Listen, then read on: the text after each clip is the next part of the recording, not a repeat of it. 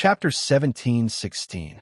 Li Zixuan was in a good mood as he held the mirror of 6 armies that Li Jing had given him. This was Li Jing's masterpiece in the art of war. Although there were many military books in this era, such as Sun Tzu's The Art of War, they had to keep pace with the times. Although Li Jing's mirror of 6 armies was better than Sun Tzu's The Art of War, the content of the Mirror of 6 Armies had definitely absorbed the wisdom of the ancestors and combined it with the current military system and formations of the Tang Empire. Therefore, the Mirror of 6 Armies was more suitable for this era. Li Zixuan, who was in a good mood, rode Whitey out of Chong and city quickly. He had to get to the workshop before the end of the day and asked the craftsman to make a copy of the Mirror of 6 Armies.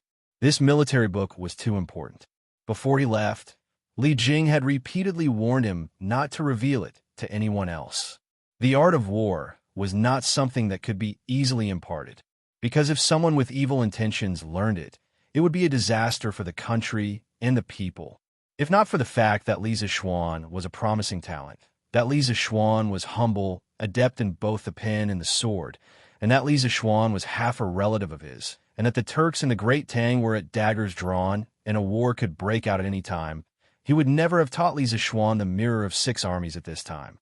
Therefore, Li Zixuan would not let anyone else make a copy of the Mirror of 6 Armies. He had to keep an eye on it himself. Marquis, His Highness Prince of Wei is looking for you everywhere. It seems that there is something urgent. Not long after leaving Chang'an City, a middle-aged man riding a horse came up to him. When the man was about to reach Li Zixuan, he steadied his horse and dismounted. He bowed to Li Zixuan with his fists clasped. Jia He, why is Qin Ke looking for me? Li Zixuan narrowed his eyes and asked in a deep voice. The person who came was Du Yi.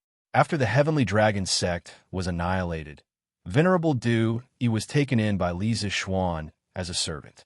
In order to avoid causing panic in his family, Li Zixuan changed Du Yi's name to Jia Yi. After a long time, he got used to calling him Jia Yi and not Du Yi. Counting the days, Du Yi had been a servant of the Marquis's household for nearly half a month. During this time, Li Zixuan had probed Du Yi many times, intentionally or unintentionally. However, he found that the other party seemed to have accepted his fate and did not have the slightest intention of rebelling. Thus, Li Zixuan gradually relaxed his guard against Du Yi. However, even so, Li Zixuan did not dare to let Du Yi stay in the Marquis's mansion all the time. Usually, Du Yi spent more time in the Yinshan courtyard. Mo Huai, a master at the late stage of the Grandmaster realm, was guarding the Yinshan courtyard. Even if Du Yi had the intention of rebelling, he would not be able to make any waves. In any case, Li Zixuan did not dare and would not risk his family. He was rarely in the Marquis's mansion, so he would not leave Du Yi alone in the Marquis's mansion. Du Yi used to be a monk. However, after becoming Li Zixuan's servant, in order to avoid attracting strange gazes when he went out, he usually wore a silk scarf hat outside. He looked a bit like a barbarian from beyond the Great Wall. In the face of Li Zixuan's inquiry, Du Yi shook his head and said, I don't know. Half an hour ago, the King of Wei went to the academy to look for the Marquis. When he found out that the Marquis was not on Cloud Mountain, he ordered this penniless monk to head down the mountain to look for the Marquis. Prince of Wei only said that he had something urgent and wanted you to go back to the workshop as soon as possible. Li Zixuan's heart skipped a beat. Could it be that there was a new development in the steam engine research? He nodded at Du Yi and said, That's good. Let's go back to the workshop as soon as possible. He had originally planned to go to the workshop to make a copy of the military book. Now, he could solve Li Tai's problem along the way. Thus, the master and servant rode 2 horses and galloped wildly on the official road, splashing a lot of smoke and dust along the way. Young master, you're finally here. Prince of Wei and Faubert are at the steel mill. You should go quickly. As soon as they arrived at the workshop, Xianxia came up to them and said hurriedly as he helped Li Zixuan lead the horse. Okay, since they had already arrived at the workshop, Li Zixuan didn't ask for more details. He would know what happened in a moment anyway. He was about to step into the workshop when he suddenly stopped and turned to Song Xiaoxi and said, Song Xiaoxi, I'm sorry. Xiaoxi, Go to the editing department and ask the craftsman who is in charge of making a copy to not leave work yet. I have something to ask him." Although Li Tai's matter was important, making a copy of the military book was also very important. The contents of the military book might save his life on the battlefield in the future. "Yes, young master," Song Xiaoxi responded, and then went to lead Big White to the stable in front of the workshop. There was high-quality horse grass there. Li Zixuan then walked in through the door. "Marquis, I will wait for you outside." He cupped his fists and said. Ever since he became Li Zixuan's servant, he hadn't really entered the workshop. He knew that Li Zixuan's most important secrets were hidden inside. Although he was curious, it was only curiosity. He didn't have any other improper thoughts. Li Zixuan frowned. After a moment, he said, "It's fine. Come in with me." He was not only a person with strong martial arts, but he was also quick-witted and had many tricks up his sleeve. If this kind of person could be loyal, Li Zixuan felt that he could be of great use. Therefore, he did not mind giving more temptations to test him. He was stunned when he heard this. He probably did not expect Li Zixuan to take the initiative to invite him into the workshop. However, while he was still in a daze, Li Zixuan had already walked in. He quickly responded, "Yes, Marquis." After saying that, he hurriedly followed them in. "Qingke, why hasn't the leaf turned yet?" "Soon. It should be soon." "Steward Zhang, get someone make the fire bigger and pump more air into it. Let the water boil faster." "All right." When Li Zixuan walked into the steel mill, he heard the voices of Li Tai, Faubert, and the rest. The atmosphere seemed to be heavy. He looked around and saw a huge cylindrical furnace standing in the middle of the yard. The furnace's surface had gears and connecting rods and other transmission mechanisms. At the end of the furnace was a generator made by the workshop. A few shirtless blacksmiths were blowing air into the furnace. Although he could not see the flame, Li Zixuan could feel a wave of heat hitting him in the face. "It's moving. It's moving. It's spinning. And it's getting faster and faster. Success. We've succeeded." At this moment, the connecting rods drove the gears, and the gears drove the generator's wheels to turn. The people in the yard suddenly cheered. No one noticed Li Zixuan's arrival. He widened his eyes and looked at the huge machine in disbelief. He clearly did not see anyone exerting force on the machine. But how could the machine turn on its own?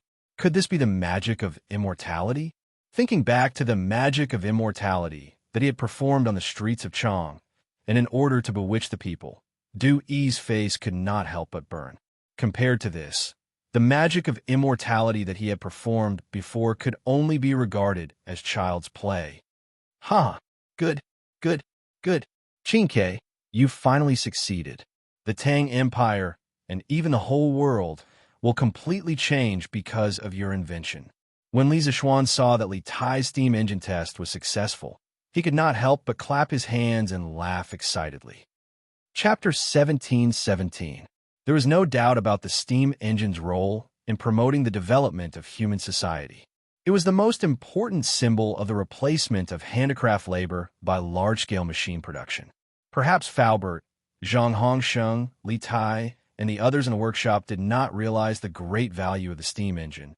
But as a modern man, Li Zixuan knew very well that this thing was enough to change this era. In the past, he invented the Datang Daily, the immortal chariot, the curved plow, the water wheel, and other things. Perhaps they caused the wheel of history to deviate slightly from its original trajectory, but the appearance of the steam engine was very likely to cause history to be completely different from what was described in the history books. "Yamacho, you're finally here." Hearing Li Zixuan's voice, Li Tai, who was in a state of great excitement, turned around and saw Li Zixuan standing at the door of the courtyard, looking at him with a smile. Li Tai was excited and complained a little. Speaking of which, after the first steam engine was built today, he had originally planned to invite Li Zixuan over to test it himself. However, whether it was in Lantian County or Yinshan, he could not find Li Zixuan. Seeing that it was getting late, he could only bring people over to test it. When Li Zixuan explained the principle of the steam engine to him, he told him that if the design of the steam engine was not reasonable, it would be easy to cause a road cavity explosion during use. Little fatty, cherish his life, so he wanted Li Zishuan to come over and take charge. But after waiting for a long time, Li Zishuan did not come. So he could only take the risk and try it himself. Fortunately, there were no major problems in the end. I went to Chang'an City today for some business. If I had known that you were going to test the steam engine today, I wouldn't have stayed in Chang'an City for so long. Li Zishuan walked to Li Tai, patted the latter's shoulder with a smile, and explained a little. Then he said, "Haha, you did a good job, Xianxia. This steam engine is stable and can drive the generator at a constant speed, which proves that you succeeded. Congratulations. You've completed a magnificent invention. The millions of people of the Great Tang will remember you, and your name will definitely appear in the history books." Li Tai also felt that he was very amazing to have achieved great success on his first attempt at building a steam engine. However, after hearing Li Zishuan's praise, he felt a little embarrassed. He scratched his head and said, "Yamacho, Tai only built a steam engine. How can millions of people in Tang remember it? And will be written in the history books? Aren't you exaggerating?" Although the rest of the people didn't say anything, they had a look of deep understanding on their faces. Obviously, they were like Li Tai, not realizing the huge change that the steam engine could bring to this era. Not exaggerating. Not exaggerating at all. In about a year, you will understand that what I said today is not an exaggeration at all. Li Zishuan smiled mysteriously, and then he looked at the steam engine and the transmission mechanism outside. Although this thing was running normally now, it did not mean that there were no hidden problems. He had to check it carefully. Seeing Li Zishuan's serious tone, everyone subconsciously believed his prediction. Li Tai shook his head and said, "Yamacho, even if the steam engine is really so important, the person who will be recorded in the history books should be you, not Li Tai." All the blueprints for the steam engine came from Shanzhong. Tai was just following the blueprints and drawing according to the blueprints. The credit of inventing the steam engine is not mine. As Li Zishuan inspected the steam engine, he smiled faintly and said, "Imitating a gourd requires skill. Some people try to imitate a tiger, but end up looking like a dog. Compared to them, Xianxia, you're much better. Also, it is not easy for you to build a steam engine in such a short time. The success of a steam engine belongs to all of you. As for me, it is better if I don't have this false reputation." While they were talking, Li Zishuan had already checked all the details of the steam engine and transmission mechanism. He nodded with satisfaction again and said, There should be no problems. Just follow this prototype and make a few more. Then, Xianxia, you can go to Bing Province in Yunzhou." At this point, Li Zishuan turned around and looked at Faubert, Zhang Hongsheng, and the others. With a serious expression, he said, "Faubert, Xianxia is going to Bing Province and Yunzhou to build telegraph relay stations. This is a very important matter. Everyone in the workshop must do their best to assist Xianxia. Whatever he needs, the workshop will build it for him as soon as possible. This is an extremely urgent matter." Faubert had never seen Li Zishuan speak of something so seriously. Hearing this, he couldn't help but become serious. He cupped his hands and said, "Young master, don't worry. Everyone in the workshop will work together to assist King Wei." Li Zishuan nodded. He then looked at Li Tai and said, "Xianxia, during your trip to the north, you must ensure that the telegraph relay stations are built as soon as possible and pay attention to your safety.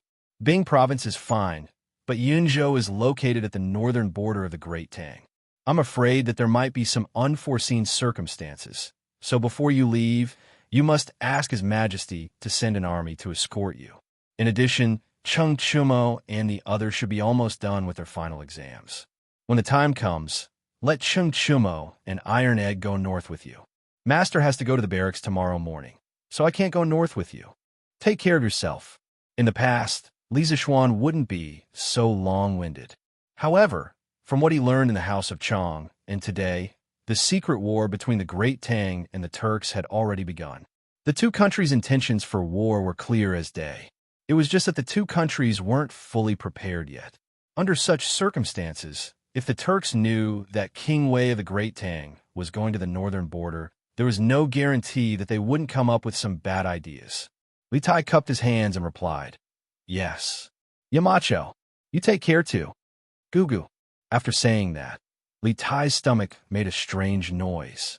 Li Zishuan couldn't help but say, "You haven't eaten yet, right? Hurry up and eat, don't starve." "Xiaoxi, go to the cafeteria and ask them to prepare some delicious food. Everyone has been working hard to build the steam engine these days." "Yes, young master." Song Xiaoxi nodded and hurriedly ran off to pass down the order. At this time, Zhang Hongsheng cupped his hands and said to Li Zishuan, "Marquis, the 5,000 sets of vanadium steel horse lances, vanadium steel plate armor, and vanadium steel horse armor that you requested have all been completed. They are all stored in the warehouse of the workshop. I have checked them one by one. Would you like to take a look now?" Li Zishuan pondered for a moment and waved his hand. "Since you have already checked, I won't take a look. With you in charge, I can rest assured. Tomorrow morning, this Marquis will bring people here to collect the armor." He still had to make a copy of the military book. As for the armor and weapons, he had already taken a look at some of them a few days ago. Since Zhang Hongsheng said that there was no problem, then there should be no problem. "Good. Then I will wait for Marquis to collect the armor tomorrow." Chapter 17:18. Little you, it's already so late. Why haven't you gone back yet?" After telling Li Tai about going to the north to set up a telegraph, Li Zishuan went straight to the editorial department of Datong Daily. At this time, the editorial department was still lit up. The workshop had already been electrified, and it wouldn't be long before most of Lantian County would be electrified. When Li Zishuan walked in, he saw little Yu sitting on a chair and flipping through something. She was so focused that she didn't even notice that someone had come in. Li Zishuan couldn't help but quietly walk up to her and said, "Mister, you're here." Hearing the familiar voice, little Fishy was shocked. She quickly put down the document in her hand and stood up, saying, "Little Four came over earlier and said that you had something important to make a copy of. I thought that since it was something important, it wouldn't be appropriate to leave it to the craftsman. It just so happens that I'm also very familiar with our movable type printing method, so I stayed and waited for you." "You little girl." Li Zishuan shook his head and laughed. "This kind of work should be left to a reliable person. You're a little girl. If you don't go back at this time, wouldn't it be unsafe to walk at night?" Li Yu didn't care and said, "What's wrong with that? Lantian County is Mister's territory. The law and order here are very good. Could it be that there are criminals? Besides, I went to investigate the county magistrate of Hua County by myself. Didn't I come out unscathed?" Hearing this, Li Zishuan couldn't help but stare at Li Yu angrily and said, "You little girls still have the nerve to say that. If Yushi didn't mention this to me a few days ago, I wouldn't even know about it. Although you're a gold medal reporter personally appointed by the Emperor and can supervise all illegal things in the world, if you went to investigate the county magistrate alone, what would you do if the other party became desperate and killed you to silence you?" In fact, ever since Li Yu was given the title of a gold medal reporter, she was not honest at all.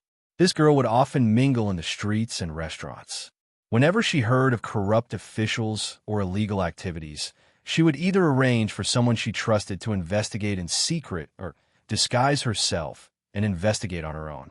A few days ago, after Li Yu returned from the north, he heard that the people of Hua County were unable to receive any relief food. After the locust plague, the imperial court distributed a certain amount of relief food according to the severity of the disaster. When Li Yu heard this, he didn't know where he got his courage from. After a little preparation, he actually went to Hua County alone to secretly investigate. Fortunately, the county magistrate of Hua County wasn't very vigilant. After Li Yu's identity was exposed, the Hua County warden decisively sided with Li Yu. That was how Li Yu was able to find out that the county magistrate of Hua County had embezzled disaster relief food and escaped unscathed. Li Zishuan had also heard about this matter 2 days ago when he was chatting with Han Yushi. At that time, he was really worried for Li Yu. He secretly wondered why this little girl was so bold. She always did things that ordinary people couldn't do. Cough, cough. "Mister, please don't mention this matter anymore. Aren't I fine now?" Although Li Zishuan's tone was strict, the care and love in his words couldn't be concealed. Li Yu's heart was warmed, but she still acted coquettishly. She quickly changed the topic and said, "Oh, right. Mister, don't you have something to make a copy of? Quickly give it to me. I'll go and arrange it for you." Although Li Zishuan knew that Li Yu was deliberately changing the topic, he still took out the six armies mirror from his chest and handed it to her. He said, "There's a lot of content. I estimate that you'll be done by midnight. After you're done, don't go back to the county. Go directly to Yinshan Courtyard. It's been empty recently. Ever since the Marquis residence in Lantian County was built, the Li family's Yinshan Courtyard was rarely used. Even so, there were still maids taking care of and tidying up the place every day." Li Yu was delighted when she heard this, but she said, Mister, this isn't good, right?" Li Zishuan said unhappily. "What's not good about it? But you're going back to the county in the middle of the night. Even if you don't meet any bad people, if you fall into a ditch, you won't be able to call for help. From the workshop to Yinshan Courtyard, there are street lamps all the way. There won't be any accidents." Li Yu smiled and said, "Thank you, mister. Then I'll go make a copy of the book." After that, Li Yu took the six armies mirror from Li Zishuan's hands and went out the door. Looking at the girl's energetic back, Li Zishuan shook his head helplessly. However, looking at Li Yu's state today, it seemed that she was slowly getting used to the position of the editorial department supervisor. A few days ago, Ma Zhou went to Qingzhou to take up the position of the provincial governor. The entire editorial department's heavy burden fell on Li Yu's shoulders. At first, Li Zishuan was worried that this girl wouldn't be able to handle such a huge pressure. However, after Ma Zhou left, the Detong daily editorial department had been operating normally without any problems. This meant that Li Yu was slowly able to control this huge mess. In the editorial department, Li Zishuan looked at the manuscripts on the various desks, as well as the previous issues of Detong Daily. Only then did he leave with his hands behind his back. After leaving the workshop, he rode on to Bai and returned to the Marquis residence in Lantian County. "Husband, you're back? I'll go prepare some food for you." When he returned to the Marquis residence, the sky was already dark. Seeing that Li Zishuan had returned, Han Yushi quickly went up to him and said, Li Zishuan came back too late, so no one waited for him to have dinner together. Li Zishuan said casually, "No need to trouble yourself. Let the kitchen maid heat up the dinner. I'll just eat whatever I want." Han Yushi frowned. However, seeing that Li Zishuan was so insistent, she couldn't persuade him. She could only let Xiao He instruct the kitchen. After a while, the dishes were served. Li Zishuan picked up his bowl and started eating without caring about his image. This was only when they were a couple. When there were other people present, he still had to be careful about his image as Marquis. Han Yushi supported her chin and looked at the man in front of her without blinking. Although the way this man ate was not elegant at all, it didn't hinder her from liking him. She secretly thought that this was what it meant to be real and not fake. Anyway, beauty is in the eye of the beholder. Li Zishuan is the best no matter what. Han Yushi knew that Li Zishuan would leave Lantian County tomorrow to take up his position in the Black Armored Army. Therefore, in these last few hours, she couldn't bear to look away from Li Zishuan. "Ahem, what's wrong? Wife, didn't your husband wash his face this morning?" Feeling Han Yushi's gaze, Li Zishuan couldn't help but touch his face and look at Han Yushi. Chapter 17-19. In the side hall of the backyard, Han Yushi couldn't help but burst into laughter when she saw Li Zishuan touching his face in embarrassment. However, her smile quickly disappeared. She looked at Li Zishuan and said, "Husband, don't you know if you washed your face this morning? I just feel that I can't get enough of your face." Oh my, once this woman learned how to say sweet nothings, she could simply be so sweet. Li Zishuan instantly felt that the fragrant food in his mouth had turned into a sweet and greasy taste. He quickly wiped his mouth and said, "Cough, cough. I didn't expect that my wife's sweet nothings would be no weaker than my husband's." What Han Yushi said just now was just that she couldn't help herself. At this moment, she knew that she had misspoken and couldn't help but blush. She glared at Li Zishuan and said, "Husband, you're talking nonsense. I didn't." In order to prevent his wife from being embarrassed, Li Zishuan laughed and waved his hand. "Huh, all right, your husband is full. Wife, get someone to clean up. It's getting late. We should wash up and rest. Li Zishuan especially emphasized the word wash. This guy's lecherous heart was simply self-evident. Han Yushi's face instantly turned even redder, so red that water was about to drip out. She felt even more shy, especially when she thought of last night's situation. Fortunately, after Li Zishuan said this, he directly went to the side room with his hands behind his back. Otherwise, Han Yushi really didn't know how to continue this conversation. It was the last night before the young couple parted. There was no need to say more about the craziness. At midnight, the storm suddenly stopped. These two people didn't sleep, but leaned against the bed and actually started talking about things. Wife, after I leave tomorrow, I'll leave this huge Marquise estate to you to take care of. Father, mother, and Faubert will help you with the affairs of the estate, so I'm not worried. I'm mainly worried that there will be people with evil intentions outside the estate who will take advantage of the situation to harm the people in the estate. Therefore, I won't bring any of the guards with me this time. They will all stay behind to protect the safety of the Marquise estate. During this period of time, the family will try to reduce the number of times they go out alone. The two brothers, Lu Yun and Lu Feng, were both from the Imperial Army. They were skilled in martial arts, and each of them was capable of fighting against 10 experts. However, Lu Feng had escorted Ma Zhou to Qingzhou a few days ago. Even so, Lu Yun alone was more than enough to ensure the safety of the residents. Although Fei Ji's martial arts are not as good as Lu Yun's, he has followed me for the longest time and is the most trustworthy. Furthermore, he is meticulous in his thinking. The guards of the Hou Fu can be assigned to him. Wife, you must learn how to use these people well. Li Zishuan held Han Yushi with one hand and said slowly. He wasn't making a big fuss about the safety of the family and the estate, but he felt that it was necessary to take precautions. Especially after the incident of the academy being attacked, Li Zishuan felt that when he made decisions in the future, he couldn't be careless. Otherwise, the people around him might lose their lives because of him. Han Yushi understood Li Zishuan's feelings.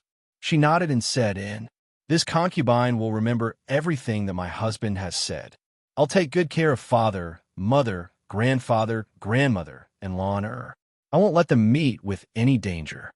This was a promise and a responsibility. As his wife, although she couldn't share Li Zishuan's worries in official matters, she could help Li Zishuan take good care of the family. Otherwise, Li Zishuan would be distracted by family matters. It's been hard on my wife." Li Zishuan sighed and said.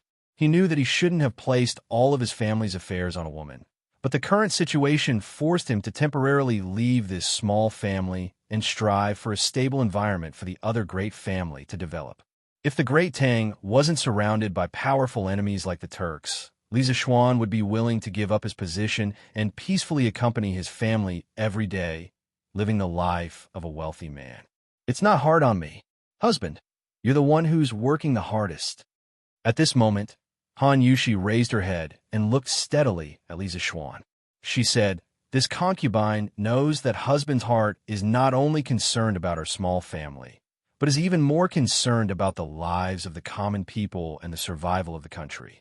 This concubine does not ask that husband can stay by this concubine's side forever. I only ask that husband can protect himself when you are outside. To this concubine and my parents, husband is the sky of this family." This silly woman, although she didn't talk much, she would always be the one who understood Li Zishuan the most. Hearing this, Li Zishuan couldn't help but pull Han Yushi into his arms and hug her tightly. He sighed and said, "You know me best, my wife. However, your husband isn't as great as you think. Your husband doesn't have great ambitions. I only want to be by your and my parents' side every day. But without a big family, how can there be a small family? If we don't take care of the Turks, the Great Tang will never be at peace, and the people of the Great Tang will always have a sword hanging over their heads that could fall at any moment. In this situation, how can our families live happily together? So it's not that your husband has great ambitions, but that I'm forced by the situation." Han Yushi looked at Li Zishuan lovingly and said, "Husband, why do you have to belittle yourself like this? This concubine likes a husband like you. It was said that the men of the Gu family were the cutest. Some men might be conferred the title of Marquis, Prime Minister, and Minister, but they might not be good husbands, good sons, or good fathers to their families. Han Yushi felt that Li Zishuan was quite good like this. Huh? Li Zishuan smiled. He stroked Han Yushi's back and suddenly thought of something. He said, "Oh right, if I remember correctly, Ren Biao and Li Jingchu should be getting married soon, right? Ren Biao is my good brother, and Li Jingchu is my adopted sister. I'll have to trouble my wife to send a congratulatory gift to Qizhou." Han Yushi knew a little about Wang Renbiao and Li Jingchu. Hearing this, she nodded and said, "This concubine understands. I'll go and arrange it tomorrow." Li Zishuan responded. He suddenly felt a wave of tiredness. After all, it was already early in the morning. Thus, he patted Han Yushi's back and said, "It's getting late. Wife, let's rest." "Husband, wait." Han Yushi suddenly sat up. She was a little shy, but also a little anxious. Li Zishuan couldn't help but be confused. Han Yushi stretched out her wrist and said softly, "Husband, help me take my pulse." "Take your pulse? Take what pulse?" "Wife, were you feeling unwell?" Li Zishuan heard this and was even more confused.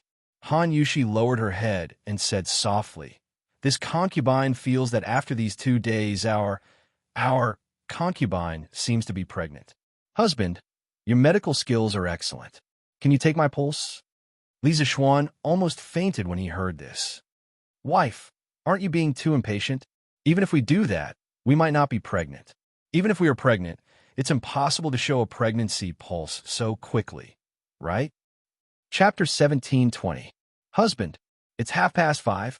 It's time for you to wake up. The next day, before dawn, Han Yushi propped herself up and nudged Li Zishuan, who was sleeping soundly beside her. Last night, she, who was eager to have a child, had pestered Li Zishuan for who knows how many rounds. Li Zishuan was a martial arts grandmaster after all, so his physical strength was limitless. She, on the other hand, could not do the same. She felt weak all over and was too lazy to even move a finger. Even so, she still relied on her strong willpower to wake up on time and wake Li Zishuan up. This was because Li Zishuan had told her yesterday that the Black Armored Army would be calling for soldiers at 7 in the morning. Li Zishuan had to be there on time with the armor and equipment. "Oh, let me sleep for a while more." Li Zishuan, who was sleeping, turned over and mumbled. Then he went back to sleep. Although he was a Wu Dao master was still human. After doing so many things, he would still feel tired and sleepy. "Husband, it's 5:30 already. If you don't wake up now, you won't be able to make it to the military camp before 7 in the morning." Han Yushi felt helpless. Although Li Zishuan's tired expression made her heart ache, she didn't dare to let Li Zishuan delay such important military matters. "Oh, military camp? It's 5:30 already?" Li Zishuan finally woke up. He opened his eyes and climbed out of bed. Thank goodness for you, my wife. Otherwise, I would have overslept." As he spoke, Li Zishuan had already lifted the blanket and jumped out of bed to get dressed. This was his first day at the military camp. He didn't want to be late. Wouldn't that be handing his weakness to the enemy? Besides, in his previous life, Li Zishuan didn't like to be late. It was a matter of personal habit. "Husband, let this concubine help you dress." Han Yushi used all her strength to get up, but she forgot that she was only wearing a very thin gauze dress. This movement almost made Li Zishuan unwilling to get out of bed again. "Ahem. Wife, don't move. You better have a good rest. I'll wear it myself." Li Zishuan coughed and quickly pressed Han Yushi down. Then, he got out of bed and went to get dressed. Since he was going to the military camp, he naturally had to wear armor. Li Zishuan was wearing the military uniform given to him by the imperial court and not the latest plate armor made by the workshop. That thing was too troublesome to wear. If one's body wasn't flexible enough, one person probably wouldn't be able to do it. Even if his body's flexibility was perfect, if he wanted to wear the new plate armor made by the workshop, he wouldn't be able to do it without a cup of tea's time. When Han Yushi was pressed down by Li Zishuan, she knew that she had just walked. She, who was more shy, used a blanket to wrap her body. Looking at Li Zixuan's heroic appearance and armor, the admiration in her heart couldn't help but grow stronger. It was said that a man in a military uniform was the most charming. The style of the Tang dynasty's armor was very heroic and domineering. Of course, the most important thing was that Li Zixuan was born handsome. Now that he was wearing armor, he would definitely charm a lot of young ladies when he walked outside. How could Han Yushi be an exception? Hey, I didn't expect it to fit so well. This saves me a lot of trouble. Li Zixuan moved his arms and couldn't help but sigh. Then he walked to the bedside and looked at Han Yushi on the bed. He said, "Wife, I'm going to the military camp. Stay at home and take good care of your parents. You also have to take good care of yourself. Understand?" Chapter 17:21. I didn't expect you to think so highly of Li Zixuan, Erlang. In the bedchamber, after Lier finished speaking, Empress Zhang's son couldn't help but sigh with emotion. This child has only returned to Chang, and for a little more than a year, but he is already in the court and has been conferred the title of Marquis. Sometimes I am really curious how spiritual master Ling Su trains his disciples to actually produce such an outstanding person like Li Zixuan. Empress Zhang's son couldn't help but associate Li Zixuan with her own children. After all, in terms of age, Li Zixuan wasn't much older than Li Chengxian and Li Tai. A trace of doubt flashed through Lier's eyes.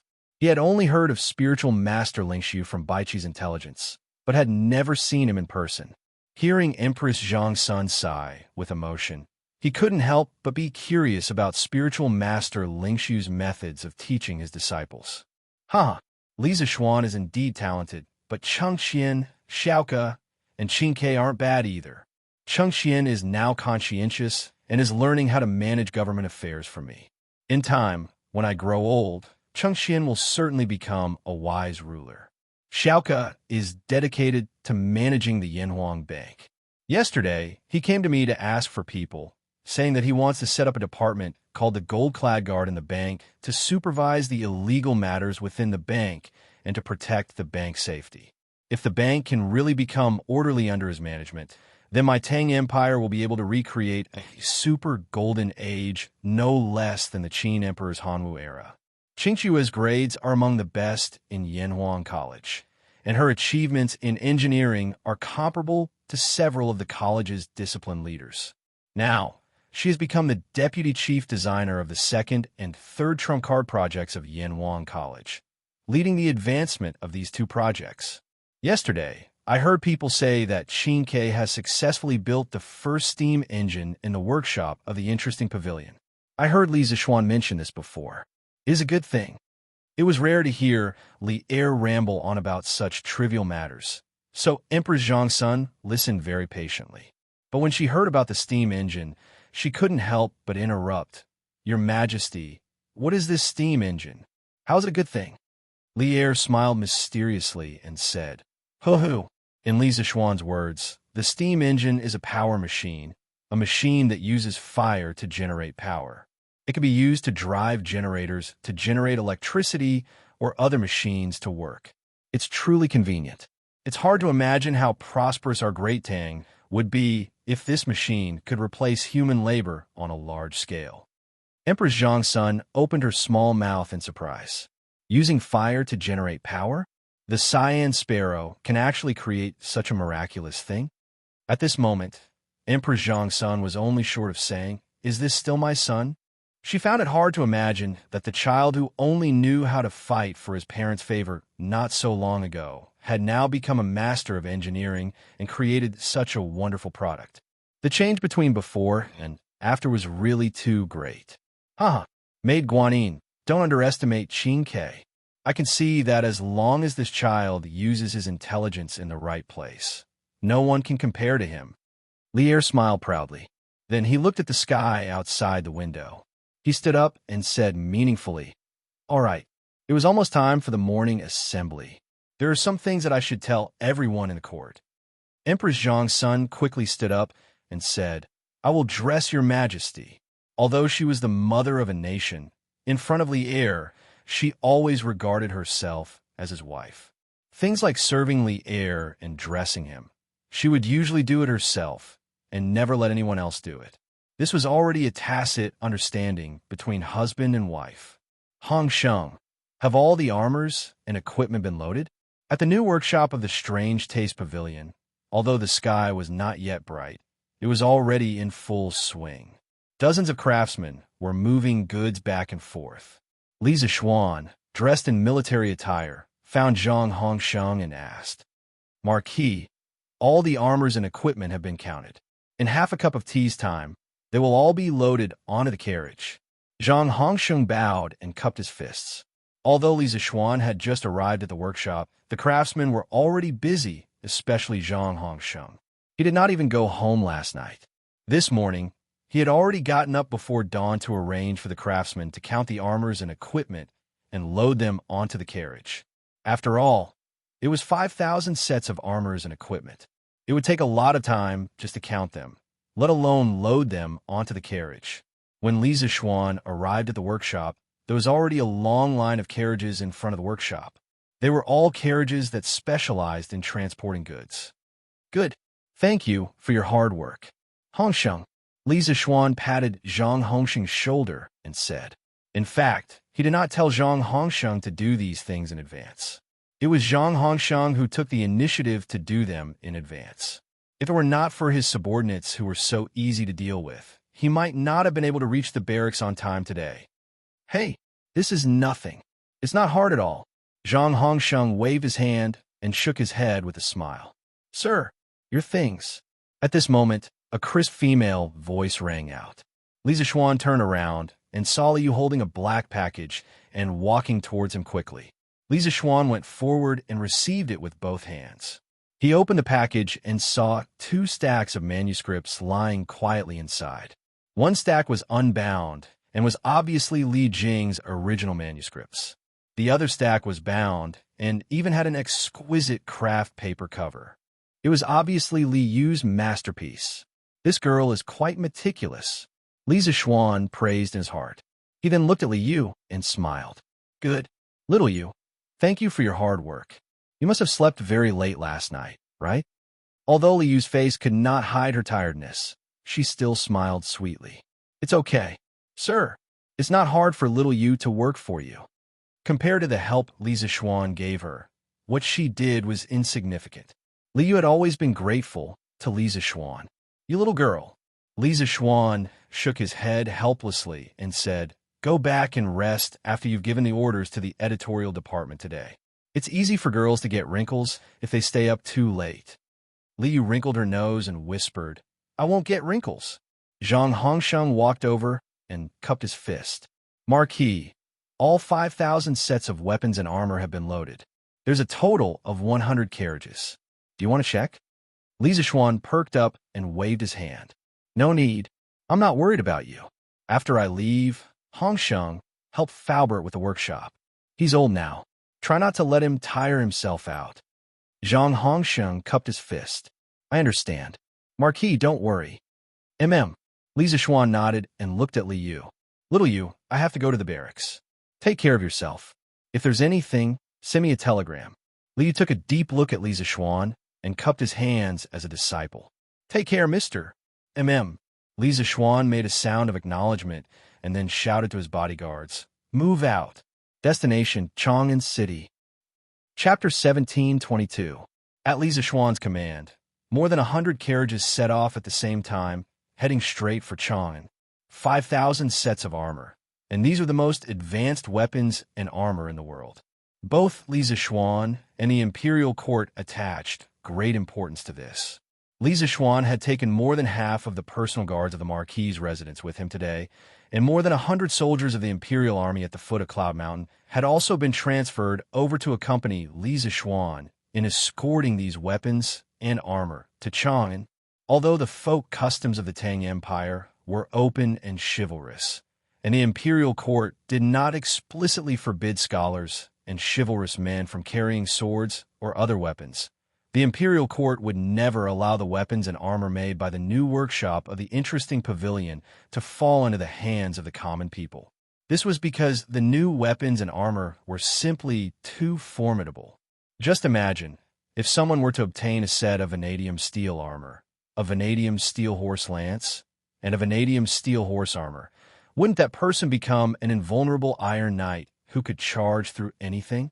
Such a person would definitely be able to casually charge into the local government of a small province or county, creating a very unstable factor for the Great Tang's common people.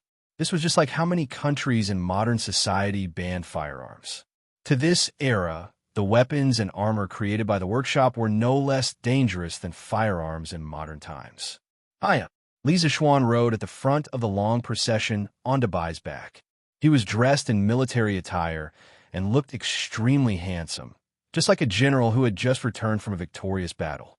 Thankfully, it was still early and there weren't many people on the road. Otherwise, who knew how many young girls would be mesmerized by his handsome appearance? Li Zixuan didn't have time to think about such frivolous matters. At this time, he was thinking about his next plan. Although he hadn't wanted to go to the army and suffer, what was done couldn't be undone. Moreover, the Great Tang and the Turks were at each other's throats. So he truly did have a responsibility to join the army and contribute to the country. In this situation, he had already calmly accepted the difficult life that awaited him. In addition, for some reason, when he thought about personally experiencing the military life of the Tang dynasty, Li Zixuan felt a sliver of anticipation in his heart. While drunk, I look at swords under the lamp. In my dreams, I blow the horn at the barracks. 800 li of troops under the scorching heat, 50 bowstrings overturning the sound beyond the Great Wall, the soldiers of autumn on the battlefield. In the past, Li Zixuan had only experienced the thrill and excitement of ancient battlefields through poetry. Now that he was personally going to the military camp, and in the near future he might personally go to the battlefield, how could he not be excited? Especially in this life. He had been practicing martial arts since he was a child. Now, he was already a Wu-Dao master. It was said that those who were skilled were bold. In his previous life, every time he saw the military parade of his motherland on TV, he had an impulse to join the army and serve his country. However, at that time, his body was not strong. He was in a sub-healthy state where he was panting after running 2 laps around the field.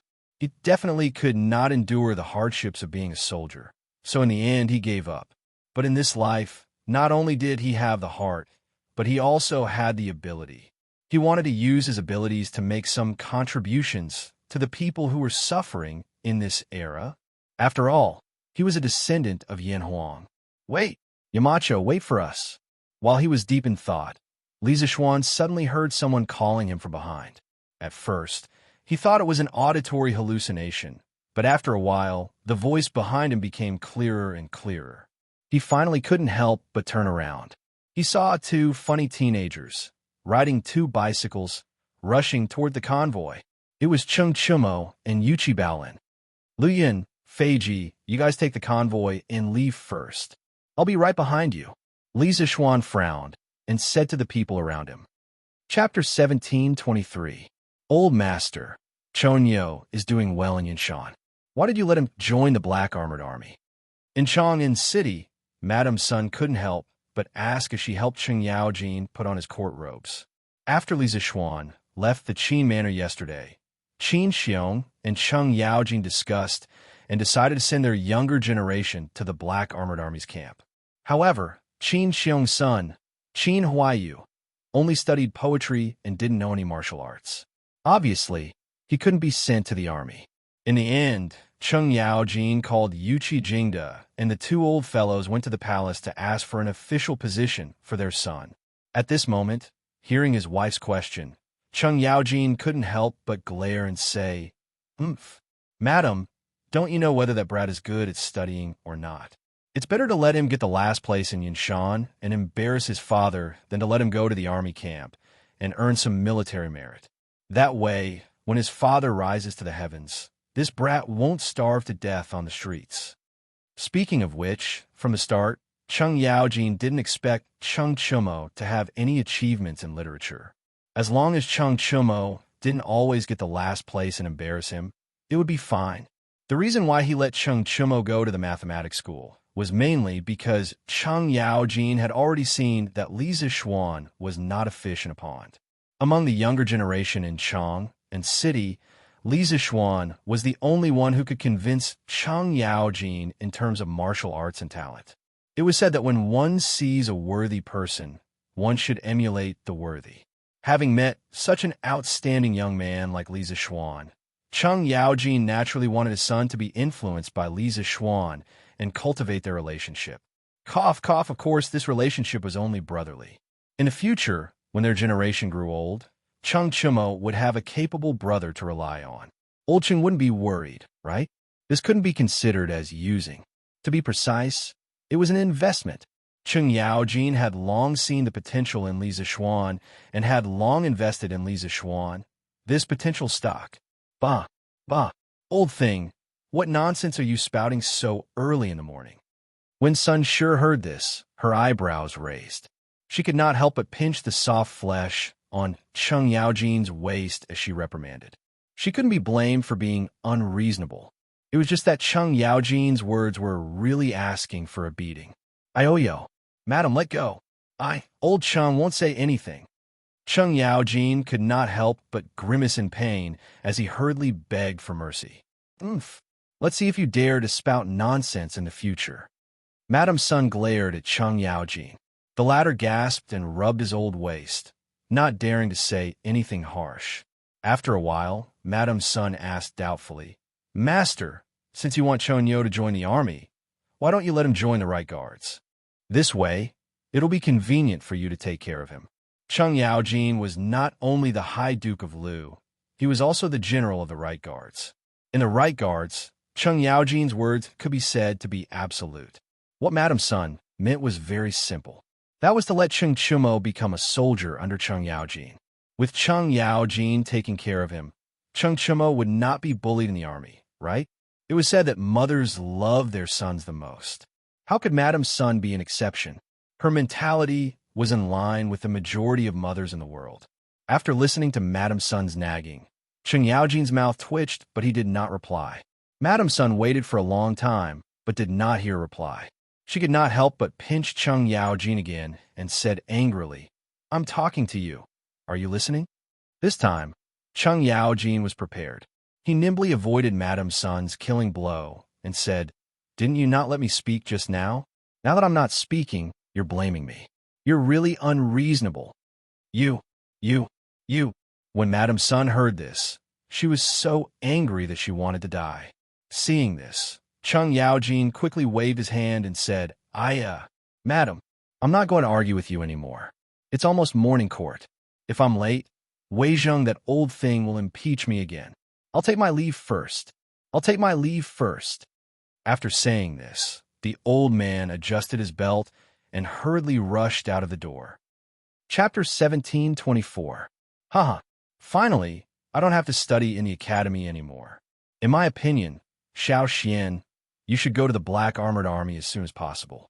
That way, I can follow you to the barracks. On the official road from Lantian County to Chong and City, the convoy escorting the new equipment was moving forward quickly. Cheng Chumo and Yuchi Baolin were riding the workshop's most advanced speed-changing bicycles, sandwiching Li Zixuan in the middle. The three of them walked side by side at the front of the convoy, making the entire convoy look a little strange. However, Cheng Chumo didn't care about this at all. At this moment, he was holding the handle of the bicycle with one hand and waving his right hand as he laughed loudly.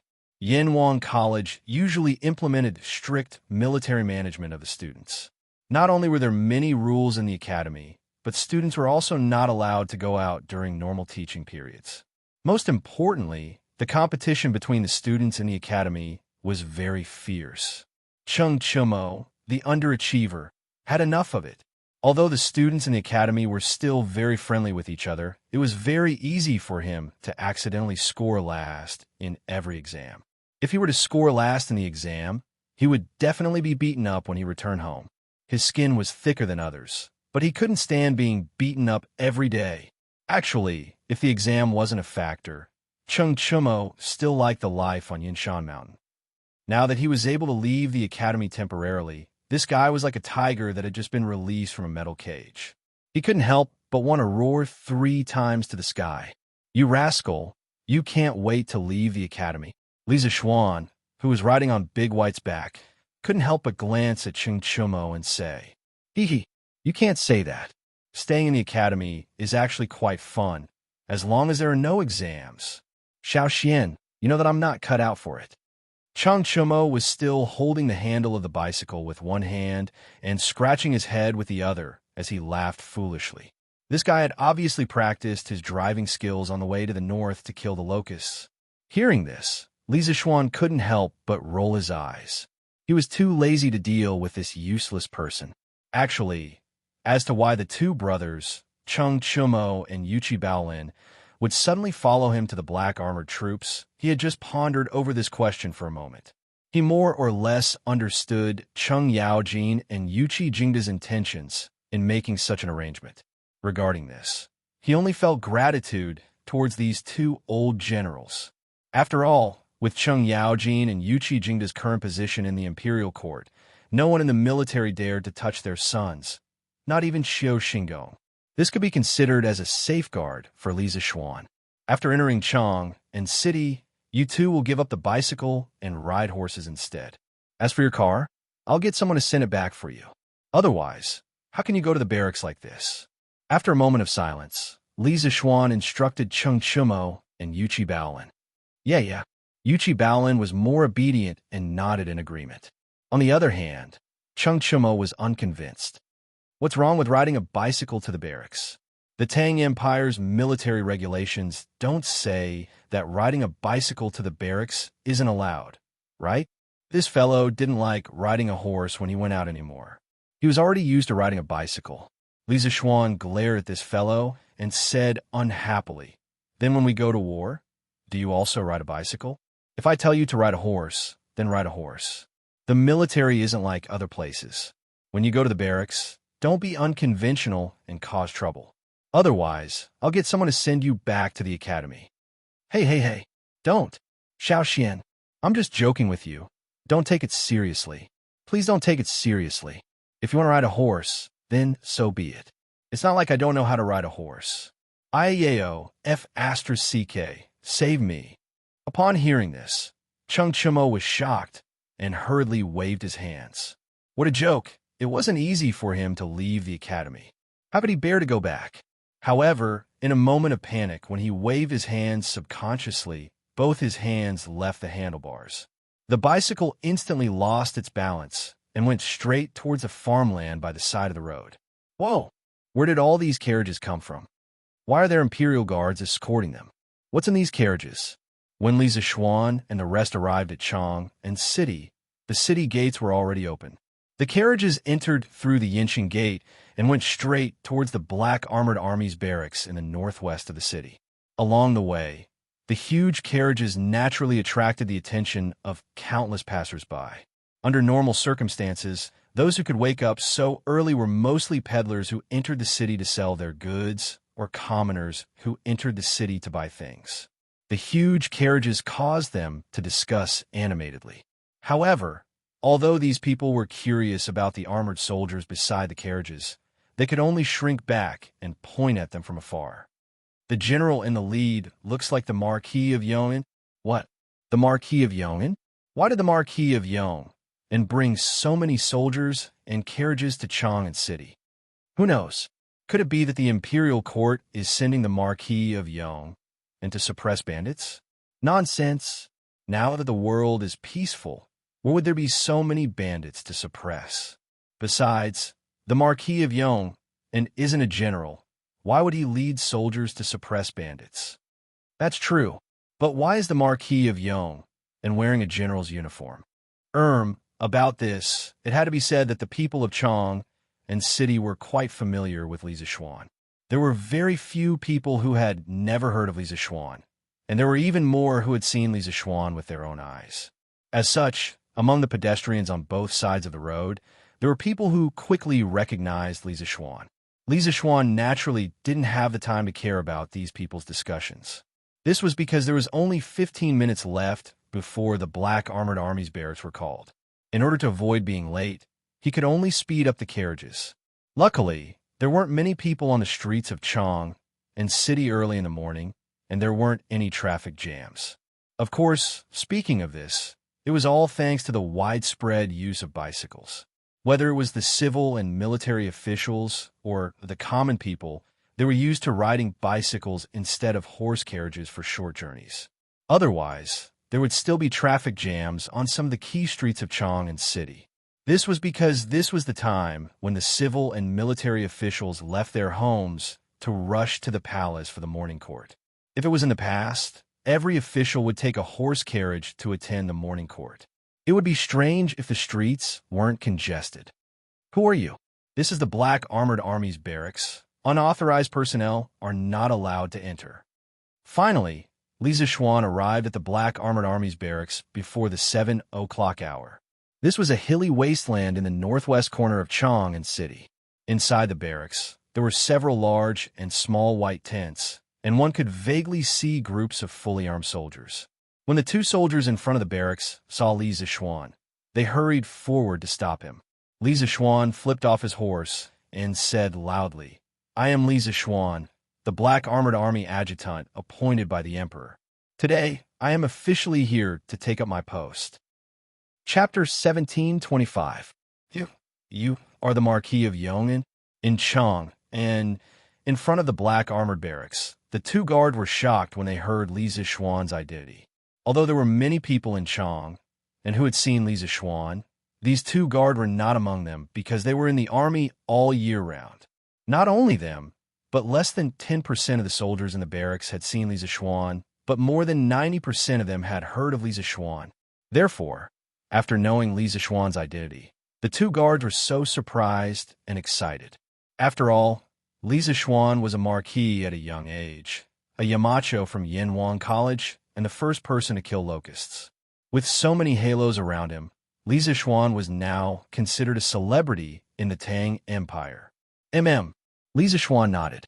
Seeing that the two guards were very enthusiastic after knowing his identity, he smiled and said, "Maybe you can call me adjunct." The two guards looked at each other and quickly bowed with cupped fists. "Greetings, Sir Adjunct." The news that Li Zixuan had been appointed as adjunct of the Black Armored Army had long been spread. At first, the soldiers of the Black Armored Army were talking about it for a long time. However, due to various reasons, Li Zixuan had not been appointed to the Black Armored Army. After a long time, the soldiers of the Black Armored Army gradually forgot about this matter. Today, after hearing Li Zixuan's intention, the two guards could not help but recall the news from more than a month ago. They were surprised. Your subordinate, Lu Xingwu, is from Jianzhou. Jianzhou was also badly affected by the locusts in Guangzhou. Fortunately, Sir Adjunct Sky Pheasant Brigade provided timely relief. Most of the fertile land in Jianzhou was saved. Sir Adjunct, please accept my bow. At this time, one of the shorter guards bowed solemnly to Li Zixuan, saluting him. Li Zixuan's heart skipped a beat. He didn't expect to meet someone he had helped in this place.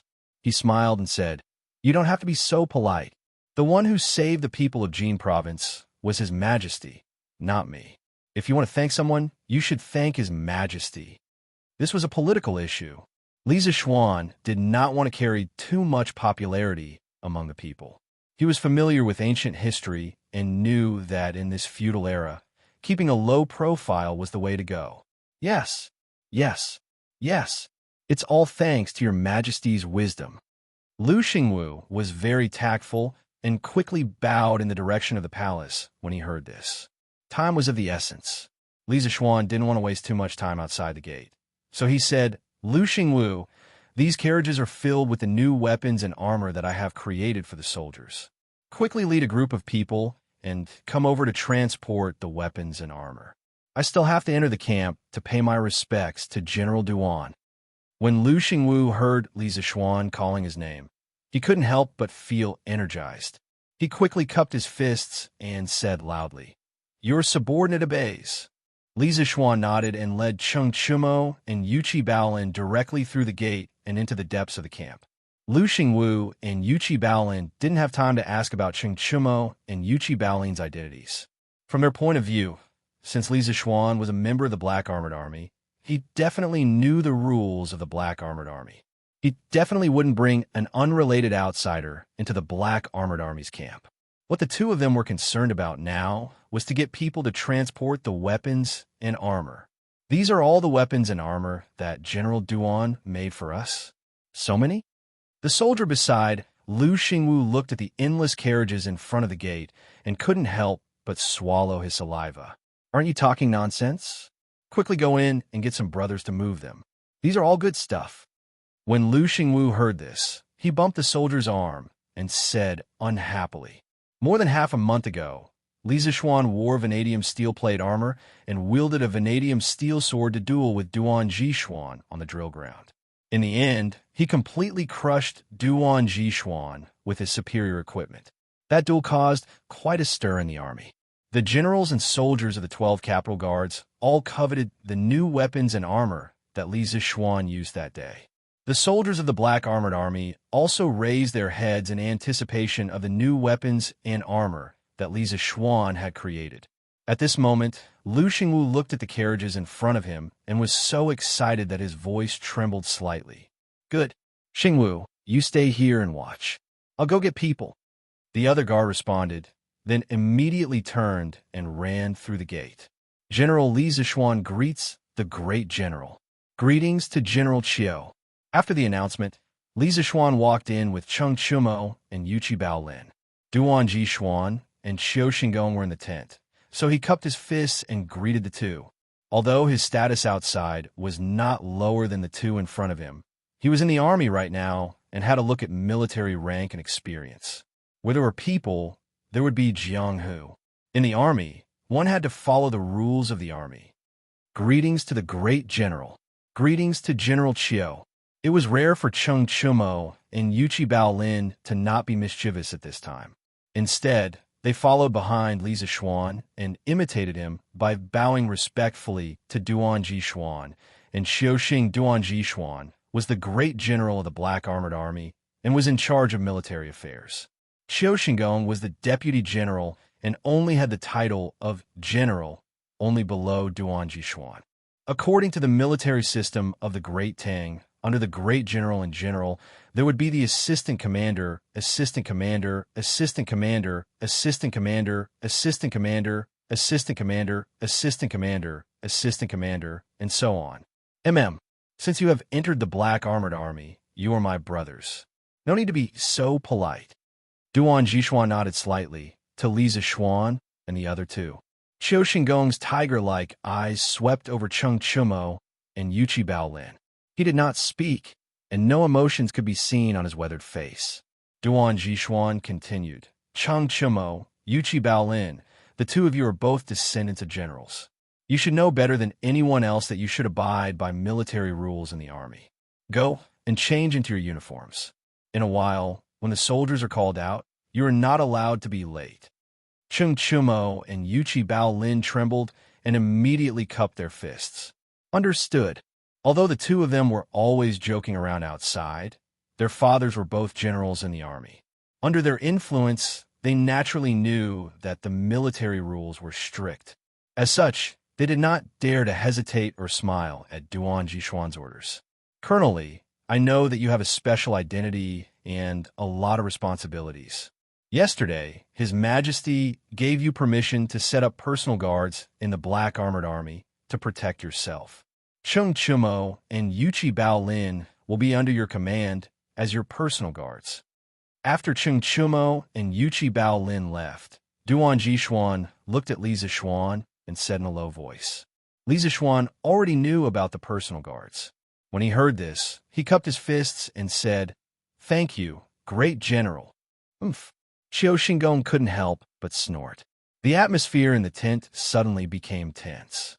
Xiu Xingong cupped his fist casually at Duan Jishuan and said, General Duan, it's time to call out the soldiers.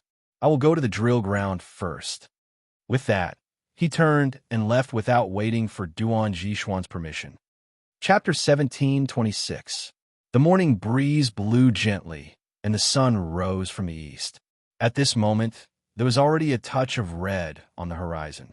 Most people had probably just woken up. On the drill ground in the northwest of Chang and city, there was already a black mass of soldiers standing.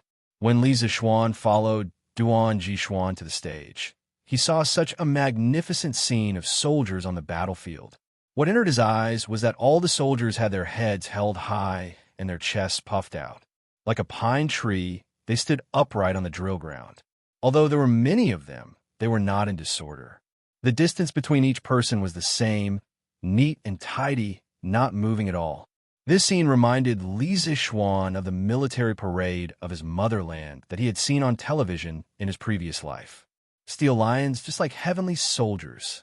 No wonder they were the strongest cavalry of the Tang Empire. With just one look, Li Zixuan could feel the strength of the army in front of him. Although this black armored army had only been formed for a few months, they already had an imposing aura. Reporting to the great general, other than the 20 men from the D Battalion who are transporting equipment outside the gate, the soldiers of the other 5 battalions have all arrived at the drill ground. No one is late. Seeing Duan Jishuan arrive, a tall and straight young soldier quickly walked forward and saluted Duan Jishuan with his fist clasped. Return to your ranks. Duan Jishuan nodded and said, "Yes." The young soldier replied and quickly retreated to the front of the troops on the left side of the stage. At this moment, Duan Jishuan walked to the front of the stage and scanned the entire drill ground with his tiger-like eyes. He stood with his hand behind his back, looking dignified even though he was not angry. After a moment of silence, he finally opened his mouth. "All soldiers listen to my order. At ease." Duan Jishuan's first sentence surprised Li Zixuan. What the hell was at ease? Wasn't this a movement that only existed in the modern army? Was Duan Jishuan still sleeping and talking in his sleep? But what he did not expect was that as soon as Duan Jishuan finished speaking, the 5,000 soldiers on the drill ground all neatly took half a step forward with their left foot and made a at ease gesture. Their movements were uniform and extremely precise. Of course, it was not absolutely uniform. There were 2 people at the back of the line who were slower by half a beat. Li Zixuan's sharp eyes recognized them immediately. Who else could they be but Cheng Chumo and Yuchi Baolin? These 2 fellows had participated in the military training of the academy, so it was impossible that they did not know the basic military movements, such as at ease and at ease. The reason why they were slower by half a beat was probably because they did not expect the black armored army to use of the academy's training. Fortunately, Duan Jishuan knew that they were new to the black armored army, so he pretended not to see the 2 discordant factors and continued speaking. It has been nearly 2 months since the expansion of the black armored army. As the most elite cavalry of the Great Tang, His Majesty has always placed high hopes on the black armored army. However, the black armored army's current strength is not worthy of His Majesty's high hopes. Fortunately, the black armored army's adjutant has finally arrived to take up his post. As for who our adjutant is, I'm sure all of you have heard of him before. Adjutant Li, come and greet the soldiers. Although Duan Jishuan did not shout at the top of his lungs, his voice could be heard in every corner of the drill ground. All 5,000 soldiers heard his words clearly. When they heard Duan Jishuan say that the black armored army's adjutant had finally arrived to take up his post, everyone could not help but look at the young general behind Duan Jishuan. He was so young, but he had already become a legend of the Great Tang. Chapter 1727. At the black armored army's camp. On the stage, Duan Jishuan had been silently observing Li Zixuan. He saw that not only did Li Zixuan not have stage fright in front of 5,000 black armored soldiers for the first time, he even managed to ignite the soldiers' passion with just a few words. Duan Jishuan couldn't help but nod in his heart. As a general, not only did he have to be good at leading soldiers in a battle, he also had to be good at controlling people's hearts and arousing their fighting spirit. Otherwise, he could only be considered a boorish fellow and definitely not a talented general. Li Zixuan had done well in this aspect.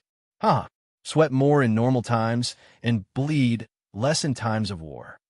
Duan Jishuan took a step forward and walked to Li Zixuan's side. He faced the soldiers below the stage and said loudly, "All of you have heard Adjunct Li's words. His Majesty has always placed great importance on the black armored army. This time, Adjunct Li has given the first batch of new equipment to the black armored army. Under such circumstances, if you still can't form a strong fighting force within 2 months, you will have let down His Majesty, Adjunct Li, and even more so, your parents and wives. At this point, Duan Jishuan's fierce eyes scanned the crowd. Perhaps the ordinary soldiers didn't know how valuable the equipment Li Zishuan had brought today were. However, as an important official of the imperial court and the leader of the Black Armored Army, how could he not know how valuable this batch of equipment was? Not to mention other things, even the generals of the 12 capital guards almost fought over this equipment. If not for Li Zishuan supporting the Black Armored Army, the moment Li Zishuan entered Chang and city, more than 100 carriages of equipment would have been divided among them. After pausing for a moment, Duan Jishuan's gaze turned serious, and he said loudly, "All generals, listen up. From today onwards, Adjunct Li will be in charge of the daily drill of the Black Armored Army. His orders are military orders and my orders. No one, no matter what position they hold, is allowed to disobey. Do you all understand?" As soon as he finished speaking, the soldiers on the drill ground were pleasantly surprised. They had not expected Li Zishuan to be entrusted with such an important task by Duan Jishuan as soon as he joined the Black Armored Troops. He had directly taken on the daily training of the Black Armored Troops. Not only were they shocked, Qiu Xingong was even more shocked. However, a trace of anger flashed across Qiu Xingong's face.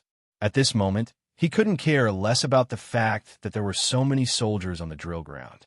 He walked 5 steps in front of Duan Jishuan and cupped his fists. "General Duan, Adjunct Li has just been appointed and is not familiar with the military affairs of the Black Armored Army. Furthermore, Adjunct Li has never led soldiers before. How can we let him take over the military affairs of the Black Armored Army?" Black Armored Army's camp. On the stage, Duan Jishuan had been silently observing Li Zishuan. He saw that not only did Li Zishuan not have stage fright in front of 5,000 Black Armored troops for the first time, he even managed to ignite the soldiers' passion with just a few words. Duan Jishuan couldn't help but nod in his heart. As a general, not only did he have to be adept at leading soldiers in a battle, he also had to be adept at controlling people's hearts and arousing their fighting spirit. Otherwise, he could only be considered a brute and definitely not a talented general. Li Zishuan had done well in this aspect. Haha, sweat more during normal times so that you can bleed less during wartime. Duan Jishuan took a step forward and walked to Li Zishuan's side. He faced the soldiers below the stage and said loudly, "All of you have heard Adjunct Li's words. His Majesty has always placed great importance on the Black Armored Army. This time, Adjunct Li has given the first batch of new equipment to the Black Armored Army. Under such circumstances, if you still can't form a strong fighting force within 2 months, you will have let down His Majesty, Adjunct Li, and your parents and wives." Chapter 1728. While the Black Armored Army was doing a roll call, the morning court was being held in Chang, and city's Taiji Palace. Li Er sat on the dragon throne. After listening to a few officials reporting some trivial matters, his eyes focused, and he said in a deep voice, "Dear officials, I received an urgent report yesterday. Xieli has gathered a large number of troops to encircle and annihilate Tuli's troops. Tuli Khan has asked me for help urgently. He wants the Tang Empire to send troops to help him resist Xieli." It was unknown if it was true or if Li Er was just making things up. Anyway, as soon as he said that, all the officials in the imperial court were in an uproar. The hall was filled with buzzing sounds, and it was a bit like a market. Cheng Yaojin and Qin Xiong closed their eyes and pretended to be in deep thought. They did not say a word because they were present when Li Zishuan proposed the plan to Li Er. Today, when Li Er said this, these two experienced old generals could guess what Li Er was going to say next. "Your Majesty, I think that the imperial court should send troops to help Tuli. Otherwise, after Xieli unifies the grassland, the next one to attack may be our Tang Empire. The imperial court cannot sit back and watch Xieli expand in the grassland." Fang Xianling stood out and bowed to Li Er. Old Fang had followed Li Er to fight in the north and south in the early years. Old Fang was definitely experienced in judging the war situation. I second the motion. Now that the Turks and the Tang Empire are like fire and water, at such a critical moment, we cannot let Xieli unify the grassland. The imperial court should send troops to help Tuli. Zhang Wuji also stood out and bowed to Li Er. After Zhang Wuji, some other officials and generals also stood out and seconded the motion. Li Jing also came to the morning court today. Unexpectedly, he actually stood out and objected. Your Majesty, I think that it is not appropriate for the Tang Empire to send troops now. As soon as he finished speaking, everyone was shocked. No one had expected that Li Jing, the war god of the Great Tang, would actually stand out to oppose when everyone was united against a common enemy and unanimously wanted to suppress the Turks. This was truly a little inconceivable. Li Er's gaze focused. He looked at Li Jing and asked, "Oh, what does apothecary mean?" Li Jing cupped his fists and said, "Your Majesty, it has only been a little more than a month since the Tang Empire began to prepare for war. The 400,000 soldiers, horses, and provisions needed to attack the Tujue have yet to be fully prepared. How can we recklessly declare war on Xieli? Marching into the grassland will not be the same as pacifying the rebellion in the Great Tang's territory a few years ago. When the time comes, the army's provisions and supplies will become incomparably difficult due to the distance. This old subject believes that at this time, whether it is the provisions and supplies or the preparation of the various armies, it is not advisable to shed all pretense of cordiality with Xieli and rashly start a war." Fang Xianling, Zhang Wuji, and the others could not help but frown. Although they agreed to send out troops, they had to admit that Li Jing's words made sense. It was indeed not the best time to start a war with the Turks. Medicine Master's words are reasonable. At present, my Great Tang has just experienced the plague of locusts and is not yet ready to start a full-scale war with Xieli. At this moment, Li Er opened his mouth. However, he immediately changed the topic and said, "But the imperial court can't just sit by and watch Xieli unify the grasslands and strengthen his strength.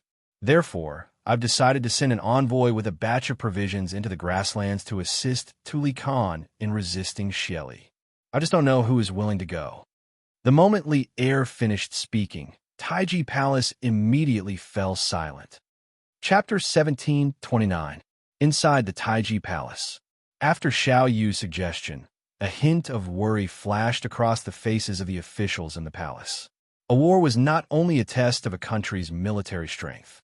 At the same time, it was also a huge test of a country's economic strength. After all, war required money. Otherwise, there wouldn't be such a saying in history that they were all militaristic. Li Er smiled and said, "Minister Xiao, you don't have to worry about money and provisions. I already have a foolproof plan. I will not let these 150,000 soldiers drag down the national treasury." Don't be fooled by Li Er's solemn vow and full confidence. In fact, he was very uncertain in his heart. No one knew if the national donation plan that Li Zishuan had suggested to him yesterday would work or not. If it worked, then everything would be fine. If it did not work, then the finances of the imperial court might not be able to support it.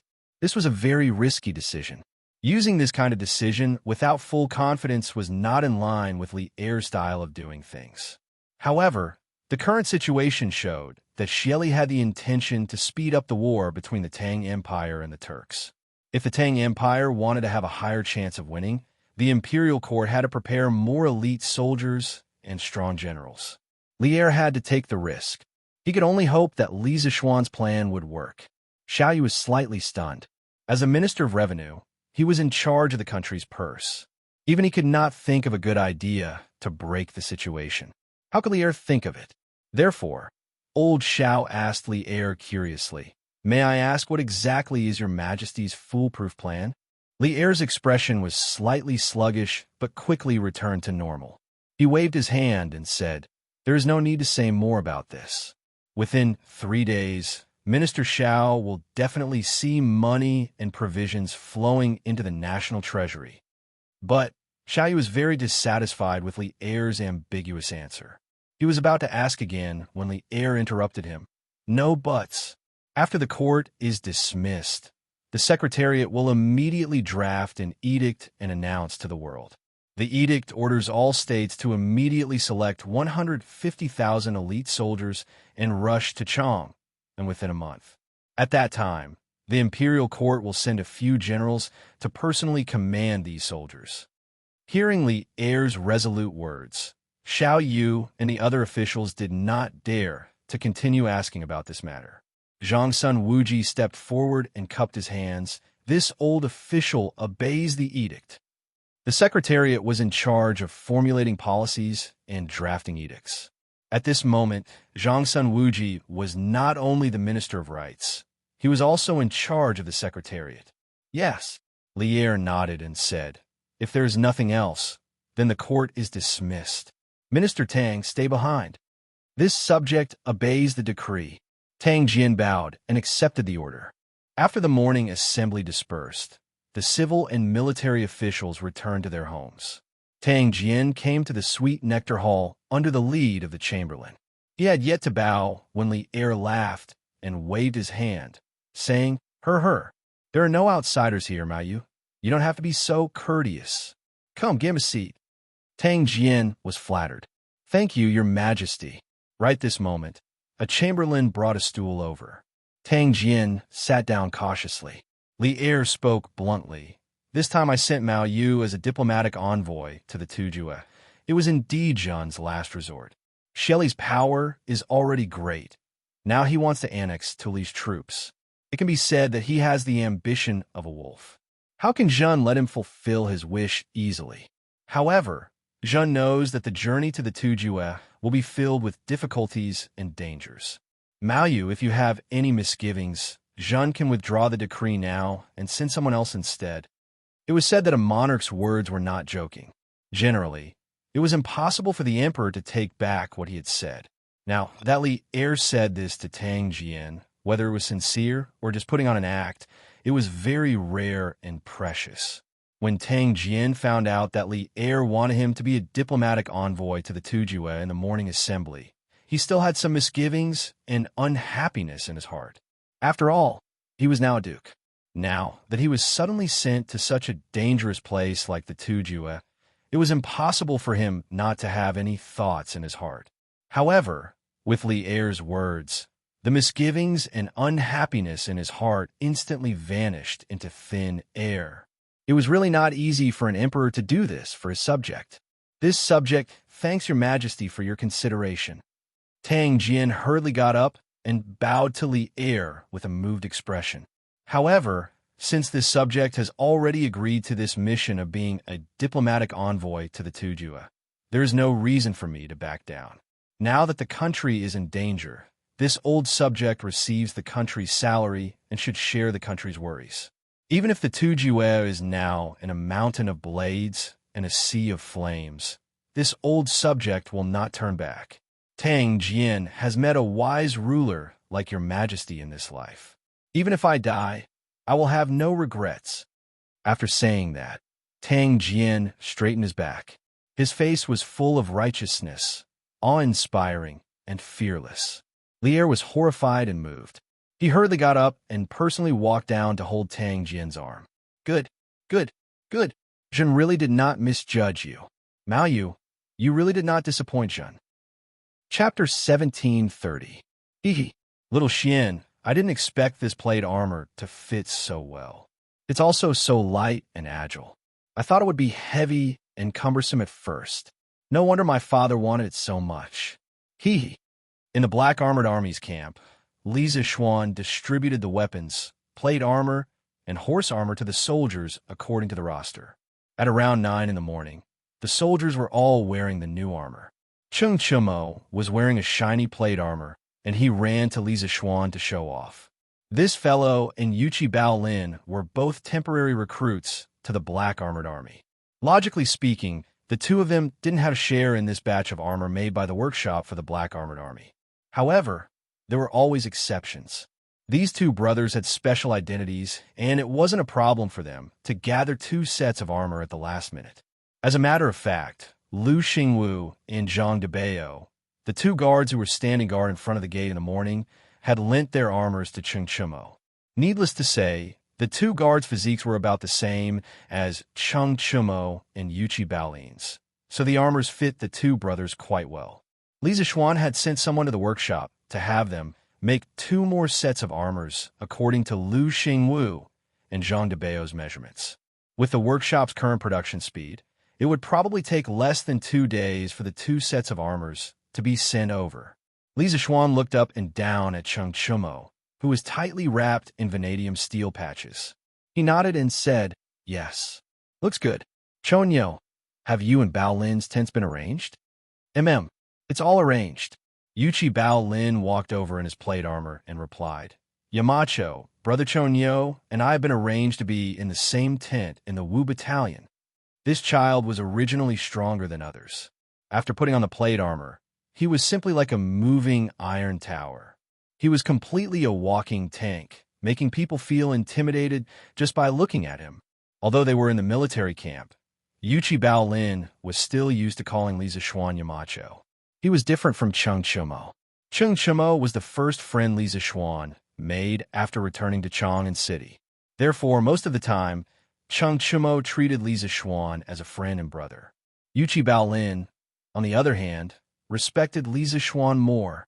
This was because he admired Li Zixuan both in terms of knowledge and martial arts. That's good." Li Zixuan nodded and couldn't help but breathe a sigh of relief. Cheng Yaojin and Yuqi Jingde had assigned Xianxia and Wuxia Bao Lin to the black armored troops respectively. This was both a form of protection for Li Zixuan and also a form of trust. Li Zixuan felt that at the very least, he could not let his brother suffer in the military. Otherwise, how could he be the big brother of this small group? That, Xiaoxian. Xianxia scratched his head as if he wanted to say something. Li Zixuan said angrily, "If you have something to say, just say it. Since when did you become such a shy little girl?" Puffed. Wuxia Bao Lin almost burst out laughing when he heard that. Xianxia blushed and said angrily, "Well, what little girl? You're the one who's acting like a little girl. I wanted to ask you, can Bao Lin and I stay in the same tent as you? It's too cramped for 10 people to stay in one tent. Also, 2 of our brother's big feet are too smelly." At this time, the Black Armor Troops camp was built in a military camp in the northwest of the imperial city. The soldiers usually stayed in tents and not houses. This way, they could recreate the situation of war to the greatest extent and allow the soldiers to be in a state of combat readiness at all times. Of course, with the current resources, it was impossible for every soldier to stay in a tent alone. Normally, 10 soldiers would share a tent. This was even more cramped than Yanhuang College's dormitory. The higher-ranked generals would stay in their own tents. Li Zixuan was the Black Armored Troops adjutant. Moreover, he had many identities and duties outside. This time, he had even brought a telegraph with him when he joined the Black Armored Troops. Therefore, he also had his own tent. That was why Xianxia wanted to come over and sleep there. Li Zixuan glanced at Xianxia and said angrily, "Your smelly feet aren't any better, are they? I've heard about it from Qin Ke and the others. How dare you look down on others?" In Yanhuang College's dormitory 001, Xiao's big feet were the most smelly. They could be used as poison gas bombs. Last year, Li Tai had complained to Li Zixuan about it many times in private. However, under the compulsion of the other dormitory members, Xianxia had developed the good habit of washing his feet frequently. Chapter 1731. What's wrong? Li Kanjun, you've been watching for so long. Have you seen anything? The Black Armored Army's camp. At this moment, the soldiers were training in full swing. Li Zixuan was also seriously observing the training of the soldiers on the drill grounds. He mainly wanted to understand more about the training methods of the soldiers of this era. After all, the military books that Li Jing gave him were only written descriptions. Things like the art of war had to be combined with theory and practice. Just as he was reading with relish, a sonorous and powerful voice exploded in his ears. He couldn't help but be startled. Turning his head to look, he saw that it was his old enemy, Qiu Xinggong, who had walked over without him noticing. Li Zixuan couldn't help but squint his eyes. He thought to himself that this old man didn't come with good intentions. Previously, this old man had humiliated him in front of Duan Jishuan. Now that Duan Jishuan wasn't around, would this old man do something out of line? Although this was what he thought, Li Zishuan wasn't afraid of Qiu Xingong at all. He would deal with whatever came his way. In front of so many people, what could this old man do to him? Speaking of which, Li Zishuan wasn't a pushover either. If they were to fight one-on-one, Qiu Xingong might not be able to defeat him. So it's General Qiu. Li Zishuan clasped his fists towards Qiu Xingong with a fake smile, and then said, "This junior has just entered the military camp and has never had any experience in the military. I only looked at it for a short while. How could I possibly see anything?" Qiu Xingong was stunned at first. He probably didn't expect Li Zishuan to be so carefree and admit his inadequacies. After a while, he grinned and said, I didn't expect Li Kanjun to be so self-aware. This is a good thing. The Black Armored Army's camp isn't like the Imperial Court. It's also not something your Yanwang College can compare to. You could be a fish in water in the Imperial Court and be a competent Yamacho in the Academy. However, that doesn't necessarily mean that you can be a qualified Black Armored Army conscript. When the old man saw Li Zishuan's humble attitude, he took advantage of his seniority to take advantage of the situation. Li Zishuan resisted the urge to ridicule him and said, "General Qiu has fought alongside His Majesty for many years. Your experience and knowledge are naturally much richer than this junior's. This junior also knows that my ability is limited, and I'm not sure if I can be a good commander. If General Qiu has the time and can impart some of your experience to this junior will naturally be very grateful." What? Li Kanjun, you've been observing for so long. The Black Armored Army's camp. At this moment, the soldiers were training in full swing. Li Zishuan was also seriously observing the training of the soldiers on the drill grounds. He mainly wanted to understand more about the training methods of the soldiers of this era. After all, the military books that Li Jing gave him were only written descriptions. Things like the art of war had to be combined with theory and practice. Just as he was reading with relish, a sonorous and powerful voice exploded in his ears. He couldn't help but be startled. Turning his head to look, he saw that it was his old enemy, Qiu Xingong, who had walked over without him noticing. Li Zishuan couldn't help but squint. He thought to himself that this old man didn't come with good intentions. Previously, this old man had humiliated him in front of Duan Jishuan. Now that Duan Jishuan wasn't here, would this old man do something out of line? Although this was what he thought, Li Zishuan wasn't afraid of Qiu Xingong at all. He would deal with whatever came his way. In front of so many people, what could this old man do to him? Speaking of which, Li Zishuan, wasn't a pushover. If they really fought one-on-one, Qiu Xingong might not be able to beat him. So it's General Qiu. Li Zishuan put on a fake smile and clasped his fist towards Qiu Xingong. He then said, "This junior has just entered the military camp and has never had any experience in the military. I've only observed for a short while. How could I have seen anything?" Qiu Xingong was stunned at first. He probably didn't expect Li Zishuan to be so carefree and admit his inadequacies directly. After being stunned for a moment, he smiled and said, "I didn't expect you to be so self-aware. This is a good thing. The Black Armored Army's camp isn't like the Imperial Court. It's also not something your Yanwang College can compare to. You can be a fish in water in the Imperial Court, gain the Emperor's favor, and be a competent Yamacho in the Academy. However, that doesn't necessarily mean that you can be a qualified general in the Black Armored Army." When the old man saw Li Zishuan's humble attitude, he took advantage of his seniority to flaunt his seniority. Li Zishuan resisted the urge to ridicule him and said, "General Qiu has fought alongside His Majesty for many years. Your experience and knowledge are naturally much richer than this junior's. This junior also knows that my ability is limited, and I'm not sure if I could do a good job in the army. If General Qiu has the time and can teach this junior some experience, this junior will naturally be very grateful." What? You've been watching for so long. Li Zishuan, have you seen anything? The Black Armored Army's camp. At this moment, the soldiers were training in full swing. Li Zishuan was also seriously observing the training of the soldiers on the drill grounds. He mainly wanted to understand more about the training methods of the soldiers of this era. After all, the military books that Li Jing gave him were only written descriptions. Things like the art of war had to be combined with theory and practice. Just as he was reading with relish, a sonorous and powerful voice exploded in his ears. He couldn't help but be startled. Turning his head to look, he saw that it was his old enemy, Qiu Xingong, who had walked over without him noticing. Li Zixuan couldn't help but squint his eyes. He thought to himself that this old man didn't come with good intentions.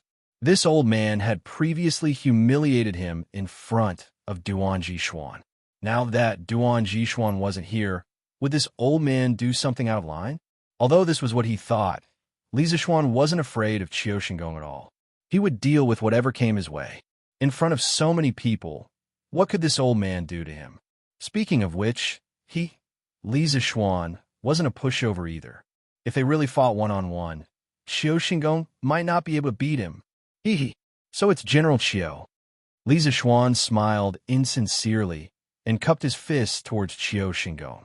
He then said, "This junior has just entered the military camp and has never had any experience in the military. I've only watched for a short while. How could I have seen anything?" Qiu Xingong was stunned at first. He probably didn't expect Li Zixuan to be so carefree and admit his inadequacies directly. After being stunned for a moment, he smiled and said, I didn't expect General Li to be so self-aware. This is a good thing. The Black Armored Army's camp isn't like the Imperial Court. It's also not something your Yanhuang College can compare to. You could be a fish in water in the Imperial Court, gain the Emperor's favor, and be a competent Yamacho in the Academy. However, that doesn't necessarily mean that you can be a qualified general in the Black Armored Army. Seeing Li Zixuan's humble attitude, this old man took advantage of his seniority to flaunt his seniority. Li Zixuan resisted the urge to ridicule him and said, "General Qiu has fought alongside His Majesty for many years. Your experience and knowledge are naturally much richer than this junior. This junior also knows that my abilities are limited, and I'm not sure if I can be a good general in the military. If General Qiu has the time and can impart some experience to me, this junior will be very grateful." What? General Li has been watching for so long. Have you seen anything? The Black Armored Army's camp. At this moment, the soldiers were training in full swing. Li Zixuan was also seriously observing the training of the soldiers on the drill grounds. He mainly wanted to understand more about the training methods of the soldiers of this era. After all, the military books that Li Jing gave him were only written descriptions. Things like the art of war had to be combined with theory and practice. Just as he was reading with relish, a sonorous and powerful voice exploded in his ears. He couldn't help but be startled. Turning his head to look, he saw that it was his old enemy, Qiu Xingong, who had walked over without him noticing. Li Zixuan couldn't help but squint his eyes. He thought to himself that this old man didn't come with good intentions. This old man had previously humiliated him in front of Duan Jixuan. Now that Duan Jixuan wasn't here, would this old man do something out of line? Although this was what he thought, Li Zixuan wasn't afraid of Qiu Xingong at all. He would deal with whatever came his way. In front of so many people, what could this old man do to him? Speaking of which, Li Zixuan, wasn't a pushover either. If they really fought one-on-one, Qiu Xingong might not be able to beat him. So it's General Qiu. Li Zixuan put on a fake smile and clasped his fists towards Qiu Xingong. He then said, "This junior has just entered the military camp and has never had any military experience. I've only watched for a short while. How could I have seen anything?" Qiu Xingong was stunned at first. He probably didn't expect Li Zixuan to be so carefree and admit his inadequacies directly. After being stunned for a moment, he smiled and said, I didn't expect you to be so self-aware. This is a good thing. The Black Armored Army's camp isn't like the Imperial Court. It's also not something your Yanhuang College can compare to. You could be a fish in water in the Imperial Court and gain the Emperor's favor. You could be a competent Yamacho in the Academy, but that doesn't necessarily mean that you could be a qualified general in the Black Armored Army. Seeing Li Zixuan's humble attitude, this old man took advantage of his seniority to flaunt his seniority. Li Zixuan resisted the urge to ridicule him and said, General Qiu has fought alongside His Majesty for many years. Your experience and knowledge are naturally much richer than mine. I also know that my abilities are limited, and I'm not sure if I could be a good general in the army. If General Qiu has the time and can impart some of your experience to me, I will be very grateful. Why? You've been watching for so long. Li Zixuan, have you seen anything? The Black Armored Army's camp. At this moment, the soldiers were training in full swing. Li Zixuan was also seriously observing the training of the soldiers on the drill grounds. He mainly wanted to understand more about the training methods of the soldiers of this era. After all, the military books that Li Jing gave him were only written descriptions. Things like the art of war had to be combined with theory and practice. Just as he was reading with relish, a sonorous and powerful voice exploded in his ears. He couldn't help but be startled. Turning his head to look, he saw that it was his old enemy, Qiu Xingong, who had walked over without him noticing. Li Zixuan couldn't help but narrow his eyes. He thought to himself that this old man didn't come with good intentions. Previously, this old man had humiliated him in front of Duan Jixuan. Now that Duan Jixuan wasn't here, would this old man do something out of line?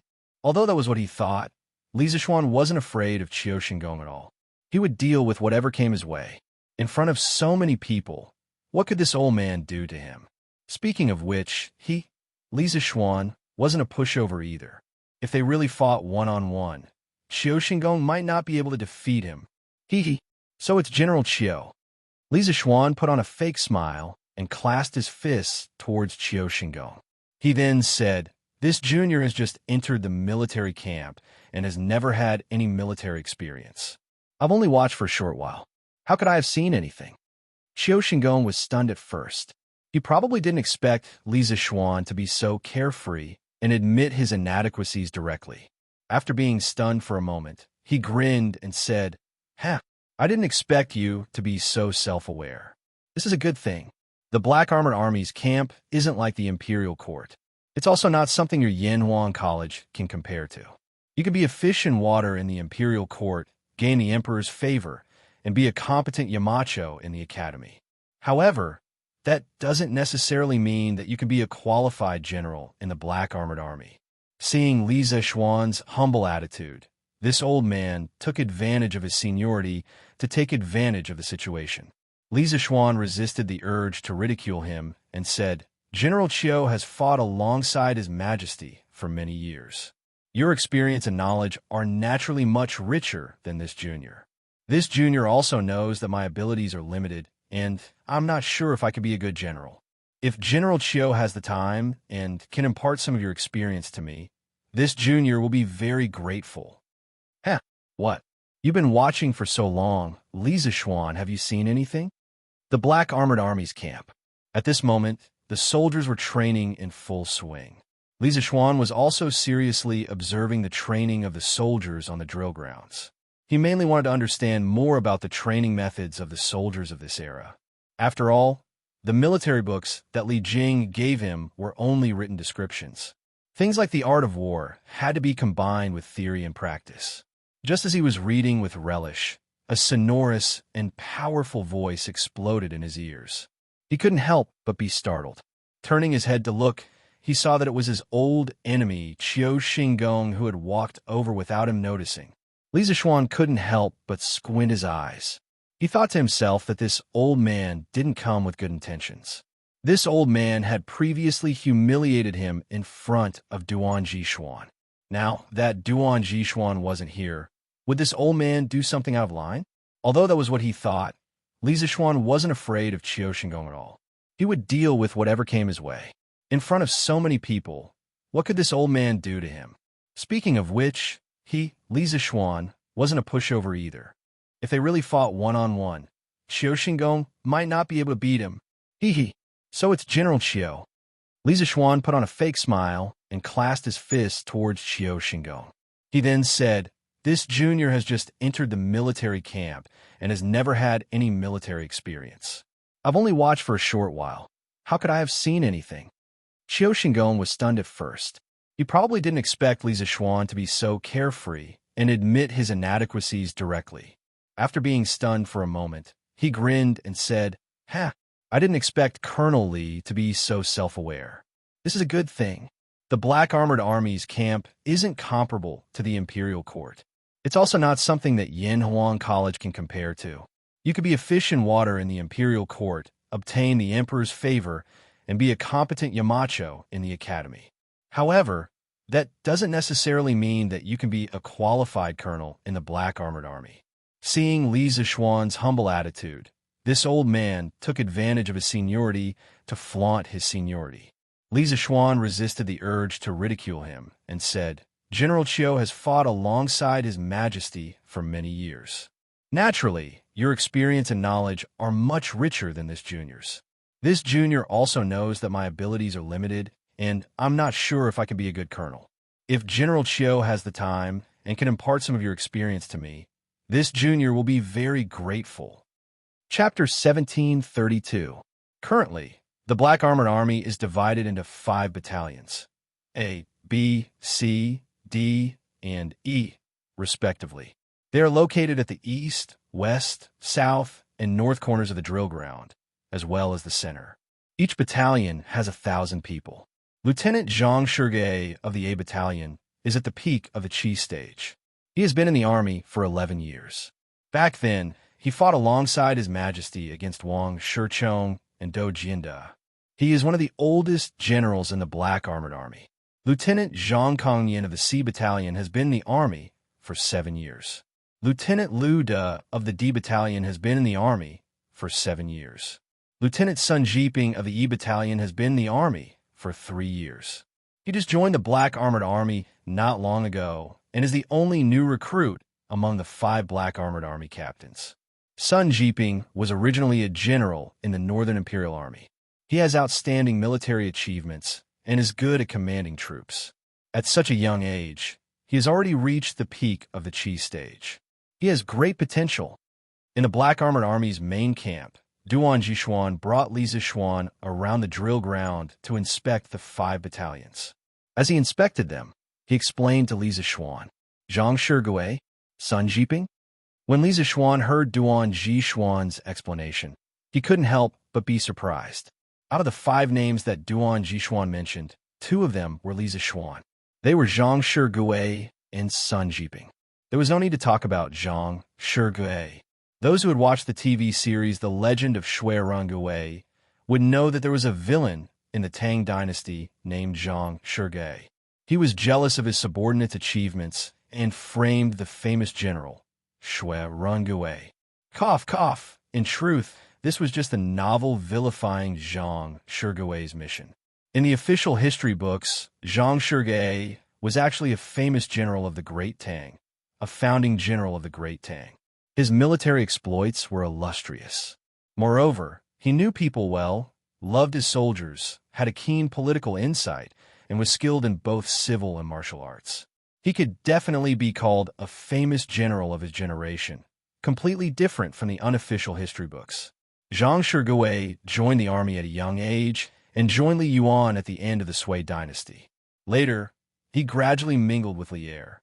When Li Er established the Black Armored Army, Zhang Shigui was one of the first Black Armored Army generals.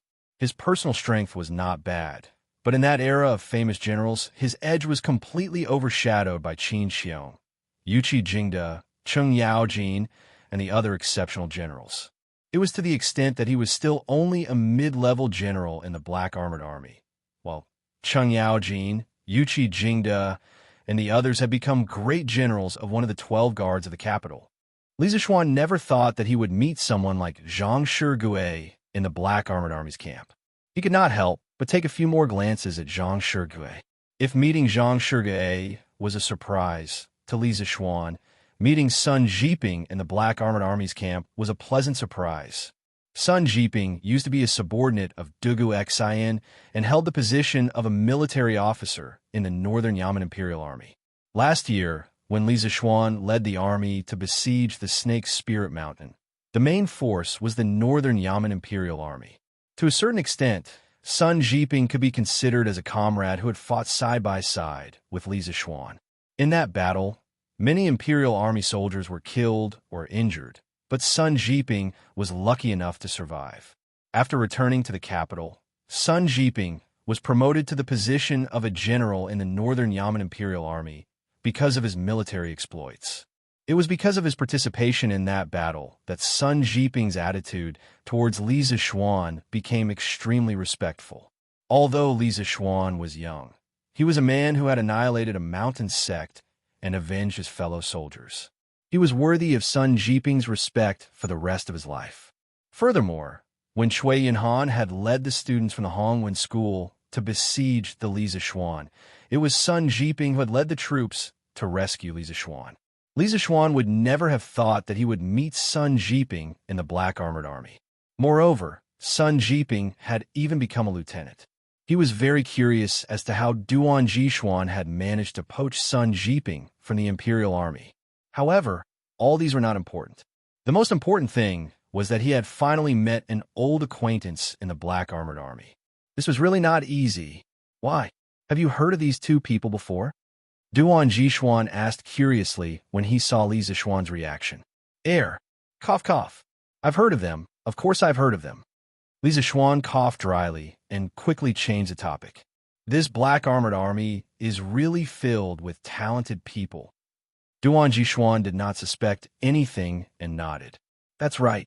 The soldiers in the Black Armored Army are all elites from the various armies. It is because they are all elite soldiers that His Majesty was able to defeat Wang Shichong's army of 100,000 with just 3,000 Black Armored Army during the crucial battle in Luoyang. Li Zishuan could not help but nod his head. Sometimes quality was more important than quantity. It was the same principle as the special forces of the modern era. Those who could become special forces were the kings of soldiers. If such people were to form a group of elite soldiers, they would be like a sharp sword on the battlefield. They would often be able to achieve unexpected results. Half a month ago, His Majesty ordered the 12 military guards to step up their training. All the soldiers are urgently preparing for battle, as the Black Armored Army has just been expanded and His Majesty has high hopes for them. The training pressure on the Black Armored Army is undoubtedly the greatest. Now that Li Zishuan has come to the barracks, I hope that you can integrate into the Black Armored Army as soon as possible so that the Black Armored Army can become a fighting force as soon as possible. Duan Jishuan suddenly sighed and said faintly. Li Zishuan clasped his fist and said, "It is my duty to do so. Let me bring you to continue watching." Duan Jishuan nodded and pointed to a group of soldiers who were training on the drill ground. He said, "Ever since His Majesty led the officials to Yanhuang College to watch your military training ceremony last year, the various barracks in the capital have gradually begun to implement your formation training method. It is not difficult and has some similarities with the previous training methods in the barracks. You saw it when the soldiers gathered on the drill ground this morning. They stood in neat formation.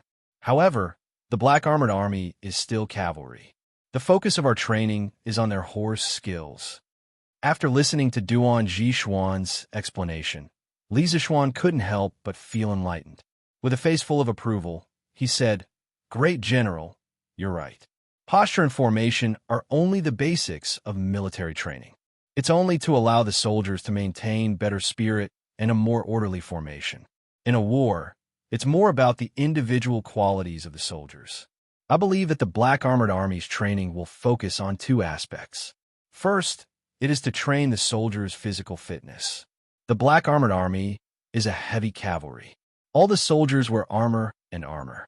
In war, it is very taxing on their physical fitness. We must ensure that all the soldiers have sufficient physical fitness. Second, it is to cultivate the rapport between the soldiers and their horses. The horses are the cavalry's second life on the battlefield. Only when the two work together can the advantages of the cavalry be maximized." Not bad, not bad. In such a short period of time, Li Zishuan was able to understand these 2 points. This is already very commendable. Next, I can rest assured that the training of the Black Armored Army will be handed over to you, Duan Jishuan said with a face full of praise. Chapter 1733. This is my first time in military affairs, and there are many things I do not understand. I hope that general will enlighten me when the time comes. After conversing with Duan Jixuan, Li Zixuan was enlightened. At the very least, he had a rough plan for the training of the black armored troops. As for the details, he would need to use Li Jing's Mirror of Six Armies and the training methods of modern soldiers to supplement and perfect it. Kiki. Of course, of course. Duan Jixuan smiled knowingly and replied, HM, Great General, what are the soldiers of the A Battalion doing? Are they preparing for the equestrian archery training? Coincidentally, at this moment, the formation of the 1st Battalion dispersed. The soldiers brought out war horses from the stables and came to the drill ground. 1 man and 1 horse. Very quickly, more than 1,000 soldiers and more than 1,000 war horses once again formed a neat square formation.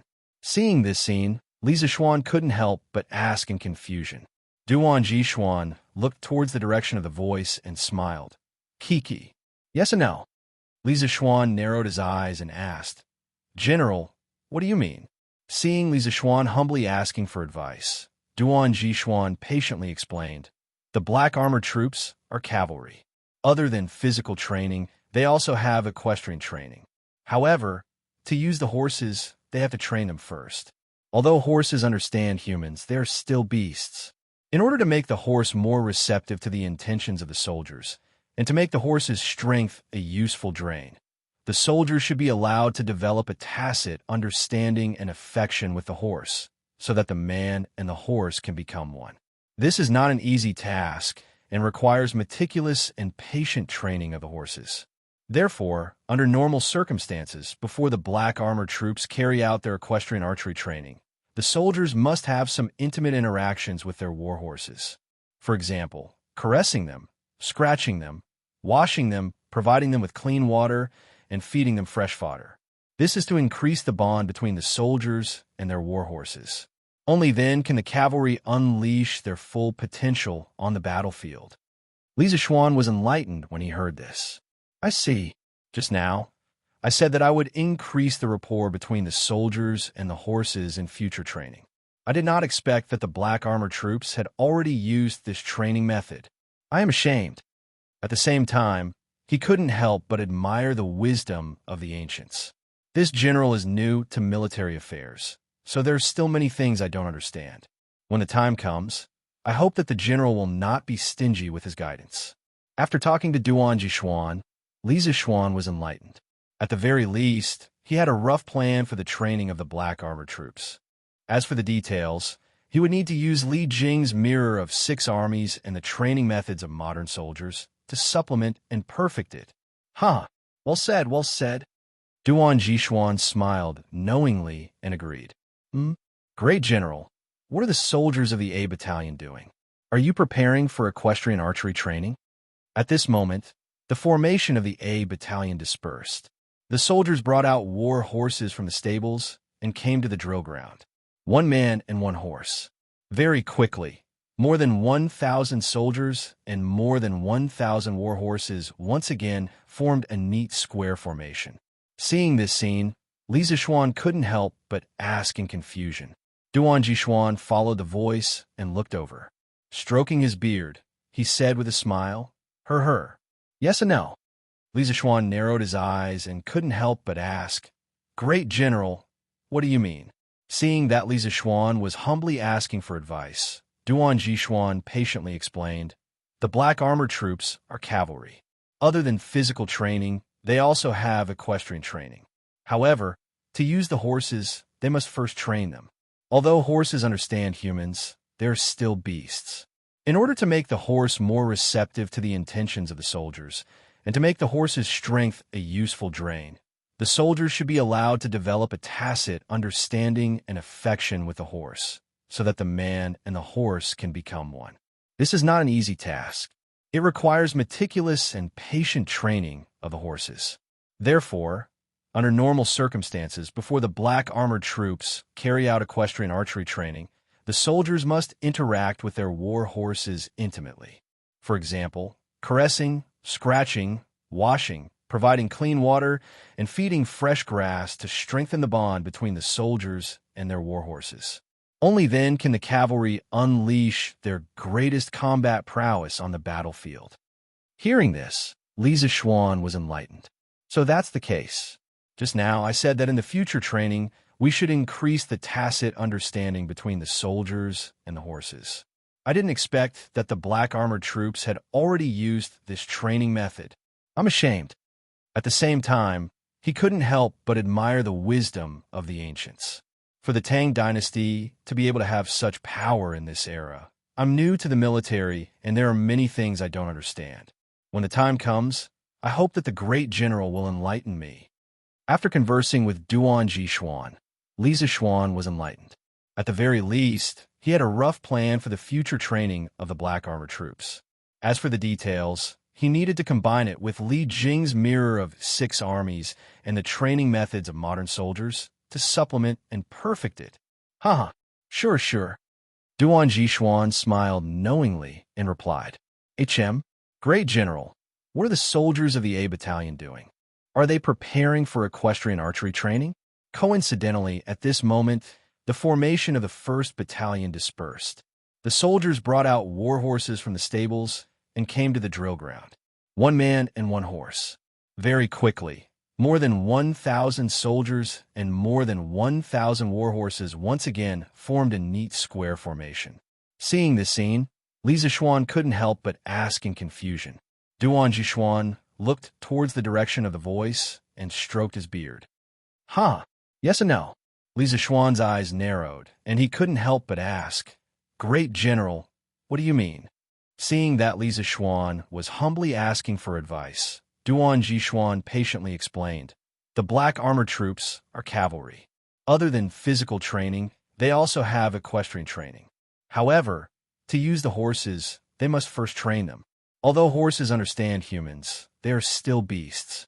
In order to make the horse more receptive to the intentions of the soldiers, and to make the horse's strength a useful drain, the soldiers should be allowed to develop a tacit understanding and affection with the horse, so that the man and the horse can become one. To do this, it is not easy. It requires meticulous and patient training of the horses. Therefore, under normal circumstances, before the black armored troops carry out equestrian archery training, the soldiers must interact with their war horses intimately. For example, caressing, scratching, washing, providing clean water, and feeding fresh grass to strengthen the bond between the soldiers and their war horses. Only then can the cavalry unleash their greatest combat prowess on the battlefield. Hearing this, Li Zishuan was enlightened. So that's the case. Just now, I said that in the future training, we should increase the tacit understanding between the soldiers and their horses. I didn't expect that the black armored troops had already used this training method. I'm ashamed. At the same time, he couldn't help but admire the wisdom of the ancients. For the Tang dynasty to be able to have such a great military force in this era, there's still many things that I don't understand. When the time comes, I hope that the great general will enlighten me. After conversing with Duan Jishuan, Li Zishuan was enlightened. At the very least, he had a rough plan for the future training of the black armored troops. As for the details, he would need to use Li Jing's mirror of 6 armies and the training methods of modern soldiers to supplement and perfect it. Of course. Duan Jishuan smiled knowingly and replied, Great General, what are the soldiers of the A Battalion doing? Are they preparing for equestrian archery training? Coincidentally, at this moment, the formation of the A Battalion dispersed. The soldiers brought out war horses from the stables and came to the drill ground.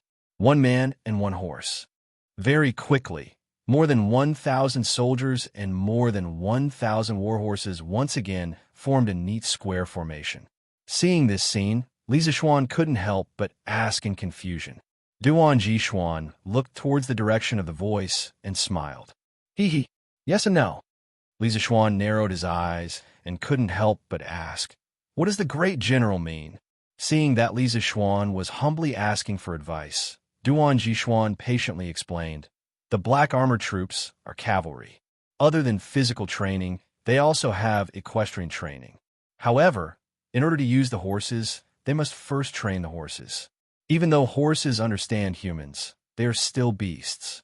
In order to make the horse more receptive to the intentions of the soldiers, and to make the horse's strength a useful drain, the soldiers should be allowed to develop a tacit understanding and affection with the horse, so that the man and the horse can become one. This is not an easy task and requires meticulous and patient training of the horses. Therefore, under normal circumstances, before the black armored troops carry out equestrian archery training, the soldiers must interact with their war horses intimately. For example, caressing, scratching, washing, providing clean water, and feeding fresh grass to strengthen the bond between the soldiers and their war horses. Only then can the cavalry unleash their greatest combat prowess on the battlefield. Hearing this, Li Zishuan was enlightened. So that's how it is. Just now, I said that in the future training, I would increase the content of developing a tacit understanding between the soldiers and the horses. I didn't expect the black armor troops to have already used this training method. I'm ashamed. At the same time, he couldn't help but admire the wisdom of the ancients. For the Tang dynasty to be able to have such a great military force in this era, there's still many things that I don't understand. When the time comes, I hope that the Grand General will enlighten me. After conversing with Duan Jishuan, Li Zishuan was enlightened. At the very least, he had a rough plan for the black armored troops' future training. As for the details, he would need to use Li Jing's mirror of 6 armies and the training methods of modern soldiers to supplement and perfect it. Of course. Duan Jishuan smiled knowingly and replied, HM, Grand General, what are the soldiers of the A Battalion doing? Are they preparing for equestrian archery training? Coincidentally, at this moment, the formation of the 1st Battalion dispersed. The soldiers brought out war horses from the stables and came to the drill ground. 1 man and 1 horse. Very quickly, more than 1,000 soldiers and more than 1,000 war horses once again formed a neat square formation. Seeing this scene, Li Zishuan couldn't help but ask in confusion. Duan Jishuan looked towards the direction of the voice and smiled. Yes and no. Li Zishuan narrowed his eyes and couldn't help but ask, what does the Grand General mean? Seeing that Li Zishuan was humbly seeking advice, Duan Jishuan patiently explained, the Black Armored Army is a cavalry unit. Other than physical training, the soldiers also have horsemanship training. However, in order to use a horse, they must first train the horse. Although horses understand humans, they are still beasts. In order to make them accept the intentions of the soldiers and use the strength of the horses effectively, the soldiers and the horses have to develop a tacit understanding and relationship. This was not an easy task. It required a lot of meticulous and patient training of the warhorse. Therefore, under normal circumstances, before the black armored troops carry out their equestrian archery training, the soldiers must have some intimate interactions with their war horses. For example, caressing them, scratching them, washing them, providing them with clean water, and feeding them fresh fodder.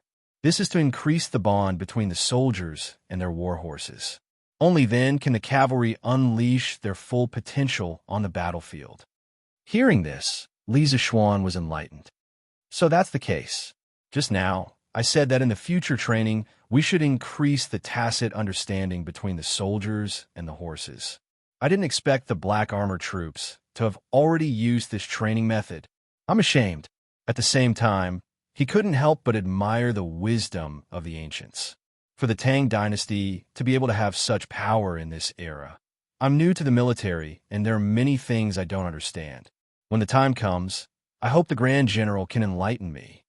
After conversing with Duan Jishuan, Li Zishuan was enlightened. At the very least, he had a rough plan for the future training of the black armor troops. As for the details, he would need to use Li Jing's mirror of 6 armies and the training methods of modern soldiers to supplement and perfect it. Sure. Duan Jishuan smiled knowingly and replied, HM, Grand General, what are the soldiers of the A Battalion doing? Are they preparing for equestrian archery training? At this moment, the formation of the A Battalion dispersed. The soldiers brought out war horses from the stables and came to the drill ground. 1 man and 1 horse. Very quickly, more than 1,000 soldiers and more than 1,000 warhorses once again formed a neat square formation. Seeing this scene, Li Zishuan couldn't help but ask in confusion. Duan Jishuan looked towards the direction of the voice and stroked his beard. Hee. Yes and no. Li Zishuan narrowed his eyes and couldn't help but ask, Grand General, what do you mean? Seeing that Li Zishuan was humbly asking for advice, Duan Jishuan patiently explained, the black armor troops are cavalry. Other than physical training, they also have equestrian training. However, to use the horses, they have to train them first. Although horses understand humans, they're still beasts. In order to make the horse more receptive to the intentions of the soldiers, and to make the horse's strength a useful drain, the soldiers should be allowed to develop a tacit understanding and affection with the horse, so that the man and the horse can become one. To do this, it is not easy. It requires meticulous and patient training of the war horses. Hence, under normal circumstances, before the black armored troops undergo equestrian archery training, the soldiers have to interact with their war horses intimately. For example, caressing, scratching, washing, providing clean water, and feeding fresh grass to increase the bond between the soldiers and the war horses. On the battlefield, only then can the cavalry unleash their full potential. Li Zishuan heard this and was enlightened. So that's how it is. Just now, I said that in the future training, I would increase the content of developing a tacit understanding between the soldiers and the war horses. I didn't expect that the black armored troops had already used this training method. I'm ashamed. At the same time, he couldn't help but admire the wisdom of the ancients. Chapter 1734. Qiu Xingong was originally inspecting the training of the soldiers in 2nd Battalion. Before Li Zishuan came to the barracks, he was in charge of the daily training of the Black Armored Army. Just now, one of his personal guards suddenly came to report that Li Zishuan was going to display his archery skills on the drill ground. Qiu Xingong was instantly energized. Li Zishuan's master was spiritual masterling, Su, and his martial arts were superb. This was something that the entire Chang and city and even the entire world knew. However, at the same time, everyone also knew that Li Zishuan's weapon of choice was the sword and not the bow. One had to know that there were many types of bows. The horn bow used by the Black Armored Army was completely different from the bow used by the common people. Even though Li Zishuan had used a bow before, it was impossible for him to adapt and familiarize himself with the special horn bow in the army in such a short period of time. Therefore, Li Zishuan's archery skills demonstration this time was undoubtedly a humiliation to Qiu Xingong. How could he miss such a good show? It's not a demonstration. It's just that I have never used a bow before. Now that I have joined the Black Armored Army, I should at least learn the art of equestrian archery. Therefore, I asked someone to bring me a bow to give it a try. Li Zishuan had lived 2 lifetimes. Although he wasn't considered to be a sophisticated person, his emotional intelligence was definitely not bad. How could he not see that Qiu Xingong wanted to see him make a fool out of himself? However, after all, he had never used a bow before, and he wasn't sure how he would perform later. Therefore, he didn't boast. He didn't like to show off something that he wasn't confident in. You are too humble, Instructor Li. Qiu Xingong walked to Li Zishuan and said with a fake smile, in the entire Chang and city, who doesn't know that Instructor Li is the son of an immortal and has unparalleled martial arts? Why would you be stumped by a mere bow? Oh, this is a 3-stone bow. TSK. Instructor Li's arm strength is indeed amazing. It was this old man who couldn't help but click his tongue and sigh when he saw the horn bow that one of Duan Jishuan's personal guards handed to Li Zishuan. In the Tang dynasty, 1 stone was equivalent to 106 caddies in modern times. Hence, a 3-stone bow would require an arm strength of more than 300 caddies to draw. To most people, this requirement was quite high. To most people in modern times who were in suboptimal health all year round, an arm strength of more than 300 caddies was simply unattainable. However, to those who practice martial arts, it was not difficult, especially for a martial arts master like Li Zishuan. In addition, when the soldiers of the Tang dynasty joined the army, there was usually a hard condition, and that was that they had to be able to draw at least 1 stone bow General Chiu has been through hundreds of battles, and your archery skills are unparalleled. Why are you making fun of me? Li Zixuan couldn't be bothered to pay any attention to Qiu Xingong, this yin-yang man. He pulled out an arrow from the quiver on the back of the soldier beside him. On the other side, there was naturally a soldier who had set up a target 300 zhang away from Li Zixuan. 300 feet, 100 meters, 100 steps away.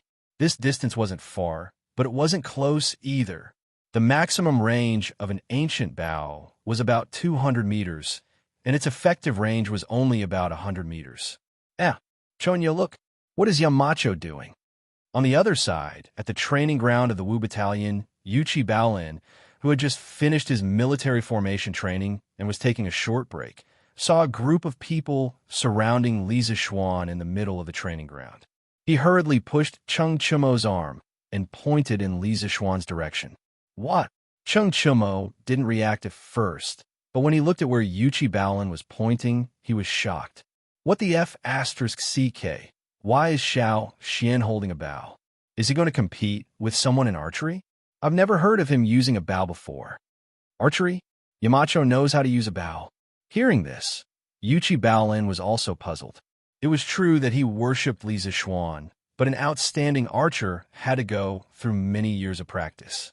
Could it be that Li Zixuan had been practicing archery for a long time? Let's go.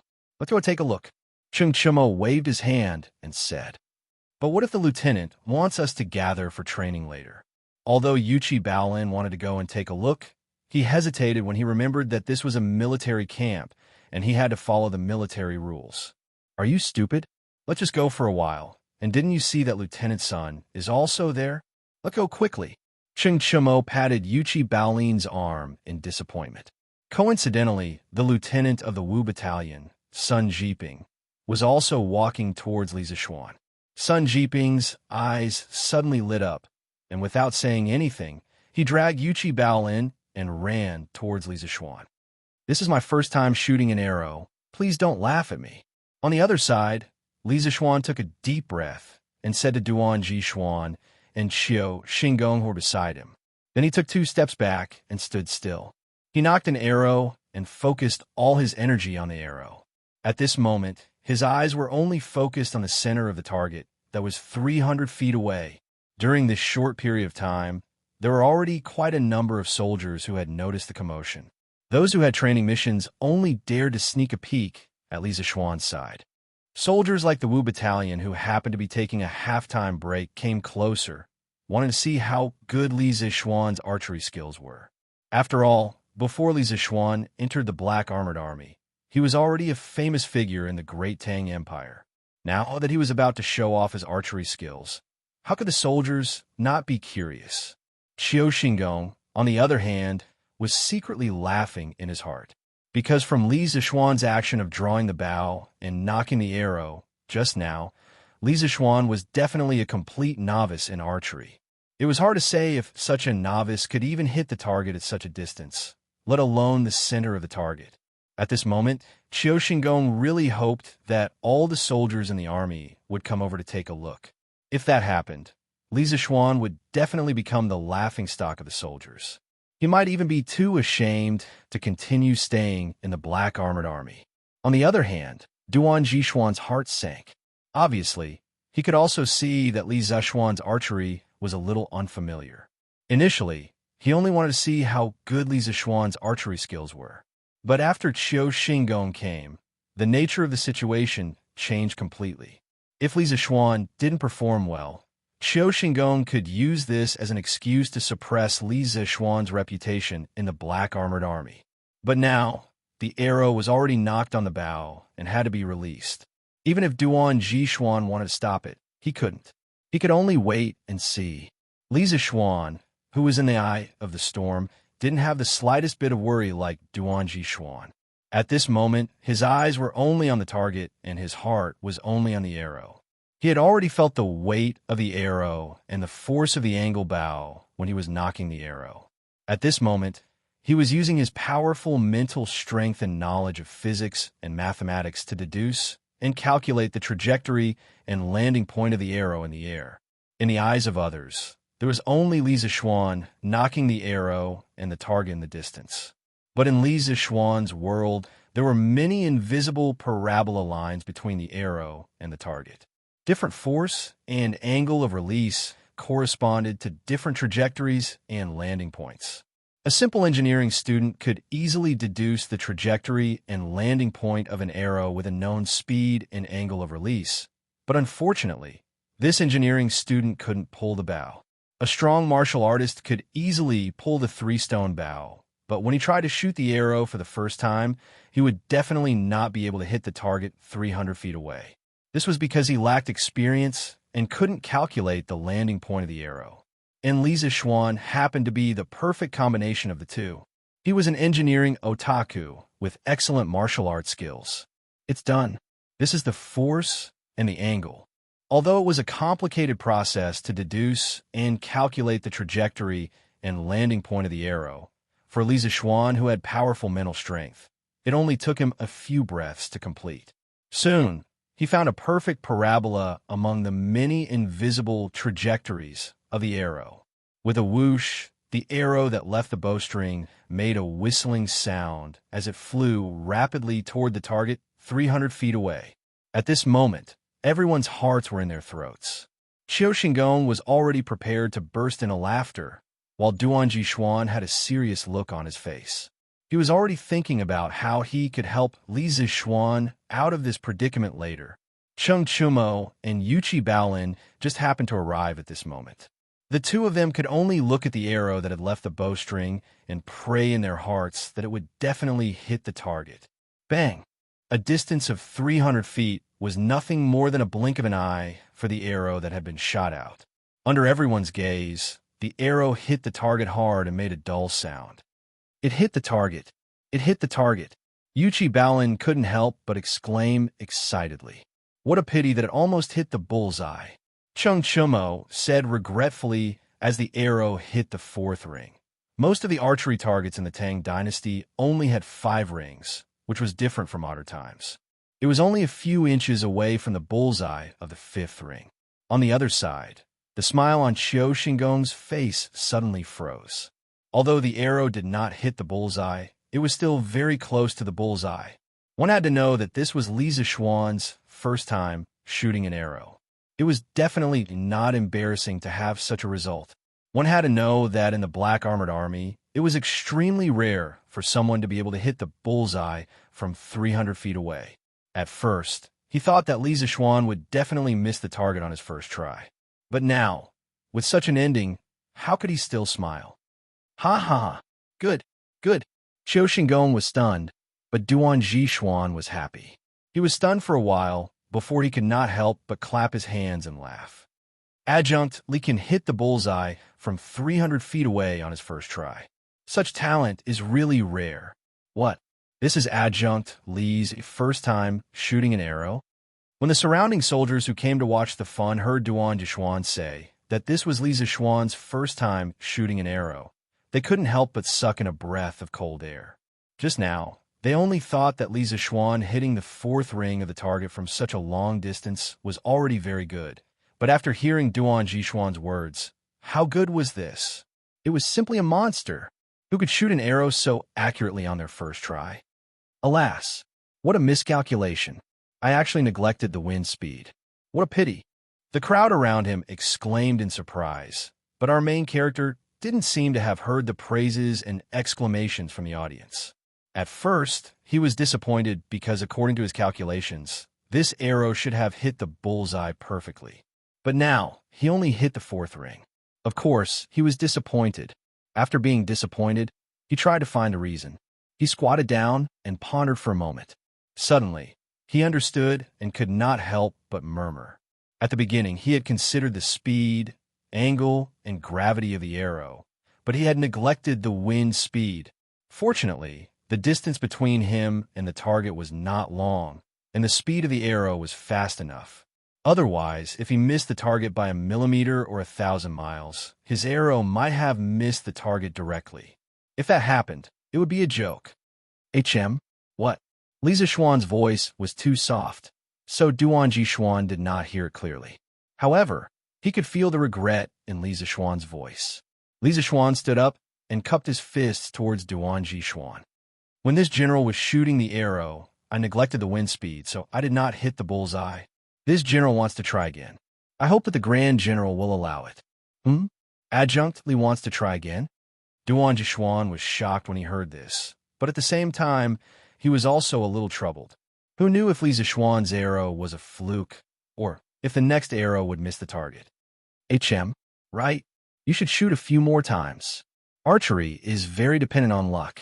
Qiu Xingong's eyes lit up as he hurriedly agreed. Obviously, this old man thought that Li Zixuan's first arrow was purely luck. If he tried a few more times, he would definitely not be so lucky. As for Li Zixuan's claim that his first arrow did not hit the bullseye because he neglected the wind speed, Qiu Xingong felt that it was completely boasting.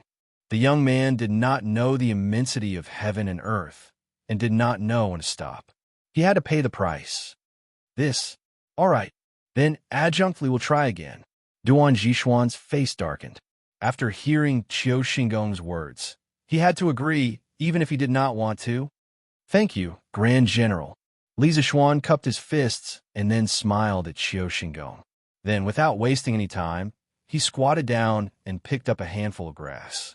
Then he released his hand, and the grass fell with the wind. Southeast wind, 5 meters per second. Soon, Li Zixuan estimated the current wind speed. Then, he directly took out an arrow from the quiver on the soldier's back. His powerful spiritual power began to move. Countless invisible lines appeared before his eyes. This time, the lines were different from the previous ones. There was an additional correction of wind speed compensation. It should be about time. Soon, Li Zixuan finished his deduction and calculation. He chose the best shooting angle and speed, and the arrow was shot out again. With a whoosh, there was a sonic boom in the air. Everyone held their breaths and stared at the arrow that left the bowstring. At this time, Li Zixuan looked away. This was because when the arrow was in midair, he was already sure that this arrow would hit the bullseye. He did not stop and quickly took out another arrow. Using the same speed and angle as before, he shot the arrow again. In this way, 3 arrows were shot consecutively. Bang, bang, bang. Li Zixuan's hand movements were as fast as lightning. The arrow's speed in the air was also as fast as lightning. Soon, the 3 arrows hit the target and made 3 sounds of impact. It hit. 3 consecutive arrows. All hit the bullseye. Duan Jixuan's eyes were fixed on the target. When the 3rd arrow hit the bullseye, he suddenly looked as if he had seen a ghost and could not help but exclaim. At the center of the bullseye, 3 arrows hit the bullseye one after the other. Moreover, the arrow at the back just happened to hit the arrow in front. In other words, all 3 arrows hit the same spot.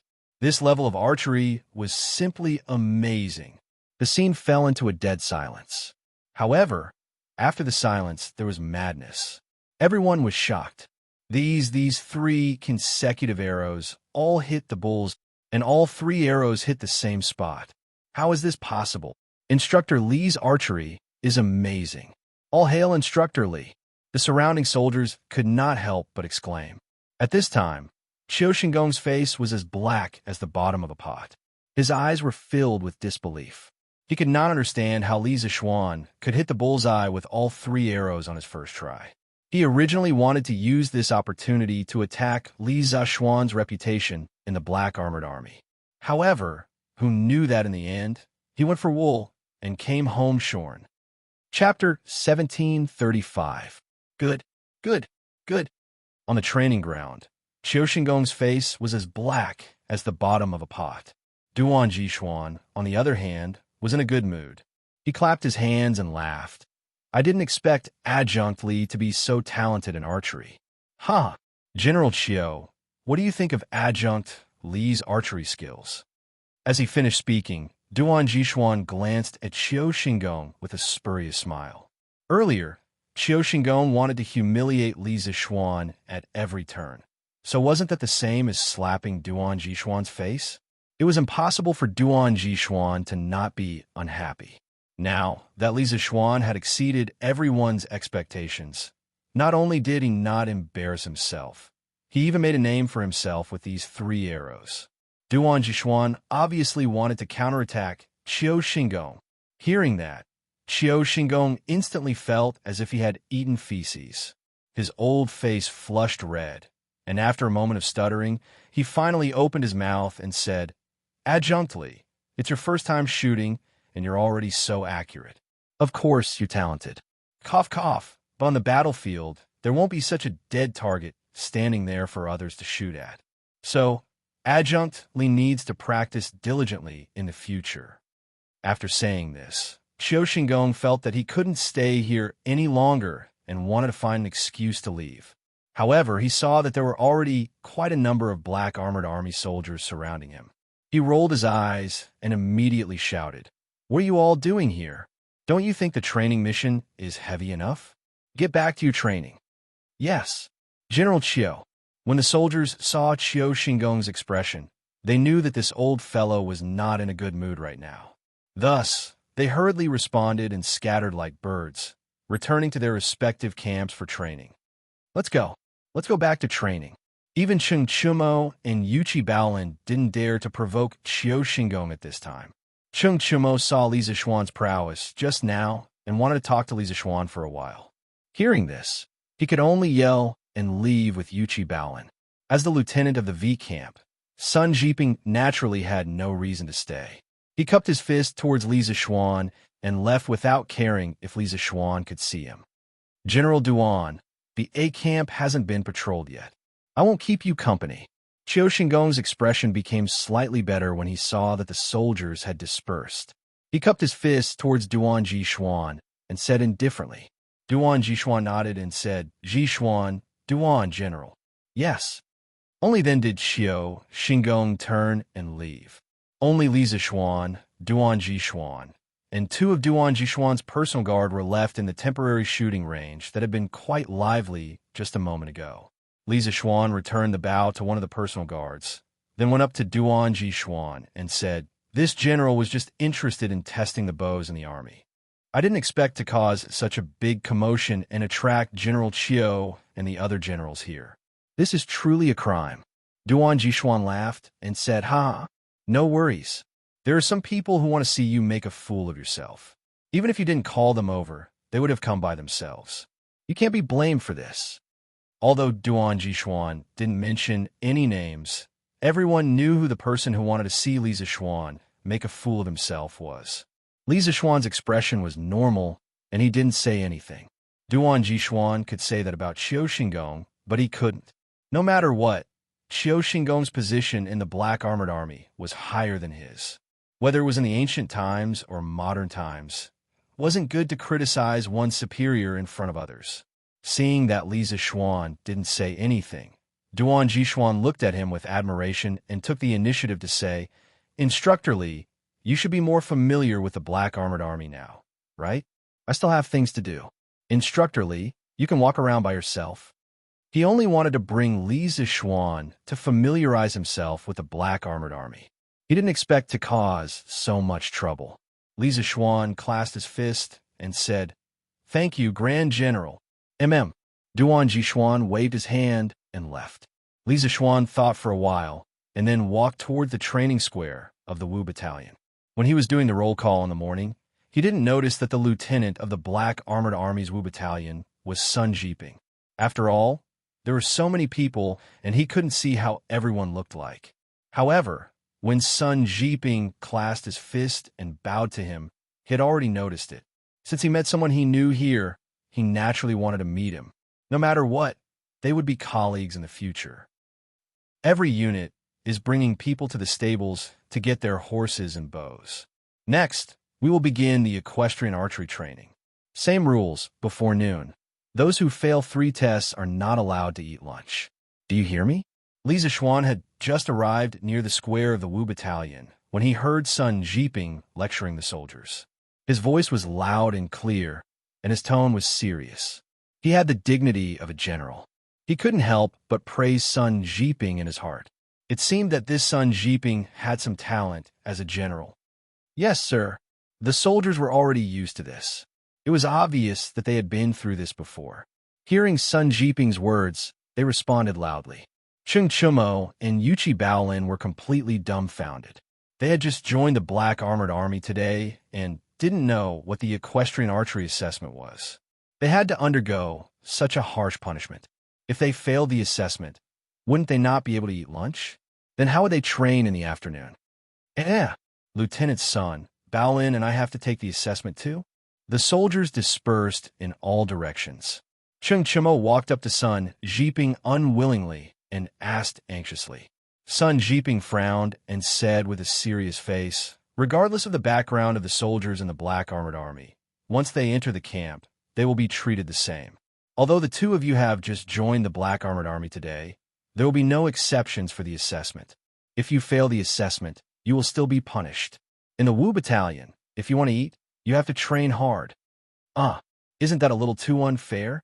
Cheng Chumo was suddenly dumbfounded. Sun Jiping's words had blocked all his escape routes.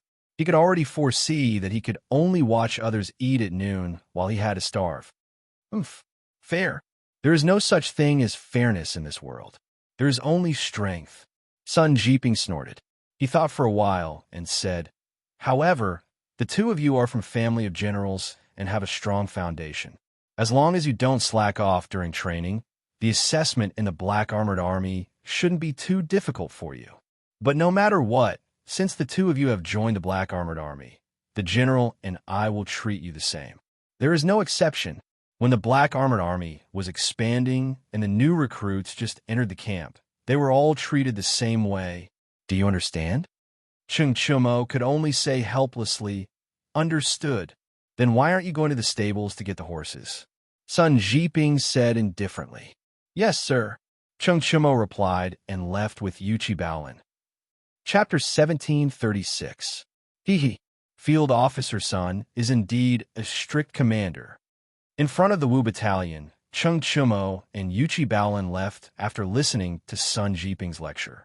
Li Zixuan walked up to Sun Jiping and smiled. Marquis. Sun Jiping was shocked to see Li Zixuan. He quickly cupped his fist and greeted him respectfully. Last year, Li Zixuan led the Imperial Guards to attack the Snake Spirit Mountain. In that battle, the Imperial Guards suffered heavy casualties. Sun Jiping could only watch helplessly as his fellow soldiers died in the hands of Yin Batian and the belly of 7th Cultivator of True Virtue. It was extremely painful. However, Li Zixuan destroyed the Snake Spirit Mountain single-handedly and avenged the Imperial Guards. Ever since then, Sun Jiping respected Li Zixuan immensely. Seeing Sun Jiping's respectful look, Li Zixuan chuckled and waved his hand, saying, this is the military camp. We can address each other as soldiers.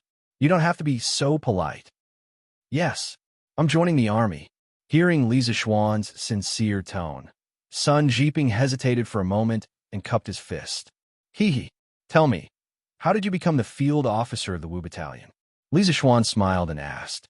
He was overjoyed to meet an old acquaintance in the Black Armored Army. However, he was still curious as to how Sun Jiping came to be in the Black Armored Army. Sun Jiping thought for a moment and replied, ever since the rebellion in the 4th month, the Black Armored Army suffered heavy losses. His Majesty ordered the reorganization of the Black Armored Army. The soldiers of the Black Armored Army were all selected from the 12 battalions in the capital. General Gudu recommended me. I passed the Black Armored Army's assessment and became the field officer of the Wu Battalion. To be able to become the field officer of the Black Armored Army, it proves that your personal ability is outstanding. Hearing this, Li Zixuan nodded and couldn't help but smile. An unnatural expression flashed across Sun Jiping's face. He forced a smile and said, I'm only at the middle stage of Qi transformation. How can this insignificant ability be considered outstanding? It was pure luck that he was able to become the lieutenant of the Wu Battalion. This general's ability is far inferior to General Dugu in Ho. Lieutenant General, you. Li Zixuan shook his head and said, your personal martial arts realm may not be as good as mine, but you were born in the military after all. In terms of military experience, you are far above me. There is no need to belittle yourself. Sun Jiping cupped his fists and said, you flatter me, Colonel. Li Zixuan still wanted to say something, but he saw that the soldiers of the Wu battalion were already leading their horses and walking towards them. So he said to Sun Jiping, "Haha, then continue with your training. I won't hold you up any longer. Come to my tent tonight, and let's have a good chat." "Yes, join the army." Sun Jiping cupped his fists and said. Li Zixuan nodded and turned to leave. He didn't go far, but he stood at the edge of the drill ground and watched the soldiers of the Wu battalion from afar. Because of Sun Jiping, Cheng Chumo, and Yuchi Baolin, he paid special attention to the Wu battalion. He wanted to see how the most elite heavy cavalry of the Tang dynasty trained on a daily basis. These were not shown on TV in his previous life. He could only speculate and imagine from the words in the history books. Now that he could see it with his own eyes, he naturally didn't want to miss it. It was just that he felt that Sun Jiping seemed to have something that he couldn't say. But this wasn't the place to talk, so they could only talk in private at night. Ahem. Campus broadcast for the first time. Campus broadcast for the first time. Li Zixuan started his military career in the Black Armored Army's camp. But at Yanhuang College, everything was as usual. It was not appropriate to say that everything was as usual because today, Yanhuang College ushered in a new thing that appeared for the first time in this era. Radio. In the afternoon, the square and beehive-shaped objects on the electric poles on both sides of the road suddenly sounded a person's voice at the same time. Those teachers and students who participated in the Killer Project and stayed back during the summer vacation were all shocked at this moment. They all looked at the square box on the electric poles nearby. What is this thing? How can it speak? This thing seems to be installed in the early morning, right? I saw someone climb up with a ladder to install it.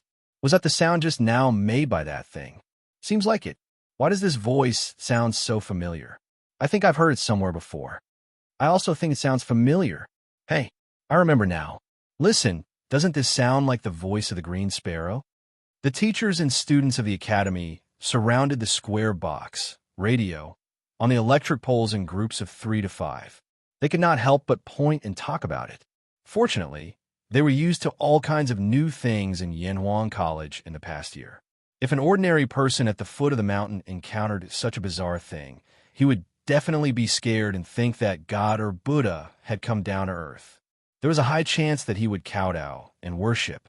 But after all, these teachers and students of the academy had experienced the influence of engineering knowledge for a year.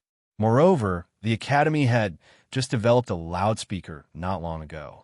Although this thing in front of them looked different from a loudspeaker, its function was more or less the same, which was to transmit sound. The only difference was that one needed to be placed next to the speaker's mouth, while the other did not need to be placed next to the speaker. Therefore, not only were the teachers and students of the academy not frightened by the radio on the electric poles, but they were also very curious and wanted to find out what it was. And soon, someone identified the owner of the voice in the radio just now. It was Li Tai. Li Tai's identity was special. Many people in the academy knew him, so it was not strange that someone recognized his voice at this time. Is it really the voice of the Green Sparrow? Could it be that this thing was made by Xianxia? Too amazing. This thing seems to be able to transmit a person's voice very far away. I wonder where Xianxia is now. After figuring out the owner of the voice, the teachers and students of the academy immediately exclaimed. Thinking of Li Tai's identity as the deputy chief engineer of the second and third trump car projects of the academy, everyone easily guessed that the radio on the electric poles was probably made by Li Tai.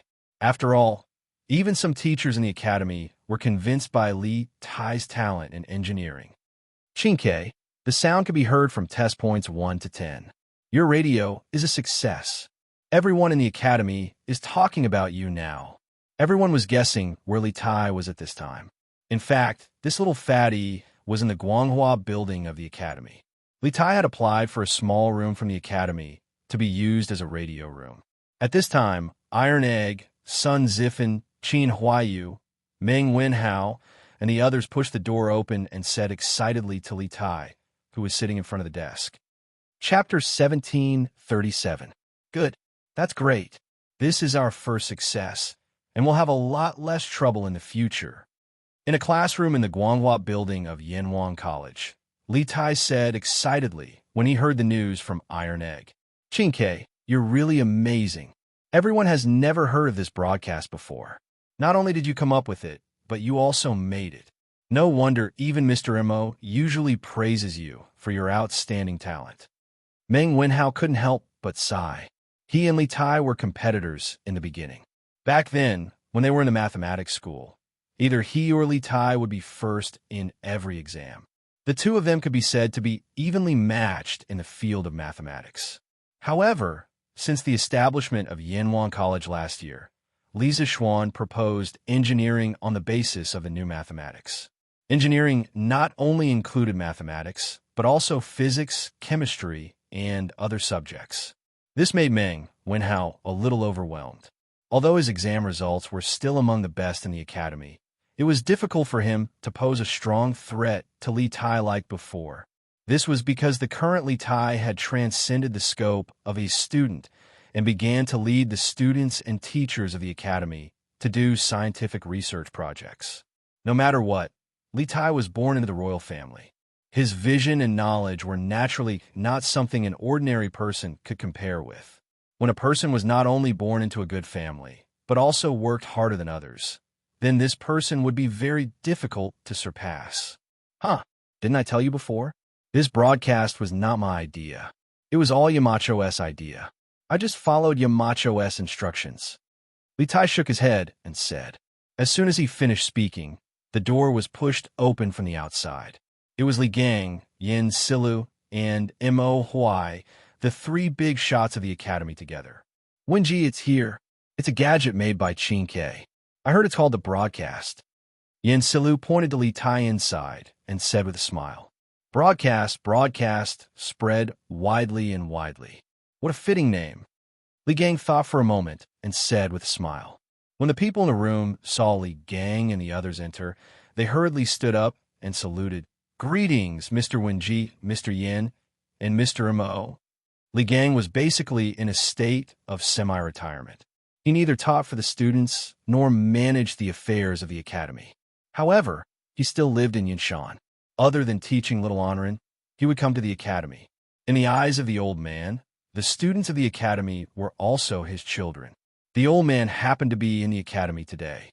When he heard Li Tai's voice resounding throughout the academy, the old teacher was shocked and wanted to find out what was going on. In the end, he happened to meet Yin Silu and Mo Huai. As the current administrator of the academy, Yin Silu naturally knew what Li Tai was doing recently. Thus, the three of them directly came to this small classroom. No need to be so polite. Li Gang smiled and waved his hand. Then he looked at Li Tai with a kind face and asked, Xianxia, those radio broadcasts outside, were you the one who created them? Li Tai nodded and said yes. Mr. Wenji, the principal of the broadcast was told to Tai by Yamacho. Today, the first test was successful. Tomorrow, Tai plans to have the broadcast installed in every corner of the academy and in every classroom. This way, if the academy has any important announcements to inform the students in the future, it can be directly announced through the broadcast. There's no need to inform each class. Good. This is a very convenient thing. Li Gang could not help but nod when he heard this. After a pause, he said with emotion, in just a short year, our Yanwan College, from its initial establishment until now, has been tinkering with many new things that are convenient for the people's livelihood. It seems that Yamacho was right to insist on engineering. Things like the telegraph, the electric light, and the radio, this old man could not even think of them before. Now, we've actually made them all. It's really amazing. Yin Silu could not help but stroke his beard and laugh. This old man thinks so too. After staying in the academy for so long, this old man feels that what Yamacho said back then was very correct. Confucianism cultivates the mind, while engineering benefits the world. Confucianism and engineering do not conflict. This old man believes that with the two complementing each other, our Tang Empire will soon usher in an unprecedented golden age. Li Gang nodded in agreement. At this time, he turned to Mo Huai and asked, Mr. Mo, how is the expansion of the academy and the construction of the mountain guarding formation going? Are there any difficulties? Before Li Zixuan left the academy, he had handed over several very important matters, the most urgent of which were the expansion of Yanhuang College and the construction of the mountain guarding formation.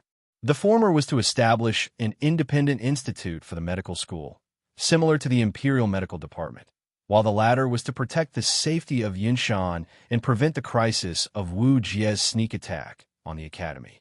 Mo Huai cupped his hands and replied, "This old man has already begun to recruit workers and craftsmen a few days ago, focusing on those who have participated in the construction of Yanhuang College. After all, they have experience. Oh, the construction team, formed by Hu Lijing of the Han Village, is also here this time.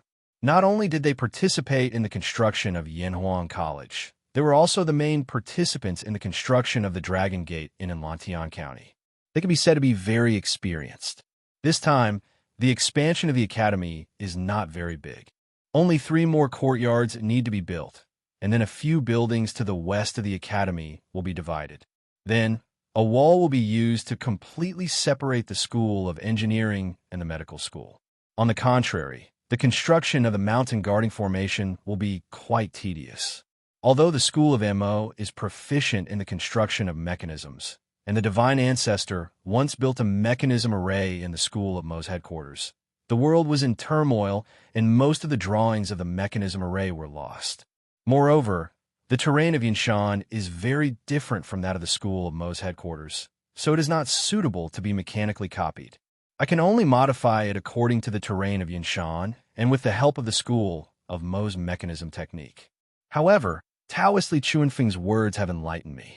He said that the mountain guarding formation of Yinshan can be changed by the Taoist 1 yuan, 2 forms, 3 talents, for symbols, 5 elements, 6 directions, 7 stars, 8 trigrams, 9 palaces, and 10 directions.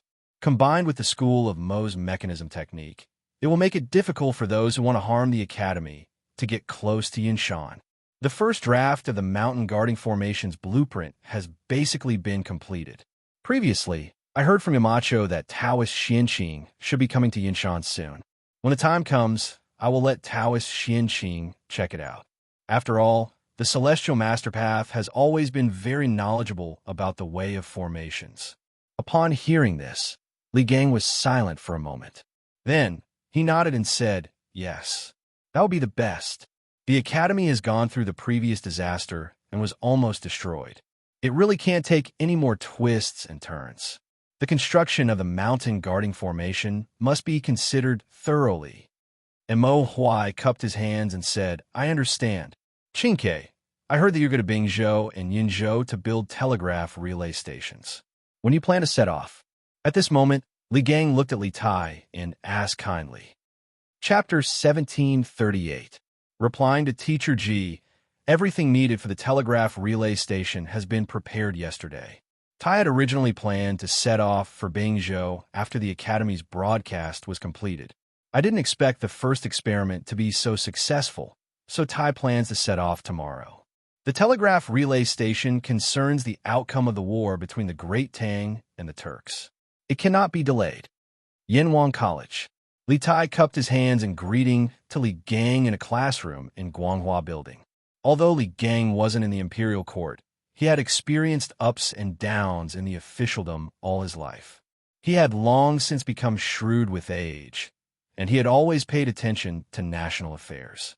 When he heard Li Tai say that the telegraph relay station concerns the outcome of the war between the Great Tang and the Turks, he wasn't surprised at all. Instead, he nodded solemnly. "Qingke, you're right. The telegraph relay station should be built as soon as possible." Yamacho emphasized this matter before leaving Yinshan. "Since you've already prepared everything, you can bring some of the academy's teachers and students who are participating in the Trump Card Project with you to the north tomorrow. The academy will fully cooperate with you in all the manpower and resources you require. We must complete the telegraph relay station as soon as possible." Li Tai cupped his hands in a solemn manner. "Tai, I will not disappoint Yamacho and the rest of you." Li Gang nodded.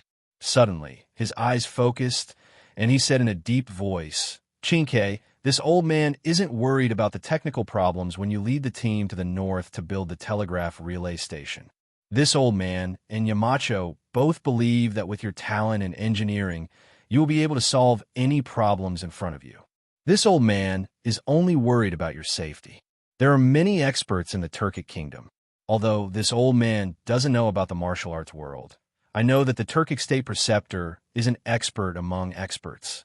Previously, he was able to sneak into Yunshan alone to steal confidential information. If he learns that Xianxia is going to the north to build a telegraph relay station, it's hard to guarantee that he won't do the same thing again. This time, in addition to the teachers and students from the trump card project going north with you, half of the academy's guards will also go with you. This is because Xianxia and the rest of you are the hope of our Yanwang College. Replying to Teacher G, everything needed for the telegraph relay station has been prepared yesterday. Tai originally planned to set off for Bingzhou after the Academy's broadcast system was set up. I didn't expect the first experiment to be so successful, so Tai plans to set off tomorrow. The telegraph relay station concerns the outcome of the war between the Great Tang and the Turkic Kingdom. Yanwang College. Li Tai cupped his hands in greeting to Li Gang in a classroom in Guanghua Building. Although Li Gang wasn't part of the court, he had experienced ups and downs in the officialdom all his life. He had long since become a shrewd old man. Moreover, he had always paid attention to national affairs.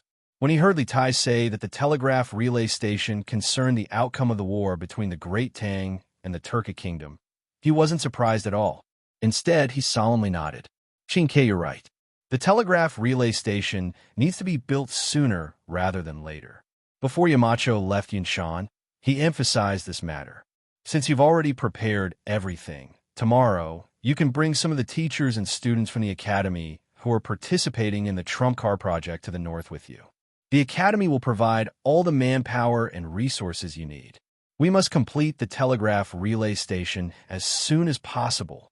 Li Tai solemnly clasped his hands and said, Tai, I will not disappoint Yamacho and the rest of you. Li Gang nodded. Suddenly, his eyes focused, and he sternly said, Xianxia, this old man isn't worried about the technical problems when you lead the team north to build the telegraph relay station. This old man and Yamacho both believe that with your talent in engineering, you will be able to solve any problems in front of you. This old man is only worried about your safety. In the Turkic kingdom, there are many experts. Although this old man doesn't know about the martial arts world, I know that the Turkic state preceptor is an expert among experts. Previously, he was able to sneak into Yunshan alone to steal confidential information. If he learns that you're going north to build a telegraph relay station, there's no guarantee that he won't repeat the same trick. Thus, in addition to the teachers and students from the trump card project going north with you, half of the academy's guards will also go with you. Xianxia, you're the hope of Yanwang College. Li Gang nodded. Suddenly, his eyes focused and sternly said, Xianxia, this old man isn't worried about the technical problems when you lead the team north to build the telegraph relay station. This old man and Yamacho both believe that with your talent in engineering, you will be able to solve any problems in front of you. This old man is only worried about your safety. In the Turkic kingdom, there are many experts. Although this old man doesn't know about the martial arts world, I know that the Turkic state preceptor is an expert among experts. Previously, he was able to sneak into Yunshan alone to steal confidential information. If he learns that you're going north to build a telegraph relay station, there's no guarantee that he won't repeat the same trick. Thus, in addition to the teachers and students from the trump card project going north with you, half of the academy's guards will also go with you. This old man is the hope of Yanwang College. Chapter 1739. Your Majesty, Prince Wei requests an audience. Afternoon, Suite Du Hall. Lier was absent-mindedly reviewing the memorials. In the morning, the Central Secretariat had already sent out the conscription notices to the various prefectures. This made him feel more or less relieved. However, there is still a problem as to how to deal with the provisions and equipment for the 150,000 soldiers. Lier couldn't help but feel anxious. At this moment, a chamberlain suddenly walked in quietly and bowed to Lier. Oh, Xianxia, let him in. Lier, who was in a mess, raised his head and said to the chamberlain, Yes, sir. The chamberlain accepted the order and left. After a while, Li Tai, who was wearing the academy's scholar's robe, walked in and bowed to Li Er. Your son pays his respects to father. Yes, you may rise. Seeing Li Tai, Li Er's mood instantly improved. Just as Li Gang had said, Li Tai's current actions could be said to be the hope of Yanhuang College and the Tang Empire. How could a father not be gratified to see his son's ability and achievements? Xianxia, why are you not at Yinshan? Why did you return to the palace? Li Er asked with a smile. Li Tai cupped his hands and replied, Father, I returned to the palace today to bid farewell to father and mother. Bid farewell? Li Er was stunned when he heard this. Then his expression changed. He leaned forward and asked in a deep voice, Xianxia, are you leaving for the north? At dusk yesterday, he had received news that the steam engine invented by Li Tai had been successfully tested. Today, Li Tai had entered the palace to bid farewell. There was only one possibility. Li Tai nodded and said, Yes, father. The manpower and materials needed for the telegraph relay station have been prepared. Your son plans to bring the elites of the academy to Bingzhou tomorrow morning to build the telegraph relay station. Li Er was silent for a moment and nodded. Since you have made your decision, Xianxia, I will support you. Later, go and tell your mother. After all, you have never left Chang and for so many years. The furthest place you have been to was Yunshan. Li Tai was originally very favored in the palace. As the saying goes, a son travels 1,000 miles and his mother worries. Although Li Er and Empress Xianxia were the emperor and empress, they were also parents. They would inevitably be worried about Li Tai's departure to the north. Yes, father. Li Tai cupped his hands in acknowledgement, but he did not leave. Li Er asked Li Er, Why? Xianxia, do you have anything else? Li Tai cupped his hands and replied, Father, the teachers and students of the academy who are following me to the north are all talented in engineering. Previously, the academy was attacked. This time, Teacher Wenji was worried that we would encounter danger and wanted to let most of the academy guards follow me to the north. However, I am worried that the academy's defense will be greatly weakened, so I rejected Teacher Wenji's good intentions.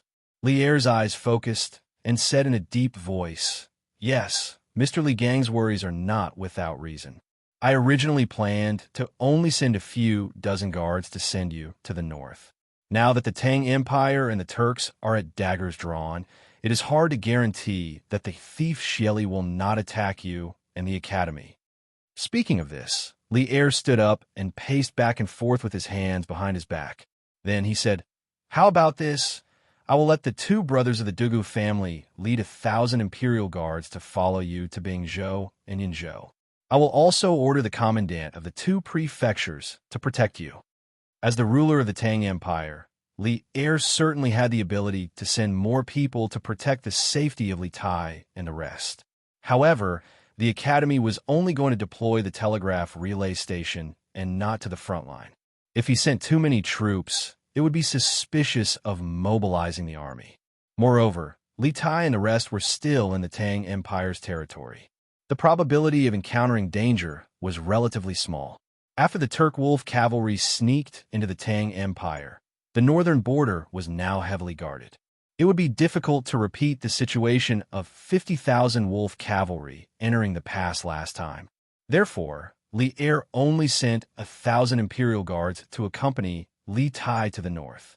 This was not a small number. With 1,000 imperial guards and the cooperation of the local prefectures, Li Tai and the rest would not encounter any danger unless the Turks gathered their forces and directly went to war with the Tang Empire. Thank you, father. Li Tai hurriedly clasped his hands and thanked him. Go and pay respects to your mother. Li Er waved his hand.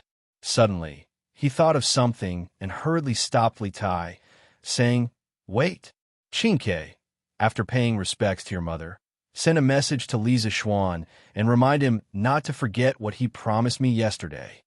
He was naturally referring to Li Zishuan's call for merchants to donate military funds to the imperial court. Hearing this, Li Tai looked puzzled and said, Yes, father, it's just that this son doesn't know what matter imperial father is talking about. Lier blushed and said, "It's just a small matter. Just say it like that. Lisa Xuan will definitely understand what I mean." Lier felt that this kind of thing was too degrading to his identity as the emperor. There was no need to say it in front of Li Tai. Seeing that Lier was unwilling to say, Li Tai did not probe further. He clasped his hands and said, "Yes, father. If there is nothing else, I will take my leave." Lier nodded, and his expression returned to normal. Chapter 1740. Clang, clang, clang.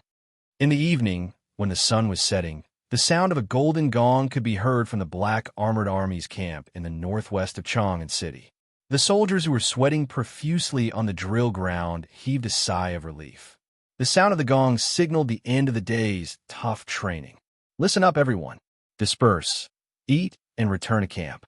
Soldiers on night duty prepare to patrol after dinner. Sun Jiping, who was in full armor, shouted at the soldiers in front of him. "Yes, sir." In the scorching summer, the group of people who were wearing airtight plate armor had long been soaked through from the heat. In addition, after a day of high-intensity military training, they were simply exhausted, and all of them were so hungry that their stomachs were growling. At this moment, when they heard Sun Jiping announce that they were disbanding, all of the soldiers could not help but shout out in agreement. Then, everyone took off their helmets at the same time and let out a long breath. As the new armor made by the workshop was connected to the whole body, it was more troublesome to put it on or take it off. It was impossible to do it in a short period of time. Now, they had more important things to do: eat. Therefore, they didn't have time to take off their armor. For a group of people who had been training for the whole day, eating was the most important thing. "Xiaoxian, let's go. Let's go eat." Cheng Chumo rushed over with Yuchi Baolin and said to Li Zixuan anxiously. Although these two unlucky children were both descendants of military families, and Cheng Chumo had personally been on the battlefield before, their equestrian archery skills were nothing to write home about. In the morning, they had not passed the Black Armored Troops equestrian archery test, so in the afternoon, Sun Jiping really did not let them eat. This made the two children starve to death. Fortunately, after a period of emergency training in the afternoon, and under the guidance of Li Zixuan and Sun Jiping, Cheng Chumo and Yuchi Baolin finally grasped all the tricks and passed the Black Armored Army's equestrian archery test. Otherwise, these two unlucky kids wouldn't have dinner. Now that it was finally time for lunch, Cheng Chumo wished he could grow a pair of wings and fly straight to the Wu Battalion's kitchen. However, he had never been to the Black Armored Army's camp before, and he didn't have the chance to have lunch either. Therefore, he had no choice but to drag Li Zixuan along. "Why are you in such a hurry? It's not like the kitchen is short on food for the two of you." Li Zixuan rolled his eyes and said grumpily. Even though he said that, he still led Cheng Chumo and Yuchi Baolin to the kitchen of the Wu Battalion. "Xiaoxian, it's easy for you to say that. You may have eaten lunch, but Baolin and I are still hungry. I feel like I can eat an entire cow right now. I don't care anymore. I want to eat meat." Cheng Chumo dragged Li Zixuan along as he ran, his mouth chattering nonstop. Hey, wrong. Over here. Do you know the way or not?" It was just that this fellow was walking in the wrong direction. They were heading to the Ding Battalion. Li Zixuan had no choice but to shake off Cheng Chumo's paw and lead the way. On the drill ground, Sun Jiping looked at the backs of the three of them as they left. He couldn't help but shake his head. Actually, he was just about to invite Li Zixuan to have dinner with him. As a senior general in the army, under non-wartime circumstances, he wouldn't usually share a big pot of food with a normal soldier. Although it wasn't to the extent of being given preferential treatment, but in terms of the variety and quantity of food, it was much better than a normal soldier. But seeing Li Zixuan being dragged away by Cheng Chumo and Yuchi Baolin, Sun Jiping gave up on the idea of inviting Li Zixuan for dinner. After a moment of hesitation, he also followed behind the three of them and walked towards the kitchen of the Wu Battalion. On the other side, Li Zixuan led Cheng Chumo and Yuchi Baolin to the kitchen of the Wu Battalion at the speed of the wind. At this time, there was already a long queue. But it couldn't really be considered a long queue because they arrived earlier. There were only a dozen people in front of them. This Wu Battalion's kitchen is quite big, huh? I wonder if there's meat for dinner." Xianxia looked at the wooden and brick kitchen in front of him and couldn't help but lick his lips and say, the biggest fear of fire in the military camp was that the soldiers were strictly forbidden from cooking in private. There was only one place to cook, and that was the kitchen. Taking into account the number of soldiers eating and the fact that the kitchen itself had to be fireproof, the kitchen in the military camp was built with bricks and wood instead of tents. If the army was marching outside, there wouldn't be so many rules. The soldiers would usually just eat dry rations or cook in the open air. After the expansion of the Black Armored Army, there were a total of 5,000 people. It wasn't realistic for so many people to rely on one kitchen to provide food. Therefore, every battalion had their own kitchen. The rice, noodles, vegetables, and meat were all distributed centrally. As for the allocation of cooks, it was about one cook for every 10 people. To be precise, it was the cook's army. The famous general of the Ming dynasty who fought against the Japanese, Qi Jiguang, was originally from the cook's army. Because in ancient times there wasn't gas, liquefied gas, electrical appliances, steam boxes, and so on. One person needed to burn firewood to prepare the food for 10 people was already the limit. Therefore, in the past dynasties, there were usually 10 or 15 people to a single kitchen. In the Wu battalion, there were still 2 hours before the end of the afternoon training. The cook's army had already stopped the training in advance and went to prepare the food. Therefore, when Xianxia and the others arrived, the cook's army was already in the kitchen getting food for the soldiers. While Xianxia was waiting anxiously, the soldiers in front of him finally got their food. Xianxia quickly took out the big bowl that he had just received. It was a very big porcelain bowl, about the same size as the soup bowl used to hold vegetables, and shouted to the cook who was getting the food, "Brother, get more meat. I haven't eaten lunch yet." The cook looked at Xianxia and said indifferently, "There's no meat for dinner in the army, only for lunch." Huh? Xianxia was dumbfounded. He had been hungry for the whole day, and now that he could finally eat, he couldn't eat any meat. Wasn't this asking him to die? Ignore him, just get more food for him. Li Zishuan, who was standing behind Xianxia, couldn't help but say to the cook. He was mainly worried that Xianxia was wasting time here, and the soldiers would have a problem with him. Yes, join the army. The cook recognized Li Zishuan. After all, they had just had extra training today. Hearing this, he quickly took the big bowl from Xiao's hand and started to fill it with food. After a while, 3 people walked out from the group with big bowls filled with food. There were so many people in the army, there was definitely no place for them to sit down and eat. All the soldiers squatted in groups of 3 to 5 in the open space in front of the kitchen and started to eat. The Black Armored Army is the #1 cavalry force in Tang Empire. Why can't they provide meat for 2 meals a day? How are we going to eat without meat? Looking at the white rice and green vegetables in his bowl, Xianxia couldn't help but sigh. Li Zishuan glared at this idiot and said unhappily, "Are you going to eat or not? If you're not eating, you're going to give your food to Baolin. You still have the energy to complain? I think you're not hungry, right?" On the other side, Yuchi Baolin was hugging his bowl of rice and began to eat heartily, huffing and puffing. Grumble, grumble, grumble. At this moment, Xiao's stomach started to grumble again. He quickly said, "Eat, eat, eat." Who said I'm not eating? I've been hungry for the whole day. Even if it's white rice, old Cheng, will eat it. Delicious, really delicious. Chapter 1741. Firstly, there was no meat or fish in the army's food. Secondly, it was a big pot of rice. Naturally, there was little oil and water. It was bland and tasteless. But to these rough men who had trained hard all day, this bland and tasteless food was the only way to maintain their strength and life. Hence, the empty space outside the kitchen was filled with the sound of food being eaten. Other than Xianxia, no one else complained that the food was not tasty.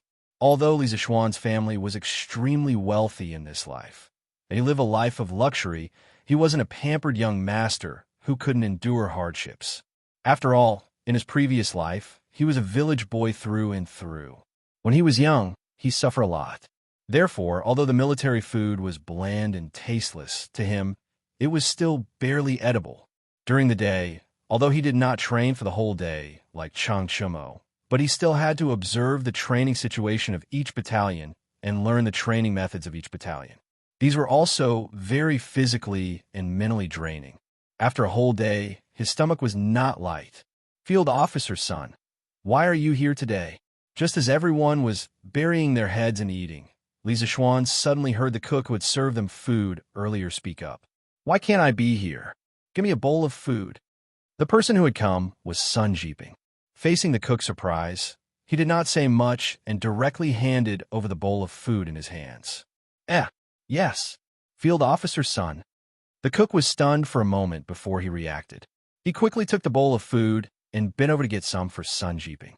"Haha, join the army, Chumo, Baolin. You don't mind if I eat with you, right?" After a while, Sun Jiping walked over to Li Zishuan with a bowl of food and said with a smile, "Oomph. This is Field Officer Sun's territory. If Field Officer Sun wants to come, who would dare to object?" Before Li Zishuan could say anything, Cheng Chumo couldn't help but speak first, his voice dripping with sarcasm. This guy did not get to eat lunch and was still angry. After all, in the black armored troops, they only had meat in the afternoon. He had missed out on lunch and would not be able to make up for it at night. It was really a huge loss. "You brat, can't food shut your mouth?" Li Zishuan glared at Cheng Chumo, then looked at Sun Jiping and said, "Jiping, since you're here, let's eat together. Thank you for joining the army." Sun Jiping smiled. He did not take Cheng Chumo's mockery to heart. In other words, he had a general impression of Cheng Chumo's character before this. "I heard from that guy's tone that you didn't eat here often, Jiping," Li Zishuan asked as Sun Jiping squatted down. Although he had listened to Li Jing's military books for most of the day, there were still many things he did not understand about the military. If he did not understand, he could just ask. Sun Jiping replied as he ate. The generals in the army usually have their meals alone. The people in the kitchen will send the food over after it's done. Cheng Chumo's eyes lit up and said, "Doesn't that mean that Field Officer's son can eat meat every meal?" This fellow did not like to eat meat before, but he was so tired on his first day in the army camp. If he did not eat meat, how could he survive on a vegetarian diet? So when he heard Sun Jiping's words, he immediately became excited, completely forgetting that he had mocked Sun Jiping earlier. That's not true. Actually, the meals of the generals in the army are similar to yours. They only have meat in the afternoon. The only difference is that the food is more exquisite, there is more food, and there is no need to queue for food. Sun Jiping shook his head and said, "Oh, I didn't expect the meals of the black armored troops to be so mediocre." Cheng Chumo's face was filled with disappointment when he heard this, and he muttered. Sun Jiping thought for a moment and said, "Chumo, today is different from the past. Now, all the soldiers in the capital are nervously training and preparing for war. The consumption of grain, vegetables, and meat everywhere is an astronomical figure. It is not easy for the imperial court to guarantee that the soldiers have a meal of meat every day. We can't ask for more." At this time, Li Zishuan was almost done with his meal. Hearing this, he pondered for a moment and said, "Jiping is right. Right now, we're only preparing the army for war. When the imperial court attacks the prairie one day, we'll need more food. No one knows how long this war will last, so it is not wrong to be frugal now." "Oh," Cheng Chumo replied. He probably felt that Li Zishuan's words made sense, so he lowered his head and ate without saying another word. "Field officer, after today's observation, do you have any thoughts on the training of the black armored troops in the future?" Sun Jiping took 2 mouthfuls of food and wolfed it down like Cheng Chumo. Then he raised his head and asked. Li Zishuan put down his bowl and moved a rock over to sit on it. He thought for a moment and said, "I saw the training of the soldiers in the morning. I've seen the soldiers training during the day. Generally speaking, the black armored troops training should be the same as before. But now that the soldiers are all wearing new armors, it's no longer appropriate to use the old training methods. Come to my tent later, and I will explain to you in detail. As for the improvement of the training methods, I will suggest some ideas. Help me check them out. After all, you have been in the army longer than me." Due to various reasons, Li Zishuan had already taken Sun Jiping as his confidant. This was an inexplicable trust, But at the same time, this trust was not mixed with any benefits, so it was more reliable. With Sun Jiping as his confidant, he could discuss tactics anytime and anywhere. To Li Zixuan, who had just joined the Black Armored troops, this was already a very good start. Field officer, you are exaggerating. I'm not qualified to check for you. At most, I will give you some suggestions. Facing Li Zixuan, Sun Jiping was actually a little restrained. Part of it was because of his status, but more importantly, Li Zixuan's superb martial arts skills. After all, the army had always respected the strong. Li Zixuan's strength was worthy of his respect. Xianxia and I are like brothers. You used to be his subordinate. Now that we are fellow soldiers, there is no need to be so formal. If you continue to be like this, how can I trust you with my back when we're on the battlefield? Just call me Xianxia from now on, just like Chumo. Li Zixuan's eyes were like torches. How could he not see Sun Jiping's restraint? He laughed and patted Sun Jiping's shoulder. This, I wouldn't dare. Sun Jiping was shocked. He hurriedly put down his bowl and cupped his fists towards Li Zixuan. What's there to be afraid of? We are all in the same battalion, so we are brothers. Look at Xianxia and me. Although we are his personal guards on the surface, we still quarrel in private and do whatever we want.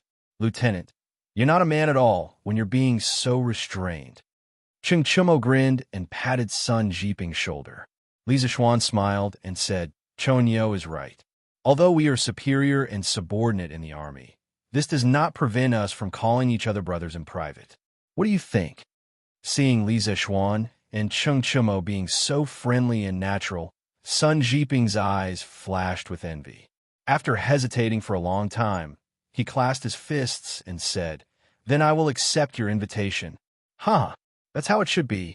Cheng Chumo laughed and said, Then next time if I don't pass the exam, Lieutenant Sun, don't punish me by starving me. We are brothers after all. No, military orders cannot be disobeyed. Military rules cannot be changed. Before Cheng Chumo could finish, Sun Jiping said coldly with a straight face. Cheng Chumo immediately choked on his words.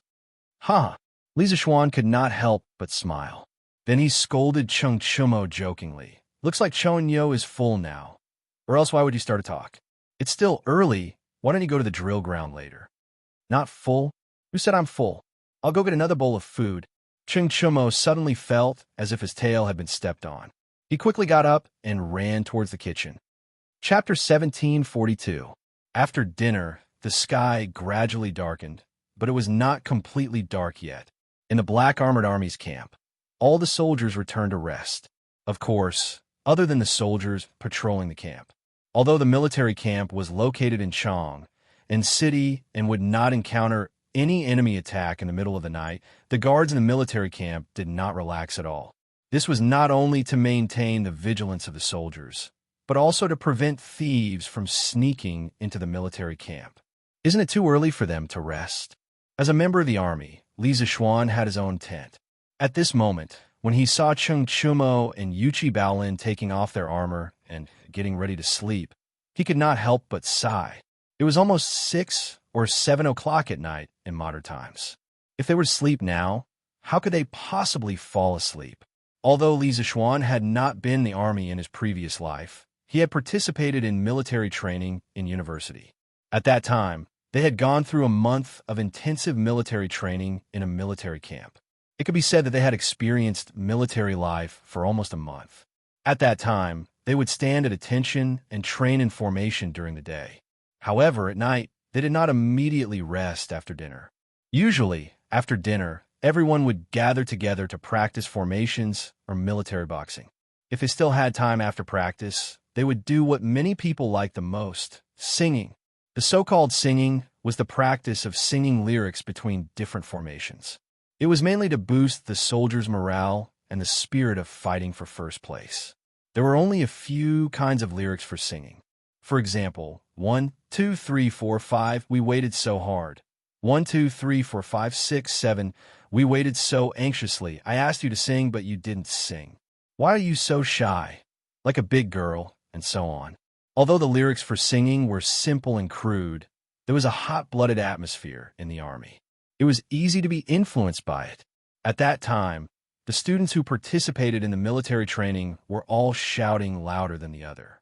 Everyone's faces and necks were all red. Now that Li Zixuan thought about it, he could not help but feel nostalgic.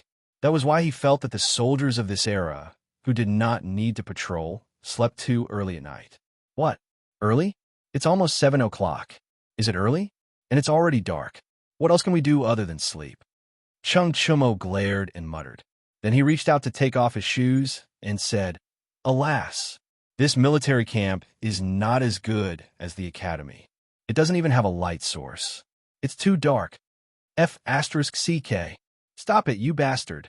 While they were talking, Li Zixuan suddenly covered his nose and said angrily to Chung Chumo, "You've been training for a whole day and you haven't even washed your feet.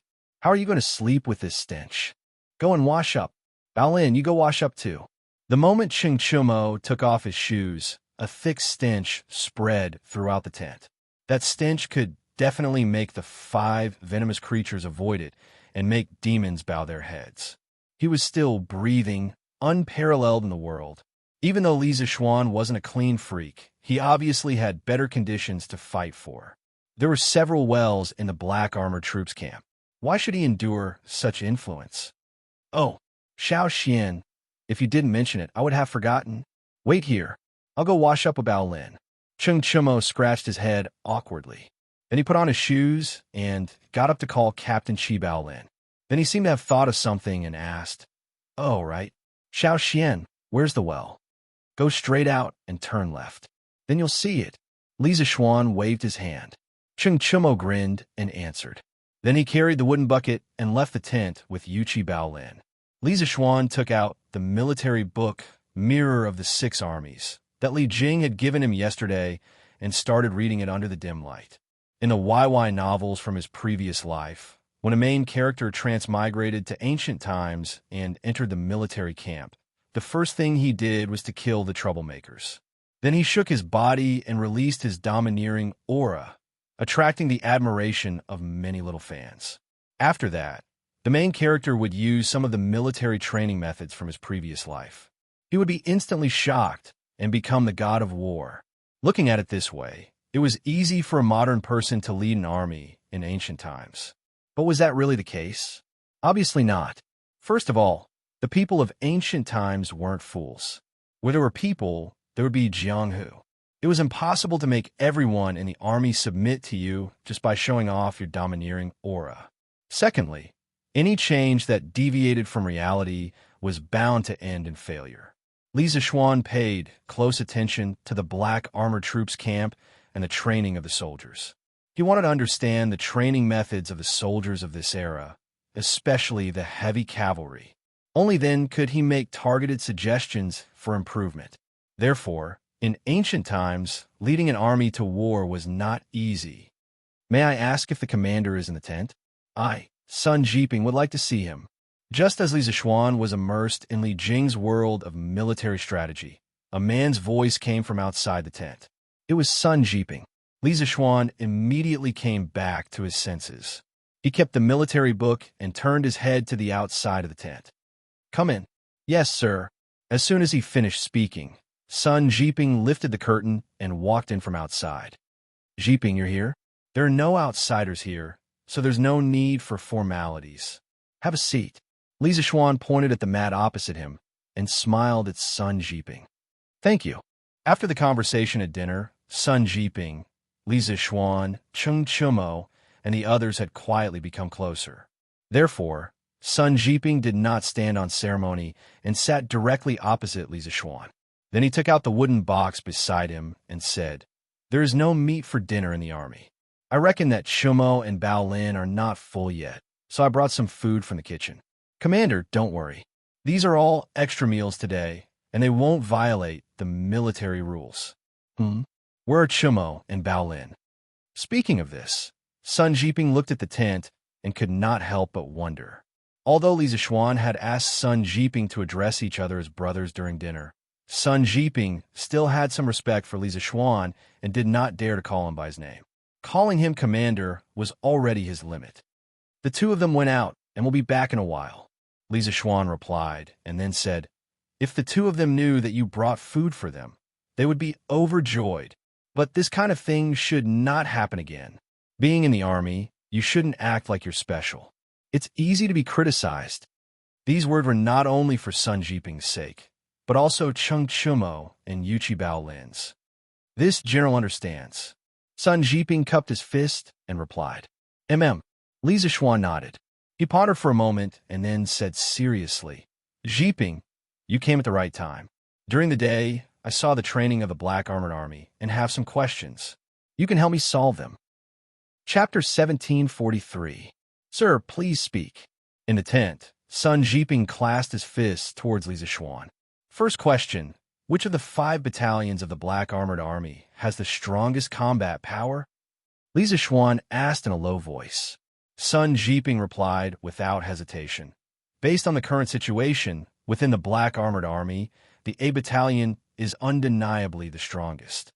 This is because the A Battalion has the most original Black Armored Army soldiers, and their coordination in battle formations is the best.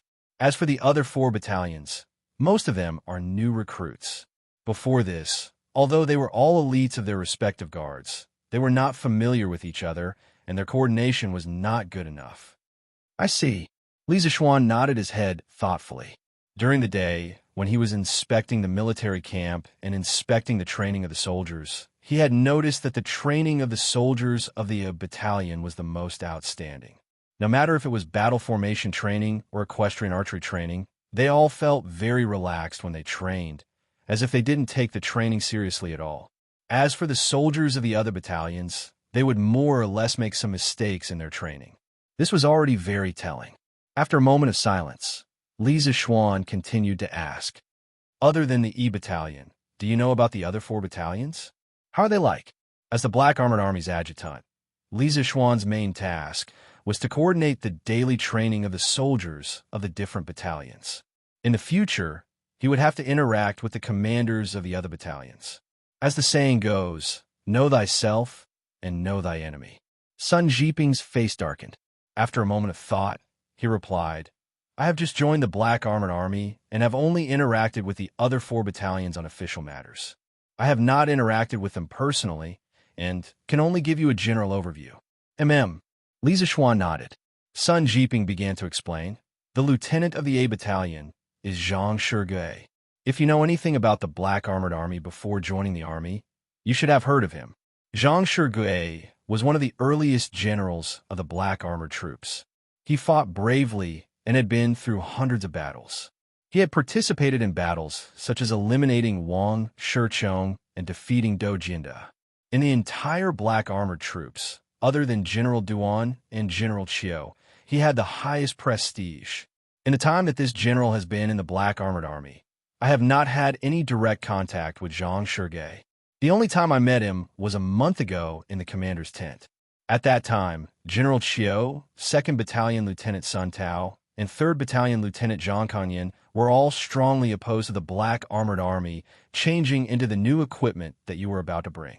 They said that the country war was imminent and it was not appropriate to seek for new equipment. Otherwise, the Black Armored Army's battle prowess would be greatly reduced and they would not be able to contend against the Turkic Wolf cavalry. However, General Duan and Zhang Shige stood firmly on Kunjan's side at that time. They believed that the Black Armored troops were no longer as strong as they used to be. If they wanted to form a fighting force in a short period of time, they had to change. Moreover, General Duan had already experienced the power of the new armor. After a heated discussion, General Duan stood his ground and decided to introduce the new equipment.